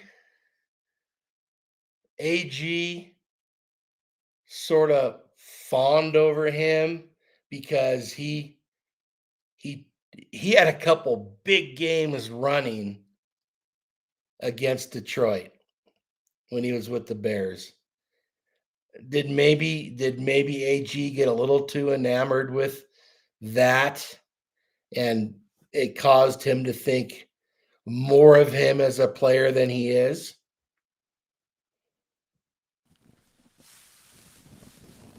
You might be onto something, sir. And we looked up those stats he had against Detroit. I mean, he had he had some pretty good stats. Not that there were a lot of options, but did he just think too much because of that? Dude, Scott, we are in the 5th hour, almost the 6th hour, and we got a super chat, sir. Really? We did. Jake, fucking legend, man. Jake says, super chat, $5 baby. I thought that was 5 Bitcoin for a second. Maybe I'm alone, but just watching defense, it's bad. I know 6 beers on Sunday, nothing is disguised. Wilkes needs to go. We need to rip that Band-Aid off. Scott, thoughts on firing Wilkes? Because something about 6 beers on Sunday, which, you know, hey, when the Jets start at 10 a.m., it really sucks because you do need a beer. Why are you waiting until Sunday, Jake? Hey, cheers, Scott. um, To Fruity Pebbles. I don't think it'd be a good idea to fire Wilkes. But he paid $5. Well, I'm just kidding. I don't think that. If that was the Wilkes payout, then I might feel differently. But and you know how I feel. I think Aaron Glenn is way more involved in this defense than people are wanting to admit. And I get it. He's the hometown hero returning, and like I said last week, I'd like to see maybe he just gets the hell away from the defense and lets Wilkes just do his thing, or he takes over the defense completely. It's one voice. But I can't put it all on Wilkes when I see them running more of a Aaron Glenn type of defense. And you've seen this stat. They are 3rd in the league in blitzing rate and last in the league in pressure rate, which is just hanging your secondary out to dry if that is the case. Because there's nothing worse than blitzing and not getting to the quarterback. That is the worst thing you can do on defense. And the blitzing stuff, that's an Aaron Glenn thing. Facts. I am with you that it is kind of a hybrid. Mind you, and Jake, I respect your opinion because a lot of people are in that vein. Fire Wilkes. Fire Wilkes. He's the scapegoat. Do it. And that's fine. If you want to fire him, acknowledge that he will be, quote unquote, the scapegoat. Because it's a hybrid. Wilkes is Glenn's hand-picked DC. The first time he gets a head coaching gig. This guy wasn't even coaching NFL. He wasn't even coaching NCAA. He was coaching like minor league UFL bullshit. He was just sitting there waiting for Glenn to get his head coaching gig in an incubator. I don't see him not only just getting not fired in week 6. Yeah, that's right.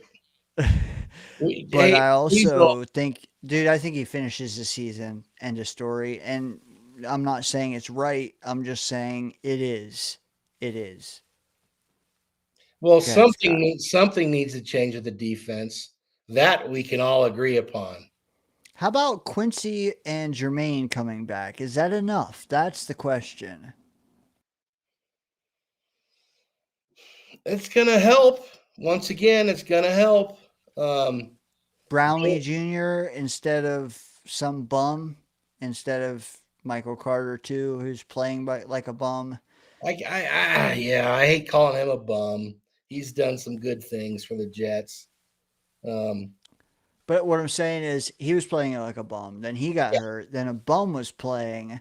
Now it's Brownlee Jr., who the Titans fans were appalled at trading.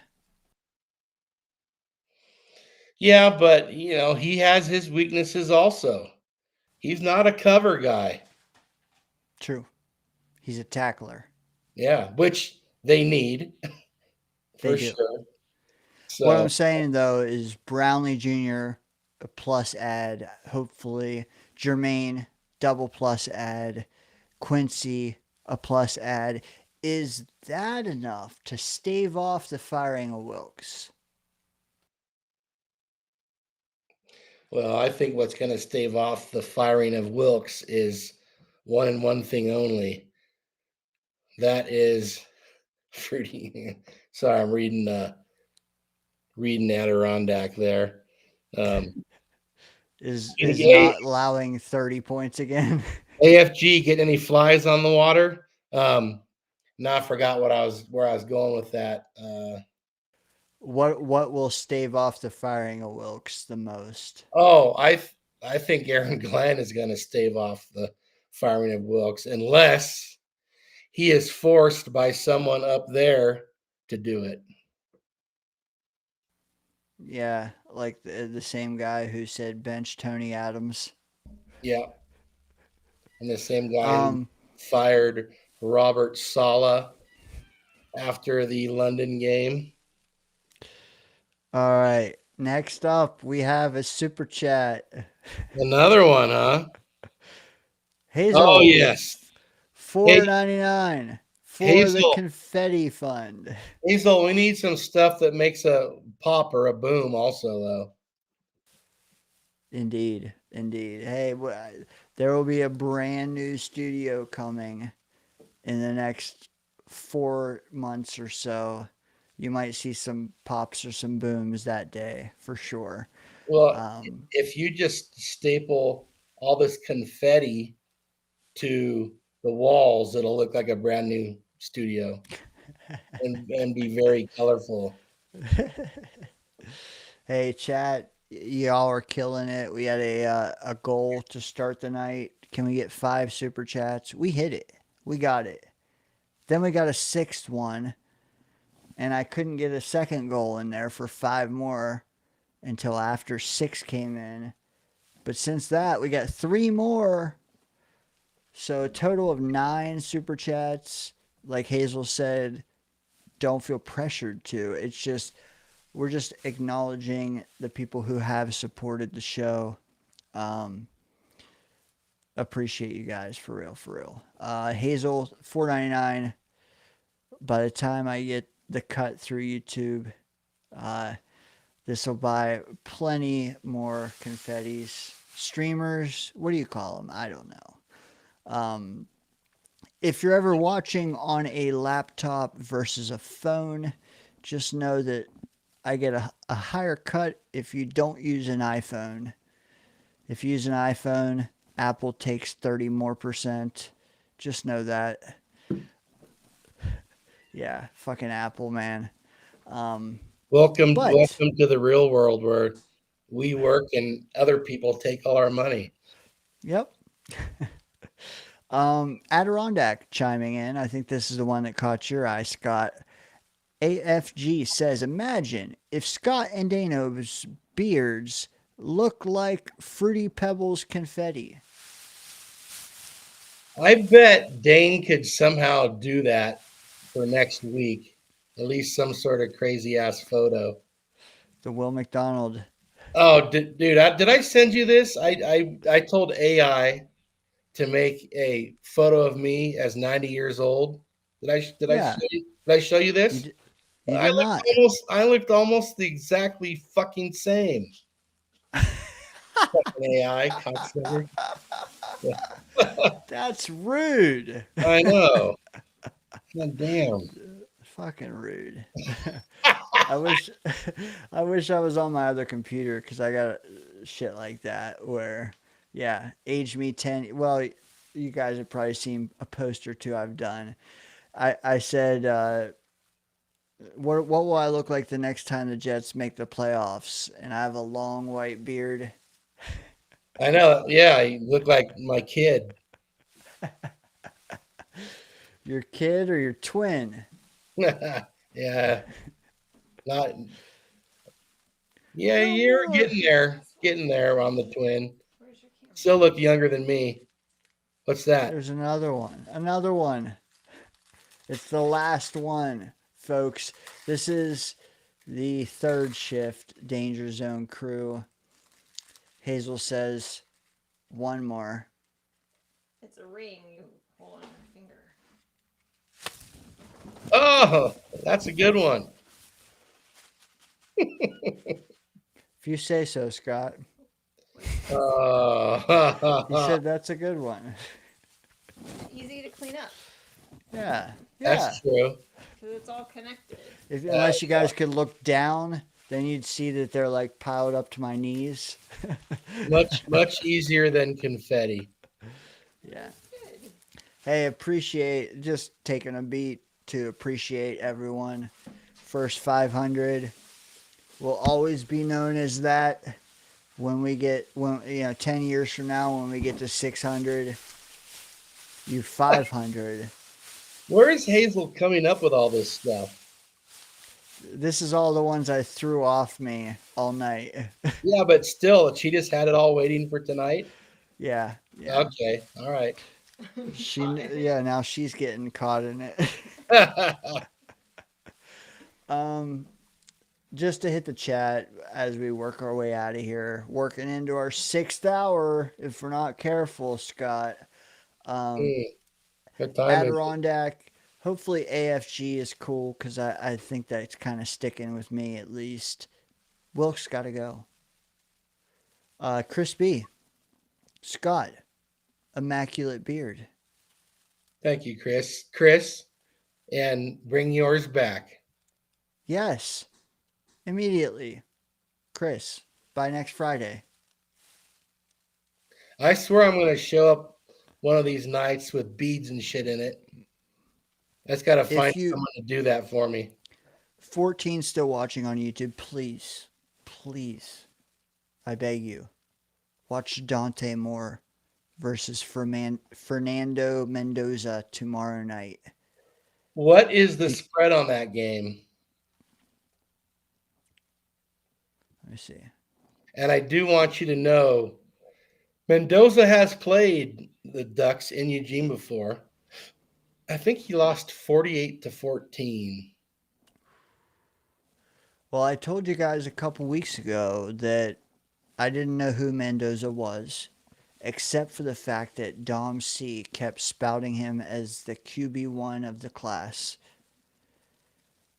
Since then, though, Dante Moore has beaten Drew Aller, has also looked fantastic, is also a sophomore with draft eligibility, also has Achilles Smith Jr. sitting behind him.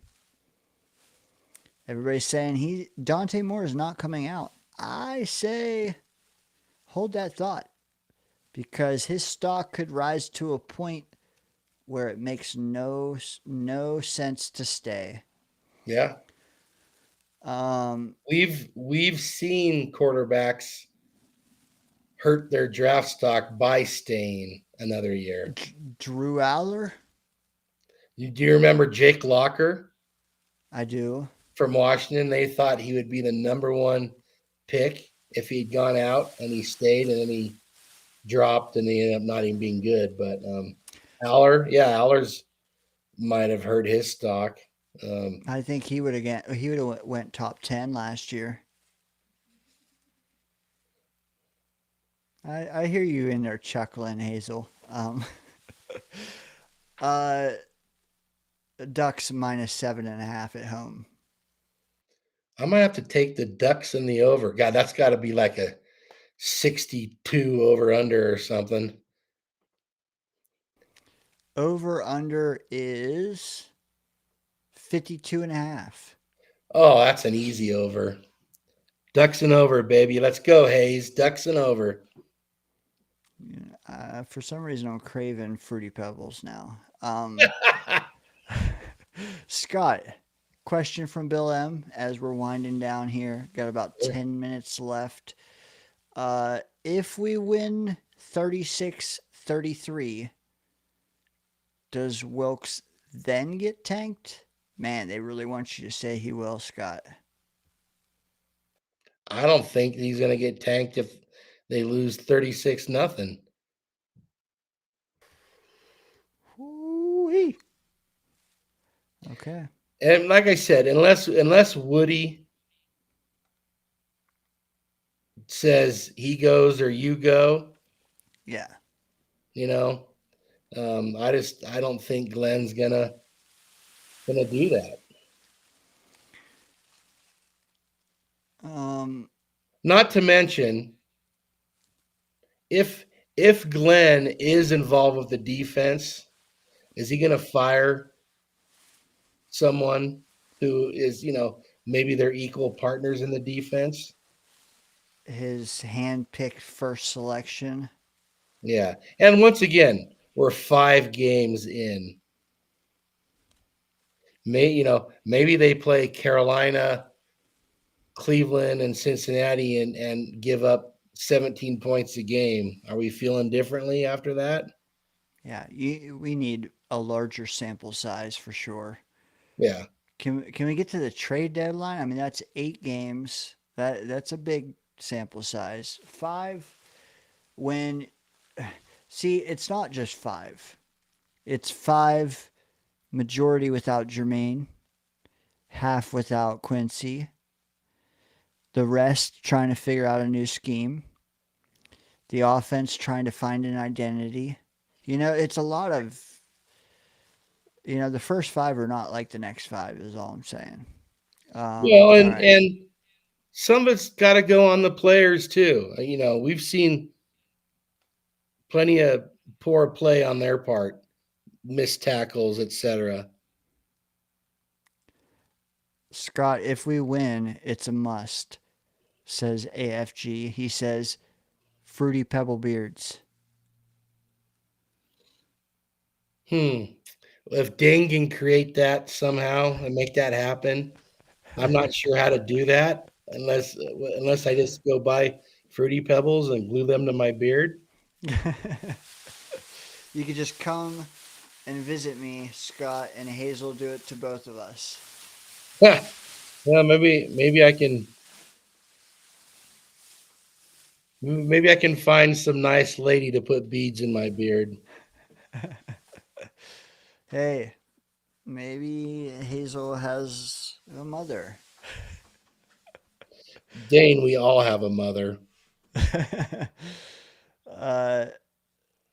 AFG, I don't know if he saw your photo, Scott, but he says that pick. Oh, he means mine, I think. Yeah, that pick fucked me up. I thought it was a young green bean. yeah, that was a good one.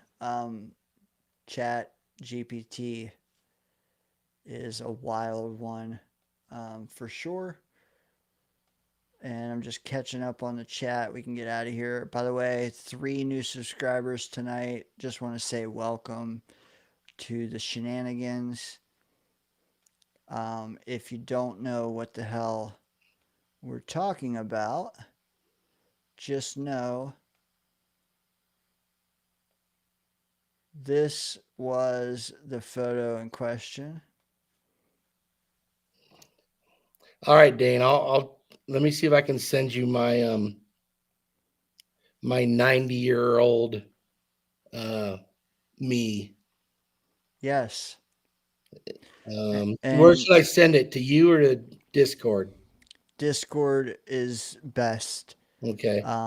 And if you, in the meantime, chat, if you see what Adirondack was talking about here, I had a post the other day that says, "What do you expect to look like during our next playoff run?" And yeah, I don't know, man, but it looks a lot like what I may look like during our next one. Since this is a playoff beard, don't tell Hazel. She better get used to it, though. While Scott's fumbling his phone there, let me get that off the screen and catch up on chat. And All right, also, there you go. okay. 90-year-old me looks almost exactly the same. The moment we've all been waiting for. Oh God, Lee, I'm behind on chats, man. Jake, super sticker. Again, lemon character running, then kneeling on the floor, his arms wide open, and a slice of lemon appearing behind him. If you are on YouTube, you can see that super sticker that Jake has just graciously, thank you. You're all. Submitted to us. Appreciate you, Scott. You're a real one. I'm a Wordle wizard. Yes, you are. You are indeed No, Wordle wizard. I'm in a slump though, man. Murph, I think Bill rolling lately. Hey, Bill, this one's for you, brother. Scott Steiner. That's a legendary comment. This is a legendary comment. That's the Animal Brothers. I don't know who they are. Don't know the Animal Brothers? Oh, they wore shoulder pads. You should know them. That's a joke, by the way. Animal Brothers. That's not the Hanson brothers, is it? Hawk and Animal, or it might not be Animal. It's Hawk and Animal. Oh. Let me see. I got you, Scott. I'm going to make this comment make sense. Maybe I'm way off. It's late, but I'm pretty sure Green bean Bill Foster. No, fuck. Yeah. Some wrestling bullshit? Oh, that's why I don't know. Okay. All right. The Road Warriors. I've heard of them. Yep. Road War. There we go. Scott, that's just you. It pretty much is. Kind of pisses me off, actually. Fuck. Chad, you gotta see this. So wait, you asked. I know. You asked. I have a picture like that of me, and so I shared it with it and said, "Make 90-year-old me." But fuck, if that's me at 90, I'll be happy. But right now, it pisses me off. God, if you were still tuning in, spike the like, dude. I got one for you guys. So you said, basically, you said, AI, I want you to age this 40 years, 50 years, 40 years. You keep trying, but anyway. Yeah. And they sent you this? Yeah.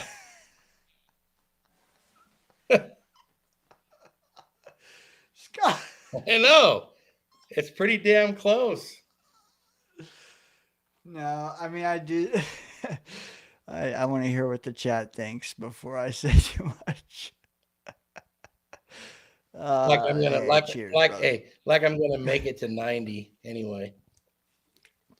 Same here. What the hell? Hey, Hazel might make sure you make it to 90.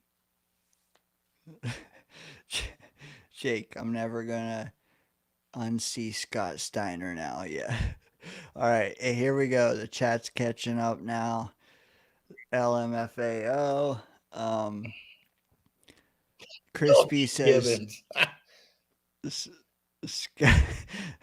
who's Billy Gibbons? ZZ Top. Uh, shit. This is good. Yeah. 90-year-old me. Scott, it's like you mixed with like a Yeti, maybe mixed with green bean with the sideburns or what? Well, okay.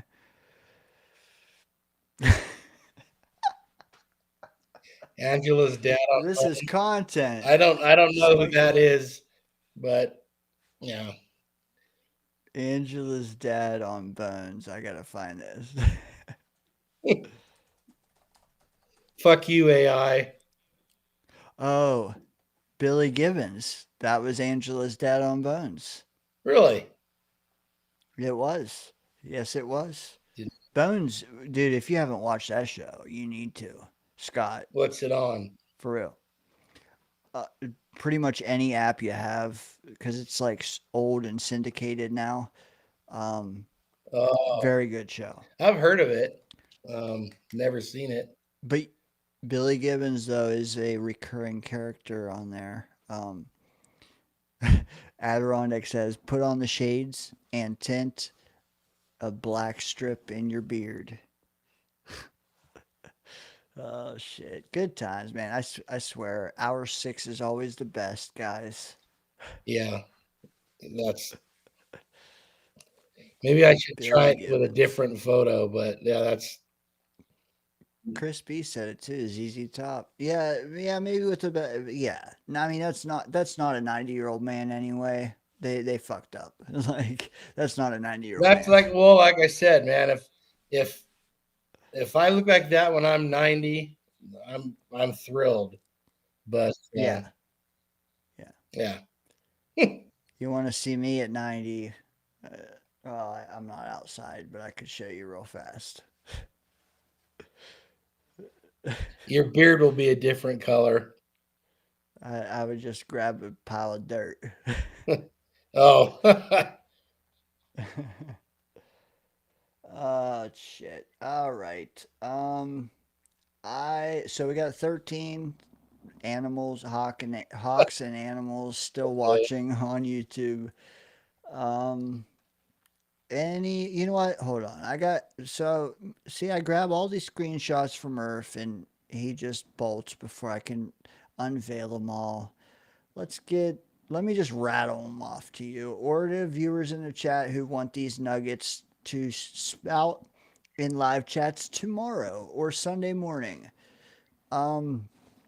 So yeah, Next Gen Stats provides us with these.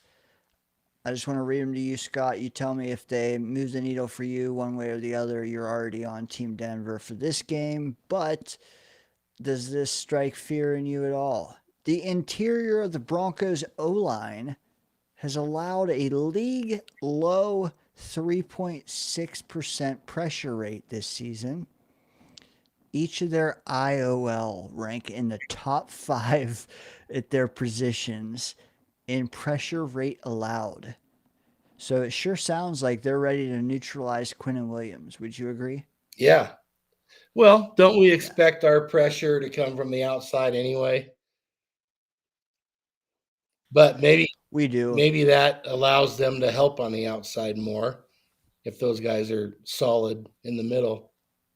I know that was how do you beat Brady? By pressure up the middle, not pressure on the outside. So I'm not calling Bo Nix Brady by any means, but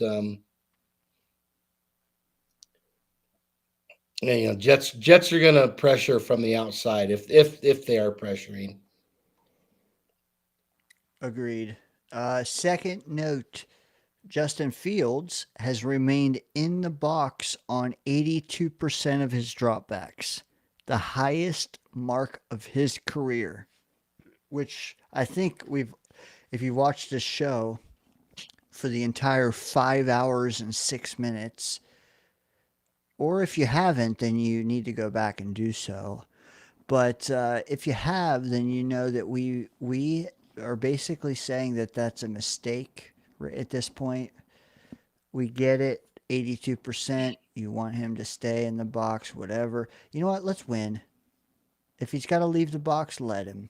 But, anyways, when in the box, he's completed 73% of his passes, seventh highest. Yeah. 675 yards, 4 touchdowns. By contrast, out of the pocket, 6 of 16, 37% career low.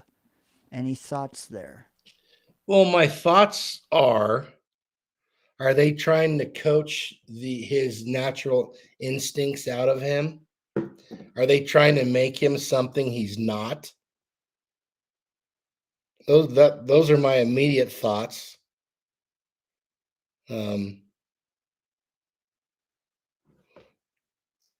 So and we've watched, we've watched him throw plenty of 4-yard passes on 3rd and 9.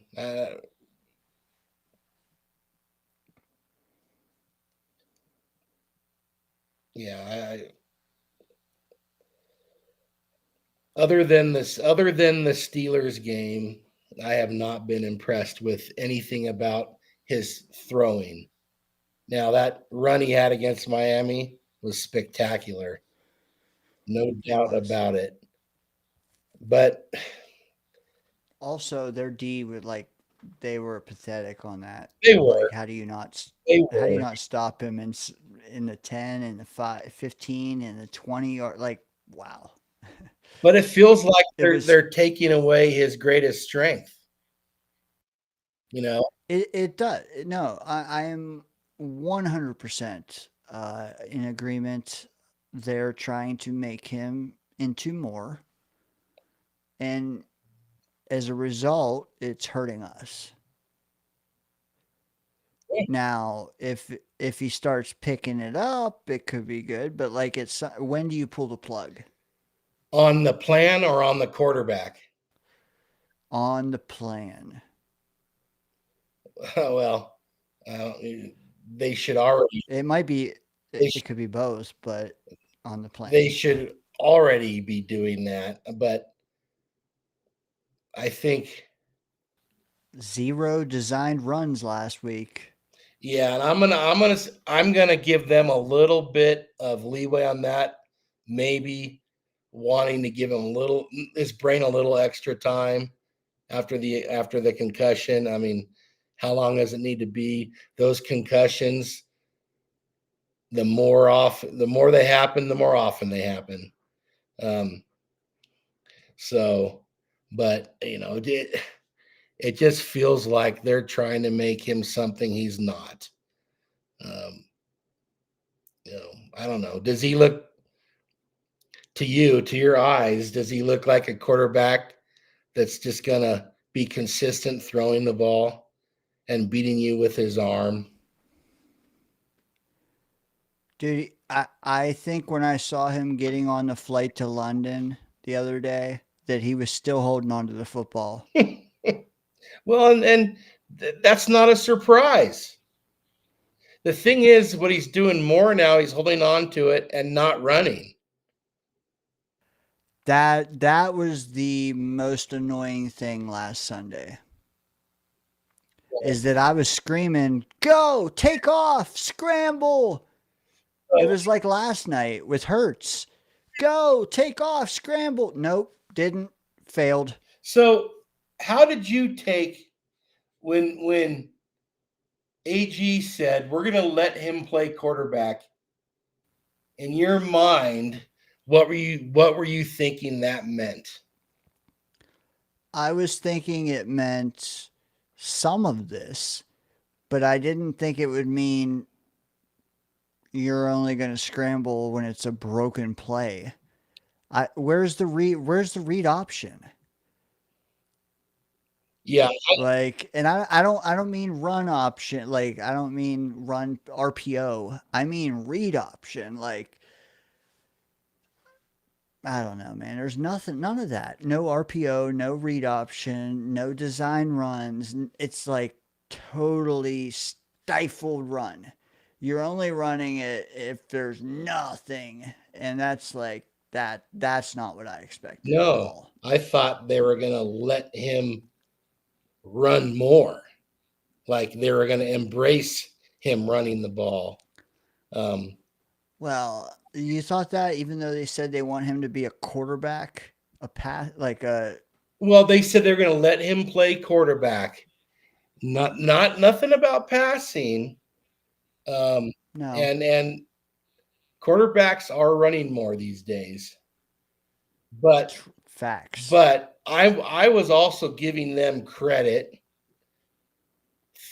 thinking that they understand he's not a great passer, so they're going to let him run more. But How can you sit back here for 5 seconds? Dude, if I had 5 seconds, I could find Garrett anytime I wanted. and you know what, and throw it even if he's covered, right? But Yes. well, that's what everyone has known as his weakness. Now, by saying we're going to let him play quarterback, did that mean we're going to teach him how to play quarterback? Is that what that really meant? I don't know. Yeah, I don't know. But That learning curve seems to be steep at this point. it's- Jake chiming in. It's not his fault. He can never win with his arm. It's our fault pretending like letting him use his legs doesn't yeah, help him in passing. help him. Yeah. Well, yeah, and that's what we're saying. Um, I think that's a slippery slope to have a quarterback running all the time because they get hurt and they will continue to get hurt. Now, have a team with three quarterbacks that can run and just roll through them. Get him and Anthony Richardson and who could be a third guy that can run and just try to do something different. I don't think that would work in the NFL or we would have seen it by now. But quarterbacks definitely run more than they once did. The quarterback has changed, and what teams are looking for in a quarterback has changed, no doubt.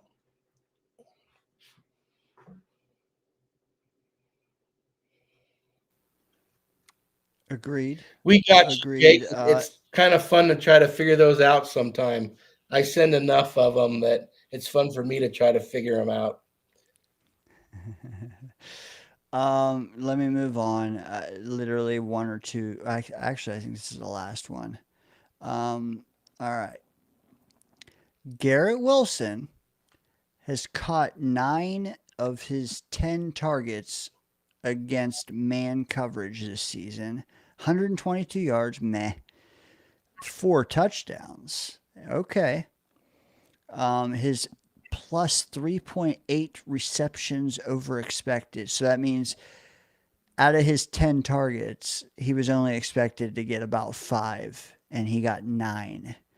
Against man coverage, he leads the NFL. Wilson has earned over 40 receiving yards against 3 different corners: Darius Slay, Zion McCollum, Rasul Douglas. Despite facing each on fewer than 20 routes, he has 40 yards against them all. Matchup: Patrick Surtain has played man 53% of the time, second highest rate. So what it's saying is Garrett has excelled against man coverage. Patrick Surtain plays a lot of man coverage. So we'll see how that shakes out, but it seems like strength versus strength there Well, on the other I side. got to say this though. Yeah. He's a different animal than those other three guys you mentioned. And it's not close. True. True. So that's all. No, I agree with you. But I think if we're gonna win, if we're gonna compete, Garrett has to win a little. Yeah. Well, Their second corner is pretty good too. yeah, right. What's his name? Riley. Well, their secondary is good. Riley something. Riley. For some reason, I want to say White, Patterson, but I don't think that's it. No, that was a Philly receiver. I think it's Riley Leonard. No, it's not Riley Leonard, is it? Chat, help us out. Come on, Chris B. Yeah. Hey, Amid, cheers to you, brother. The rest of you, check down screens. I love it. Let me go to the second thing while we wrap up here. Bo Nix has completed 8 of 13, measly 79 yards, 2 touchdowns, no picks when facing a man blitz. That's a 54% success rate, ninth highest. Okay, whatever, ninth highest. Chris B nailed it, like always. Riley Moss. Yeah. Do we have anyone else who can beat a man coverage? Not consistently. Well, maybe Arian Smith can run by somebody. Do you have any qualms about having no Lazard this game? No. Makes you wonder what's really going on, right? Yeah, it does. Is the trade about to happen? Personal reasons, he's inactive. He didn't even travel to London. Yeah, like we don't even want to take a chance he stubs his toe boarding the plane. A guy who loves soccer that much and he doesn't want to go to UK, I call foul. Well, everyone assumes he's going to go to Pittsburgh. Yeah. Yeah. Chris B says, take your top off, Scott. Oh, he means Arian Smith. Yeah. Take the top off. Yeah. Wow, I was going to say Chris. I didn't know. Didn't know you cared. Yeah, I mean, can he just outrun man coverage? Probably. There's no one in their secondary as fast as him, but God, he doesn't play enough, does he? I don't know. I don't know if he's good. I mean, let's give very sensible. Let's give the coaching staff some credit, unlike last year when everyone was pissed that Malachi Corley wasn't playing.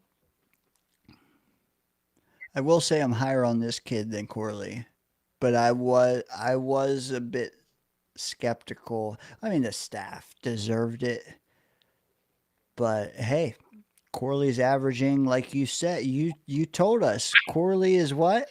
11 yards a carry. 1 carry. Did you happen to see that? I did not. He was acting like he just won the Super Bowl. It was funny. It was kind of funny. 11-yard carry. It was a run, though, not a catch. Yeah. Yep.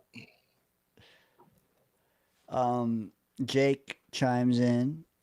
Super chatter of the night. Appreciate you, Jake. Gonna give you the time here as we are literally about to wrap. He says that's the other thing. He knows Field sucks, but why are we dumping down at that point? At least let him try. Excuse me. Why are we dumping down at that point?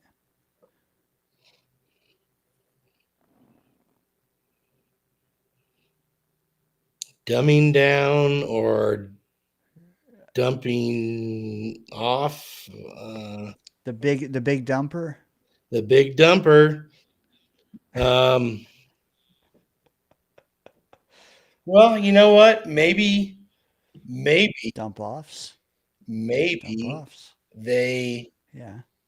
Now that they have him in camp and in the building and blah, blah, he's more limited than they thought. But it seems like the whole world knew it, except for Hitler. Did you see a different offense when Terod was quarterback though? Well, once again, I sort of quit watching at halftime, or some soon thereafter.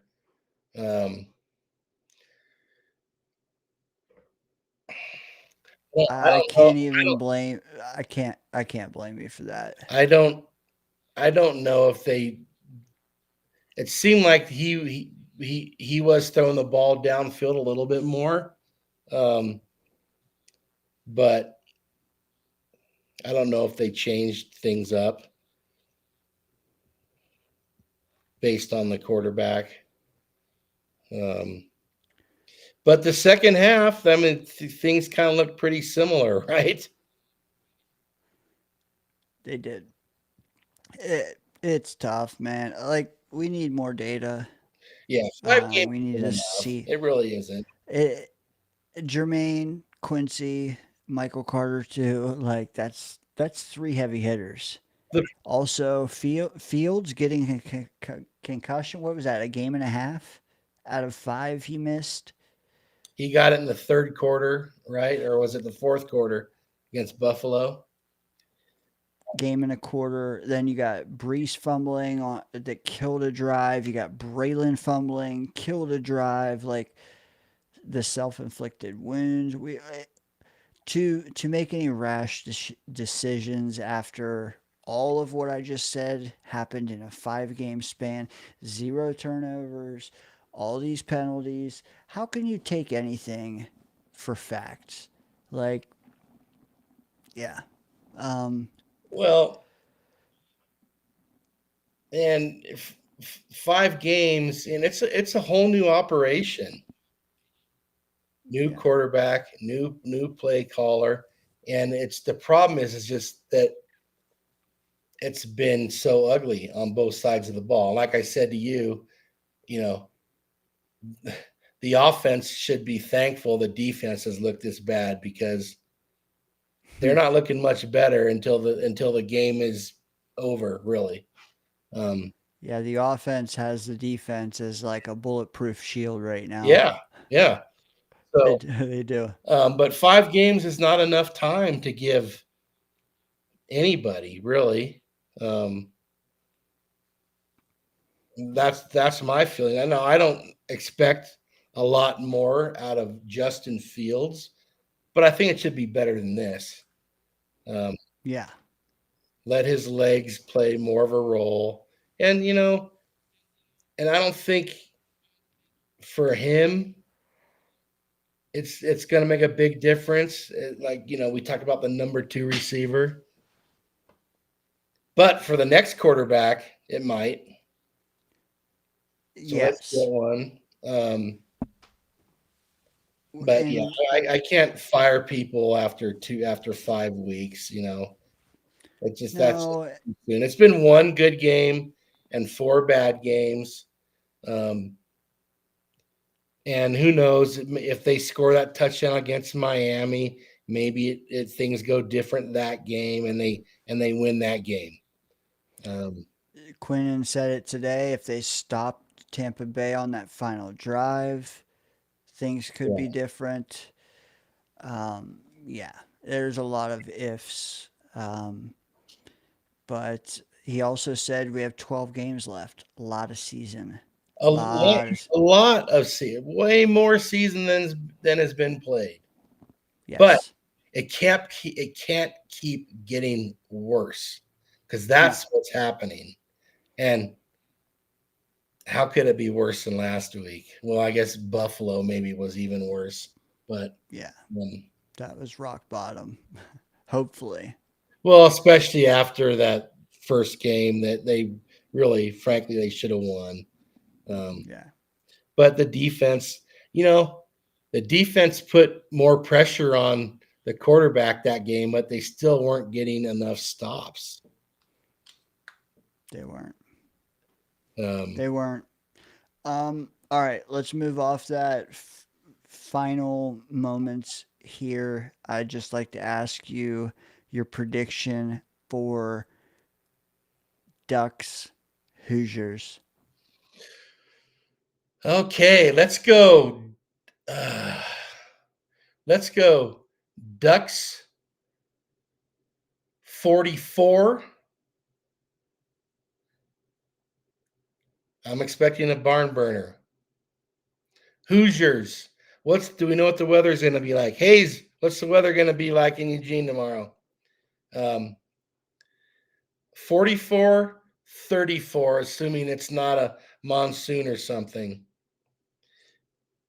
Oh, Chris B. Boo! All right, I got you here, Scott. Hold on. The weather, Ducks, Hoosiers. 56 degrees with light rain at kickoff. Does the light rain become heavy rain or does it go away?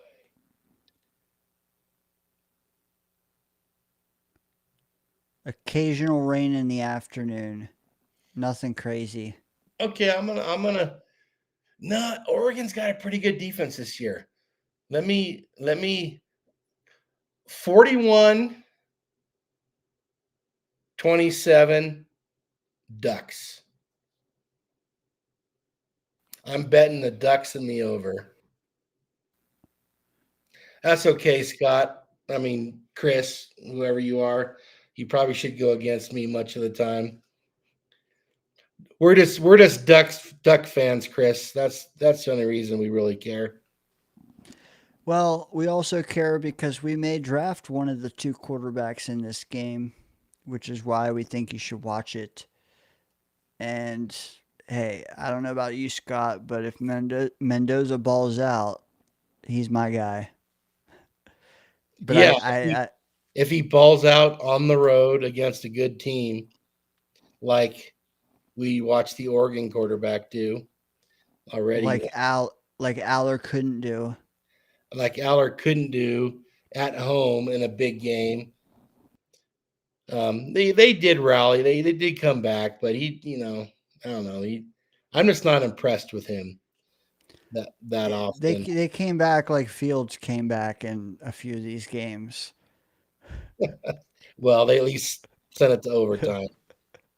I can't Shit. remember what exactly. There was something. The Ducks were dominating that game, and wasn't there one weird play, and then it was all Penn State in the overtime. Yeah. What did you say? 41 what? 41-27 Ducks. I'm giving Mendoza some credit here. Last time he was there, I should have picked the same score. It was 48-14, but You're blowing out that over too. I am. What What did I say? 52 or something, I think you said. I said 52 and a half. Yep. Yeah. Yep. Um, I'll be closer to that, but not by much. I'm gonna say, well, yeah, I guess by a lot. 34 Ducks. Hoosiers 24. okay, that'd be good. That still goes over, and the Ducks still cover. Yes. That'd be 24. fine. Yes. I'd love that. I should. Uh, I should. I don't know much about Indiana. I mean, I know they're highly ranked. I don't know about their defense. The Ducks do have a pretty good defense, so I'm just gonna. And the Ducks have a good running game too. Yeah. This is a big. The Ducks might have the longest current home winning streak. I wouldn't bet my life on that, but they might have the longest current home winning streak. Well, I mean, you might be right because the Ducks haven't lost a regular season game in like 700 days. So. Oh yeah, but fuck, they lost the biggest game of the year though. Shit. They did. And they But got that was the their ass playoffs. kicked. Yeah. Where was that at? Was it in the Rose Bowl? Yes. So again, like you might be right because at Autzen, they've been impeccable. Dude, you gotta. I know I tell you this all the time. You gotta get to a game there, especially if it's a big game. It's something. It is something. I was looking at tickets for tomorrow, like 2 for 600. Um, that close to going. Man, go. Just do yourself a favor and go for Oregon against Purdue or something. Even it's you know Dude, it's good. college game day and that being down there tomorrow, that was a turn off. But you Oh, know, dude, that'd be great. You could get up in the front and like get some DZ stuff up there or something. Make a big danger zone sign. Like the guy that's always got the Washington State flag. you're right. That would have been good. It You would could have have been an all day affair, but it would have been good. you could have had I went to um one game that was the game day crew, and it was fine. It was not a it didn't really change anything, about the game. I think that was Oregon at Cal, but it was when my dad was coaching at Cal, and Yeah. They beat Oregon's ass. Um, but yeah, it's fun. Yeah, it'd have been fun. Yeah, Hazel could get on your shoulders with a big sign that says the danger zone. You know, We're yeah, we got to get up there. We will. Dude, especially Dan Lanning's got the hell great program going on up there. Hey, yeah. $20 million dollars, you can buy him out. He says he's not Unfortunately, no, Oregon we don't have zoned. any connections up there anymore. Dude, I got even, long after my dad was gone, we could get tickets there. Just dad make a call, but all that crew is gone now. Hey, next week, guys, super chat, $500. You will see me going live at Austin Stadium. Shit. Yeah. You needed more super chats tonight. Then you could have No, dude, helped, this was helped like them. 3 times more than I thought we'd get. I appreciate you guys. Jake, Crispy, still chilling with us, man. You guys were the MVPs down there tonight, for real, for real. I thought I saw another one you didn't mention that came in kind of late. Which one was that? Do you know? Let me see. I have to. I can't see it on this, but I can see it on YouTube. You know what? While you're looking, I just wanted to mention a few that I starred. Crispy, Dante's Inferno. Yes, you got it. Hell yeah. Um, Next up, Adirondack says he met his wife in Oregon in 2006. Oh, What are the odds of that, Scott? Adirondack, were you on a fishing trip? I don't think he's here anymore, but oh, No, but I'm sure he'll watch it back. He also says 2 of his daughters were born in Oregon, and his 2 stepdaughters still live in Portland. Not far from me, brother. Not far at all. Wanted to get to them because I had them starred. Crispy says the Oregon Zone. Yes. Yes. the The Oregon. orgy zone. I don't know. I thought I saw another one from Buzz Nutter, but I can't find it now. So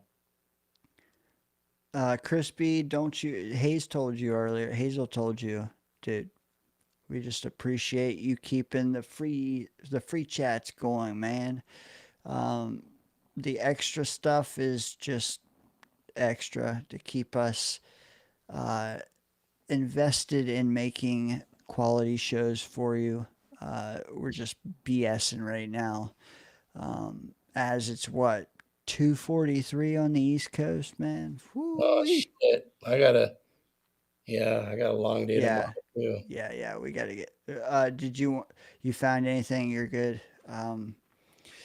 Yeah, no, I Go don't to, go back far enough. that's fine. Go Dylan Gabriel. Beat Aaron Rodgers. I'm fine with that in Pittsburgh. Did you pick Cleveland? I picked Pittsburgh, Oh, okay. but I'm also like, yeah, common sense. Like, what did Murph do that caught us off guard? Dang, he picked Bengals in Green Bay. Sucker. Yeah. Yeah. Sucker. That was a freebie for us, Dane. It was.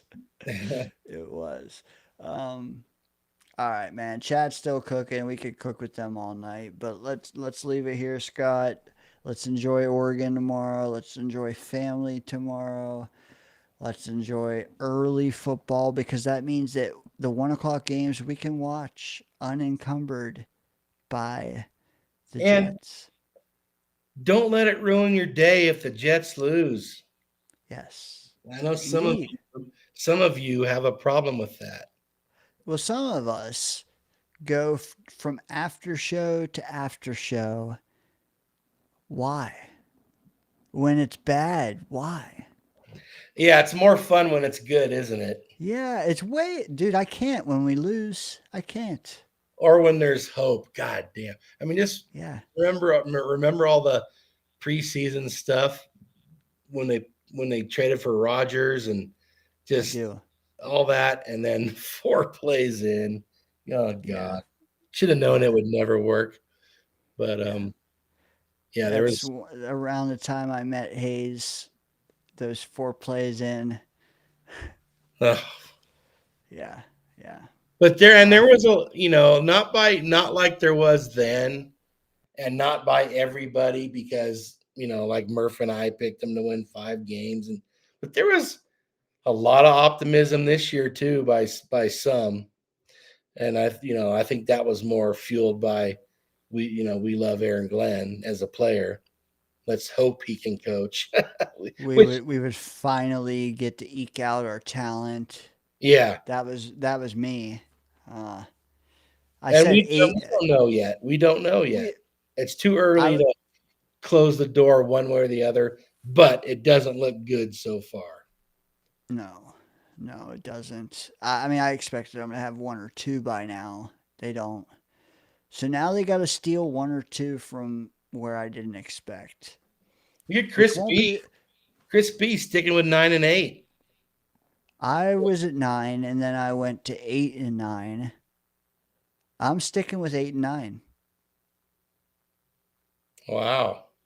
So 8 and 4 the rest of the year. Yeah, it's not going to happen, but hey, I'm not willing to concede it yet, is what I'm trying to say. Well, I mean, there are winnable games. Unfortunately, those teams are saying the same thing about the Jets. So, it doesn't matter who we play if we beat ourselves. Yeah. And that goes for every team. Amid, dude, live long and prosper, brother. He says, DayngerZone. Butchered the spelling, but I'll let you slide for it. Hey, Jake, where are you going fishing? Yes.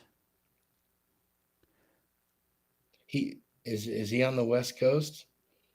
I don't know. We need to get Jake to upload a photo of some sort, even if it's just a logo or something. But I don't know. Just to know he's not Jake Asman in disguise. Or Jake Klein. What happened to that guy? He disappeared. He sure did. He did. Him and BMAC. The only guy I've ever thrown out of our StreamYard link. Did you really? Yeah. Let's not go there. Jake Roberts. Yes. Jake. Is that Evan's brother? Jake the Snake. Yeah, exactly. More wrestling. He had a pond in his backyard. Nice, Jake. Hell yeah. All right, Scott. Let's do this, man. Okay. Have a good night, brother. 500. Let's hope that Murph goes 0-14 this week, and we both do not. Well, I shared some of his thoughts on those games, so I hope he doesn't quite do that. But yeah. Hey, 500. Lock the door. Yep, lock the door.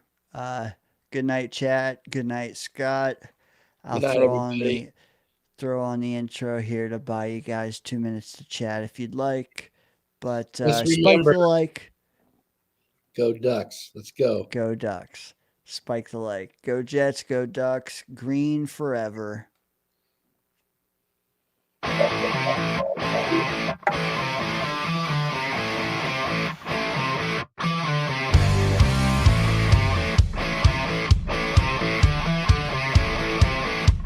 I love the show. I love you guys. Fucking, let's go Jets. JTS. Jets.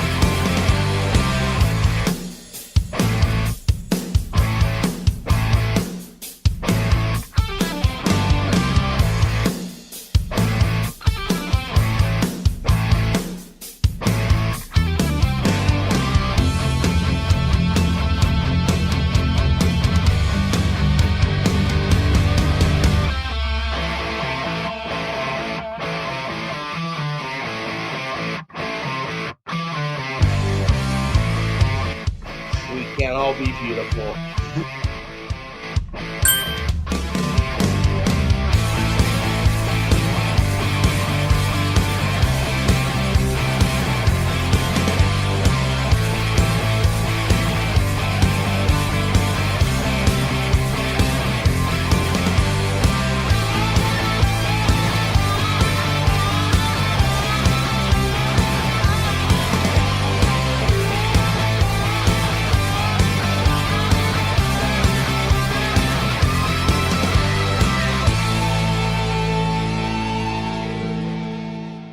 Put your seatbelts on and get ready for the ride.